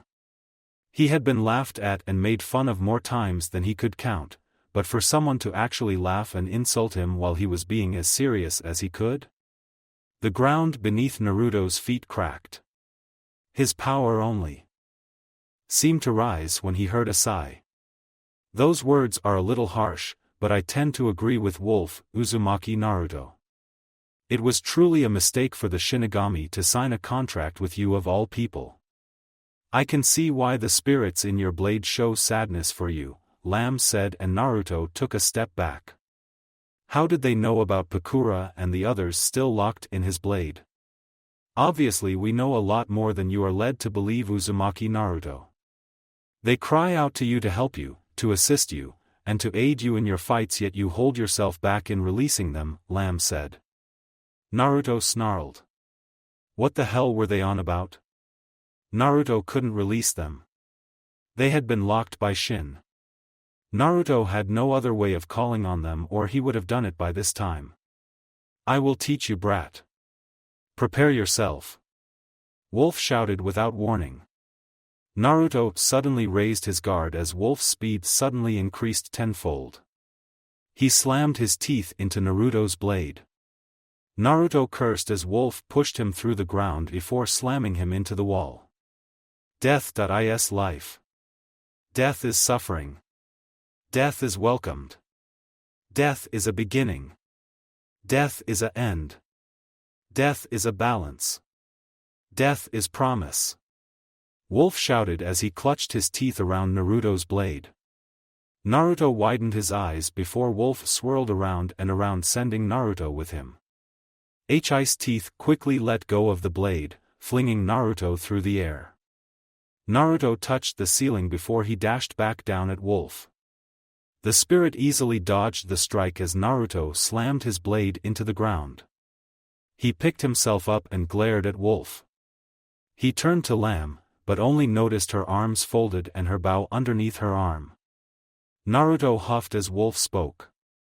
Every time I see someone die, I wonder, can I resurrect them? Get over yourself, you brat. Death isn't so forgiving. Wolf shouted as he quickly got behind Naruto. Naruto turned and swung his blade, but Wolf easily ducked underneath it. He slammed his mask into Naruto's face, ushering a curse from the blonde. Wolf swiftly moved himself as Naruto gasped. The blonde ducked just in time for Wolf to pass him overhead with his teeth bare for Naruto to see. Wolf floated in the air as he snarled. Naruto held his head down. Your solution will only ever be a temporary solution. They will die again and again and again until you get it through your damn thick skull that the final destination for nearly all beings is Underrealm. Wolf growled as he charged forward. Naruto still kept his head down. As Wolf neared Naruto, he was suddenly in range to feel an immense pressure beginning to rise. He could see the white flames in Naruto's eyes. Naruto, in his anger, quickly swung his blade, slashed at Wolf's mask, offering a small slash mark to it. Wolf growled while Lamb unfurled her arms. Wolf shook his head as he and Lamb glanced at Naruto. They saw Naruto stiffen. You don't want people to feel sadness? Well, tough luck, brat. When your little plan runs out, then no one's going to appreciate life if you are there to always resurrect someone. People will appreciate life less, killing themselves for unnecessary reasons that you couldn't begin to comprehend, Wolf said as Naruto opened his mouth. Is there something wrong with just wanting people to be happy? Naruto asked angrily as he still looked at the ground. Wolf and Lamb frowned behind their masks, but Lamb was the only one who spoke. Happiness is born out of some form of sadness taking place just as sadness is born out of some form of happiness. What you have given people is temporary happiness, but no matter how temporary it is, it will fade away and people will look to you to revive someone to have them living again. I am not against you doing what you wish for those important to you, Uzumaki Naruto, however, you are being irresponsible about it, Lamb said. She tensed when she noticed Naruto grip his sword. He held it into the air. Yuza no Fukushu, Raimei no Kyota, Whirlpool Revenge, Furious Thunder Swirls, Naruto shouted as he swung his blade, releasing an arc of Honshu towards the kindred. Lamb swiftly jumped away and Wolf followed as the arc slammed into the wall. Naruto swung another one. They jumped away. Kindred quickly flung 5 arrows at Naruto, but she watched in mild surprise as the arc Naruto flung at her quickly blew past the arrows without any resistance. Lamb shielded her body as the arc slammed into her, knocking her into the wall. She slid down and covered her mask with her hand. I'm being irresponsible? I see, so you two just gave up on trying, Naruto said. Lamb and Wolf seemed stunned by his answer. Wolf floated up. What did you say? Wolf breathed out in almost seething rage before they heard Naruto chuckle. Yeah, I knew that. I knew about all that. It realized it when I probably revived Mikoto-san. I thought, Sasuke is just going to be upset and angry if she passes away again, or, why did I disrupt Hayashisan's life by reviving his wife, leading to all of this happening to me? And you know what? When I saw the look of sheer happiness on Sasuke's face, on Niji's face, Hinata's face, that I knew made the right choice. It's true, I don't know how to keep balance and all that, but I can learn how to. If you guys help me, Naruto said. If there was one thing Wolf and Lamb were expecting, then that wasn't it. You mock us, then you ask for our help? What do we have to invest in you? The kindred asked. Naruto took a small breath. He was about to do something stupid. Something really stupid. Man, he hoped his mother would never find out about this. If I can't figure out a way to keep people happy while maintaining balance, then I will stop being Shin's summoner and he can take my soul. You have my word as an Uzumaki, Naruto said. Lamb seemed to consider this while Wolf chuckled before giving a snort. Like the word of a so-called human means anything to us. What you ask is for us to invest our very will into you. To give you full control, to give you ownership and mastership over us. Sorry, but no deal, brat.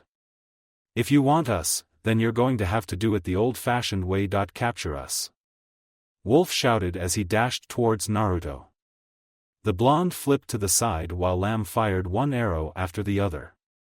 Naruto dashed through the chamber as arrows flew over his head. Lamb's hooves slammed on the ground one after the other in order to follow Naruto's movements. Naruto slashed at one arrow before he quickly slid underneath 3 other arrows. Wolf came charging at him, but Naruto wasn't interested in Wolf anymore. Naruto jumped over the howling beast before charging at Lamb. Lamb quickly noticed his intent, as did Wolf. Wolf quickly turned around and charged for Naruto's backside. As he was ready to bite the blonde in the back, Wolf felt pain on his chin as a Naruto clone kicked him upwards. Lamb saw Wolf fly into the air before she looked back as Naruto suddenly appeared in front of her.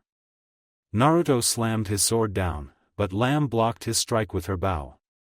Naruto struck once, twice, thrice, as Lamb countered with her bow as best she could. Lamb wasn't alien to close-quarters combat, but against someone like Naruto it was actually a lot harder than she had thought. The pressure of his blade against her bow was strangely exhilarating. Lamb released a kick, but Naruto jumped over it. He had just enough time to see Wolf coming down over him. Naruto kicked Lamb away before he held up his sword and Wolf bashed his teeth against it. Both Naruto and Wolf released countless waves of spiritual energy from their bodies. Naruto had just enough time to see Lamb backflip before aiming her bow at Naruto, releasing 3 white arrows from her bow. Naruto didn't have the time to be surprised as Wolf flung him horizontally through the air. The arrows came closer and closer as Wolf grinned. He won't be able to dodge that. Wolf thought as the arrows struck Naruto, only for him to vanish into smoke. Wolf staggered. What? Wolf thought. Right above you, Mr. Big and Bad. Naruto shouted as Wolf looked up. He dashed from Naruto's blade, but as soon as Naruto touched the ground he vanished hard enough to pick up dust. Wolf touched around before he heard a crash. He turned and noticed Naruto quickly over Lamb assaulting her with strikes. Wolf moved to intercept. However, he stopped for a moment. For a split second when Naruto slammed his sword into Lamb's bow, he could see it. He could hear it. The chimes, the pulsing, he could see it all and hear it all. Wolf couldn't stop the smile on his face. Whether the brat knew it or not, he was getting there. Brat! Wolf howled as he charged at Naruto. As Naruto engaged Lamb, he quickly turned around. He noticed Lamb jump in the air before flipping around for an overhead dropkick. Naruto steeled himself as he held up his sword with one arm before blocking Wolf's headbutt with the other. Naruto panted before he jumped slightly in the air before slamming his foot into Wolf's face while punching Lamb in the face, knocking her away. As Lamb flew through the air, she straightened her vision before firing 3 arrows as Naruto before pulling her bow back even longer. Toritsuke Senritsu, mounting dread, Lamb called out as she fired a well-placed shout. Naruto quickly kicked Wolf away before parrying the first 3 shots. However, as Naruto was ready to block the 4th one, he widened his eyes as it suddenly gained a burst of speed and slammed into his body, sending him flying into the wall with a mighty crash. Naruto slammed out the other side of the wall and chuckled. Damn, even when I try to kick it up they just match me. I hate those two, Naruto said before he heard a voice. Keh, they aren't so special, Kyubi said, bringing himself into the fight. Naruto gave a painful laugh. Well, you're not the one fighting them, Naruto said. Kyubi smirked as he opened one of his eyes. Well, whose fault is that? Kyubi asked. Naruto coughed out a laugh as he groaned. Kyubi, Naruto was more than ready to say, however the glowing white fox quickly and utterly stopped him. Save it, Kit. Responsibility, and you have never held a common theme. You have always stuck to your guns, and because 2 spirits tell you otherwise shouldn't change your dumb ass now. Kit, I will give you a hint to the answer you need. What is the difference between being the summoner to the Shinigami and the Hokage? Kyubi asked before utterly going silent. Naruto flinched from where he was seated. He looked at the ground. The difference between being the summoner of the god of death and being the leader of a village? Naruto could actually name several things. But they were all minuscule things that children would say. One's of living people or another leads dead people, one uses chakra or another uses honshu, stupid things like that. Seconds seemed to pass by for Naruto like hours of the day. Naruto closed his eyes. He thought of everything he had done so far in his life. Everything that had been leading up to this point. The decisions that he had made. The decisions he would have made, and they all led back to one thing. Naruto opened his eyes and glanced back to his sword. Now he understood, now he could see why he had done what he had done. He could understand why Shin wasn't pleased with him. Naruto quickly raised his thumb and bit it before trailing it on his seal. Kuchiyos.no jutsu, Naruto said, calling out the Shinigami. Naruto came face to face with his glaring presence as the god of death glared down at Naruto. His beady eyes took in Naruto's form, but once they looked into Naruto's eyes, he frowned. I still don't know the process, Naruto said, however Shin could tell that Naruto wasn't finished. But, Shin, I just want people to be happy. I mean, I want to be happy too, but I like making people happy. I like thinking that the powers you offered me were good for someone. That it brought just a measure of peace to their lives. That the world can't offer them any more, you know? Does that make me selfish? I don't know. Maybe, it does. I've never been good at explaining myself. What I'm trying to say is, I dunno if life and death offer balance. Then what happens when all life is erased? Naruto asked, scratching his scalp before sighing. He looked up and noticed the Shinigami still looking at him. And that Shikio. Is the process. What happens when all life is erased? Creation and rebirth. The new takes over the qualities of the old and everything comes back into balance. Chakra isn't life, Uzumaki Naruto. Chakra is merely a byproduct of life. It's not from the chakra that people die, but from the exertion of chakra on their bodies and their will to live that makes it kill them. Anyone can live without chakra so long as the spirit and soul do not die, then the physical aspect will not die, Shin said as Naruto nodded slowly. I will find a way to keep the balance. I swear it, Shin. I will keep the balance. I never go back on my word. That's my Nindo, my Shinobi way, Naruto said while Shin snorted. However, despite his snort, he floated over to Naruto's blade and tapped it with his finger. You are the summoner of the Shinigami, Shikio. While decisions are important, desires and balance are what govern the planes of existence, Shin said before fading out. Naruto smiled as he felt a white light cover his mind. He looked up and noticed Pakura, Dan, Suiren, Gari, Yahiko, and Kimimaro looking at him. All my life I felt like I was the only one who could do anything. That everything solely rested on me. Ero-Sennin often told me I was different from the rest. That I would be the one to look for this peace that he talked about. Ever since Sasuke betrayed Konoha, I thought I was the only one who could do anything to stop him. I always thought about myself, you know. Iruka Sensei, Jiji, Tokyo Jiken, Ayamekan, were the first people who taught me that I wasn't alone and that I didn't have to do things on my own anymore. I guess we all never synced was because being that close was scary. Bayo. Pretty stupid, right guys? Naruto asked. The six looked at each other before smiling. Yeah, it was pretty damn stupid, but we won't hold it against you since as Shinobi we all have felt that way in one aspect or another, Pakura said as Naruto glanced up. It would be awesome to sync up with you guys. Naruto said with a wider smile. The six could match. Six is maybe a bit too much, Pakura said as she fell back into the blade. Kimimaro followed her. Yahiko followed as well. So did Dan with a wave, leaving out Suiren and Gari. Naruto looked at the deceased Kiri Nin and Iwa Nin. Suirensen, Garrison, it would be awesome if we could sync Bayo. Naruto said, making Suiren and Gari smile. They both nodded before they fell into Naruto's body. Naruto tensed before he took a calming breath and opened his eyes. You both settled in? Naruto asked with a grin. On their own, Suiren and Gari gave each other a nod. Ready when you are, Shikia-sama, they both said as Naruto took up his blade. Well, alright, it's time for round 2. Naruto said with a grin as he opened his eyes, showing the white flames of Honshu exploding forth. Hi! They both said simultaneously. Meanwhile, Lamb and Wolf waited at a ledge with Lamb holding an arrow at the entrance they had tossed Naruto through. Was that too hard?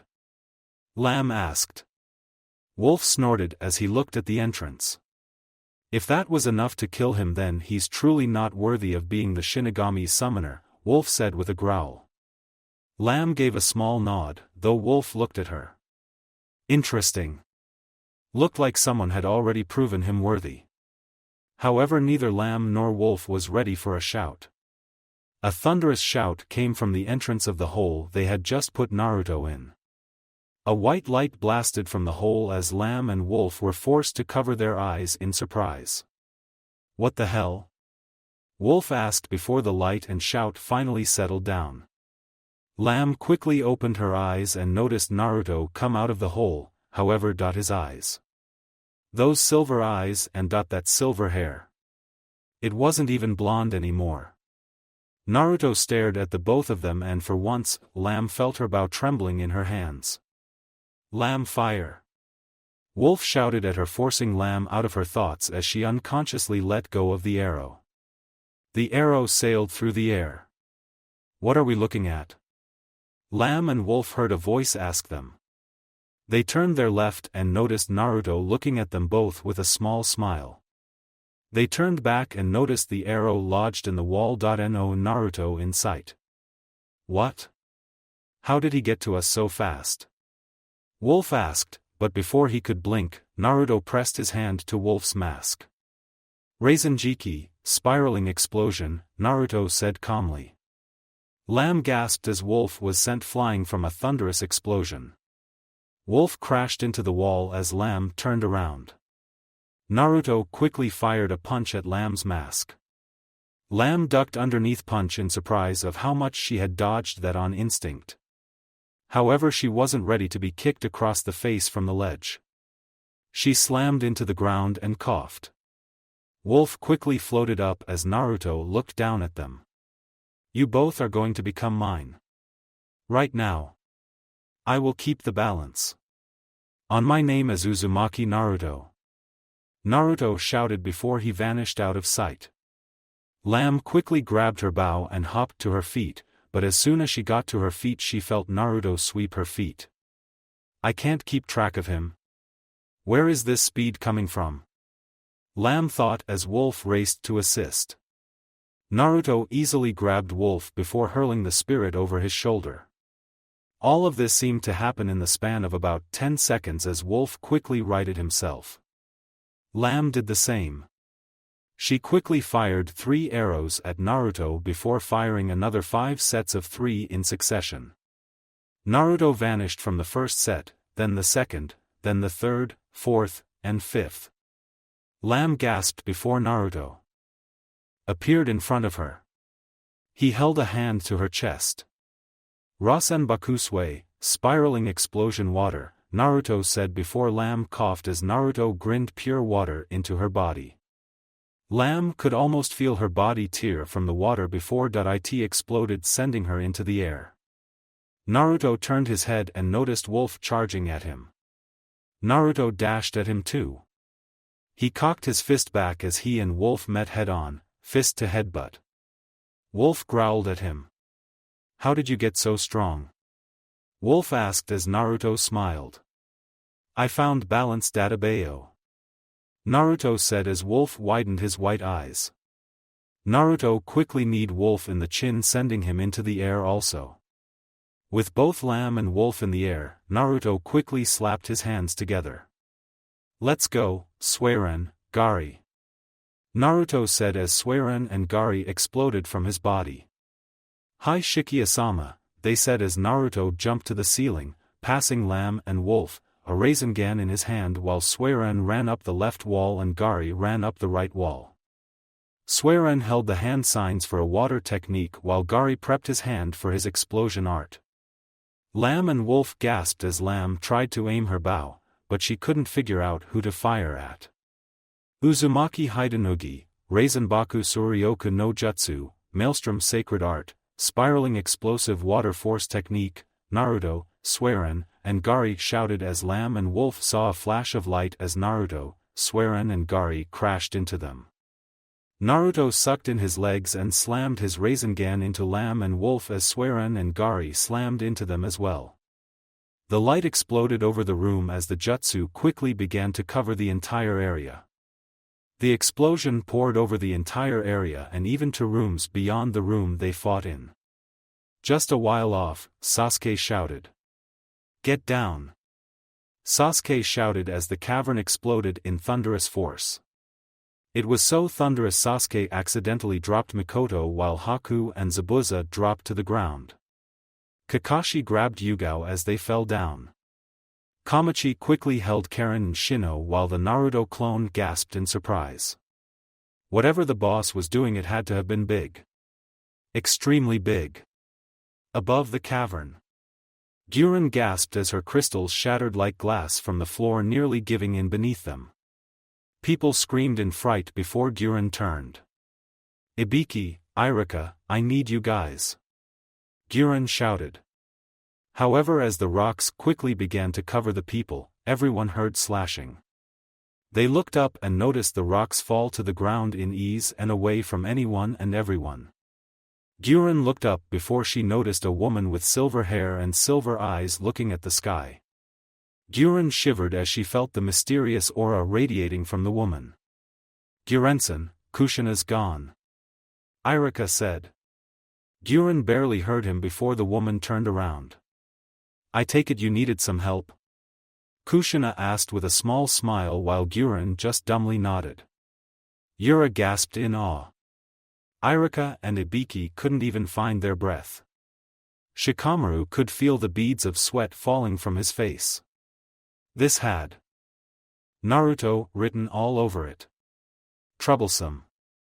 After some time, Lamb and Wolf opened their eyes. They noticed Naruto sitting next to them with a wide battered grin on his face. "I take it we were defeated?" Lamb asked. Naruto rubbed the back of his head while Wolf groaned before floating back to Lamb's position. "Those were some interesting attacks. How did you pull them off?" Lamb asked. "A little trust goes a long way," Naruto replied as Lamb and Wolf glanced to each other. "You both tried to teach me balance. Life and death are equal. Never one without the other," Naruto said. The kindred looked at each other in surprise before Lamb reclaimed her bow and knelt before Naruto. Wolf gave a soft grumble before, with great effort, he bowed his head. "The kindred are yours to command, Shikia-sama. Use us as you see fit, and as long as you have balance in heart and judgment you have a servant in kindred," they both said. Naruto gave a small grin before holding out his hand. Lamb looked down at it for a moment before she took it. Naruto sighed. "I might be new to this whole balance thing, but if I do anything out of line then I ask for the kindred to help me correct that immediately until I am able to better do it on my own.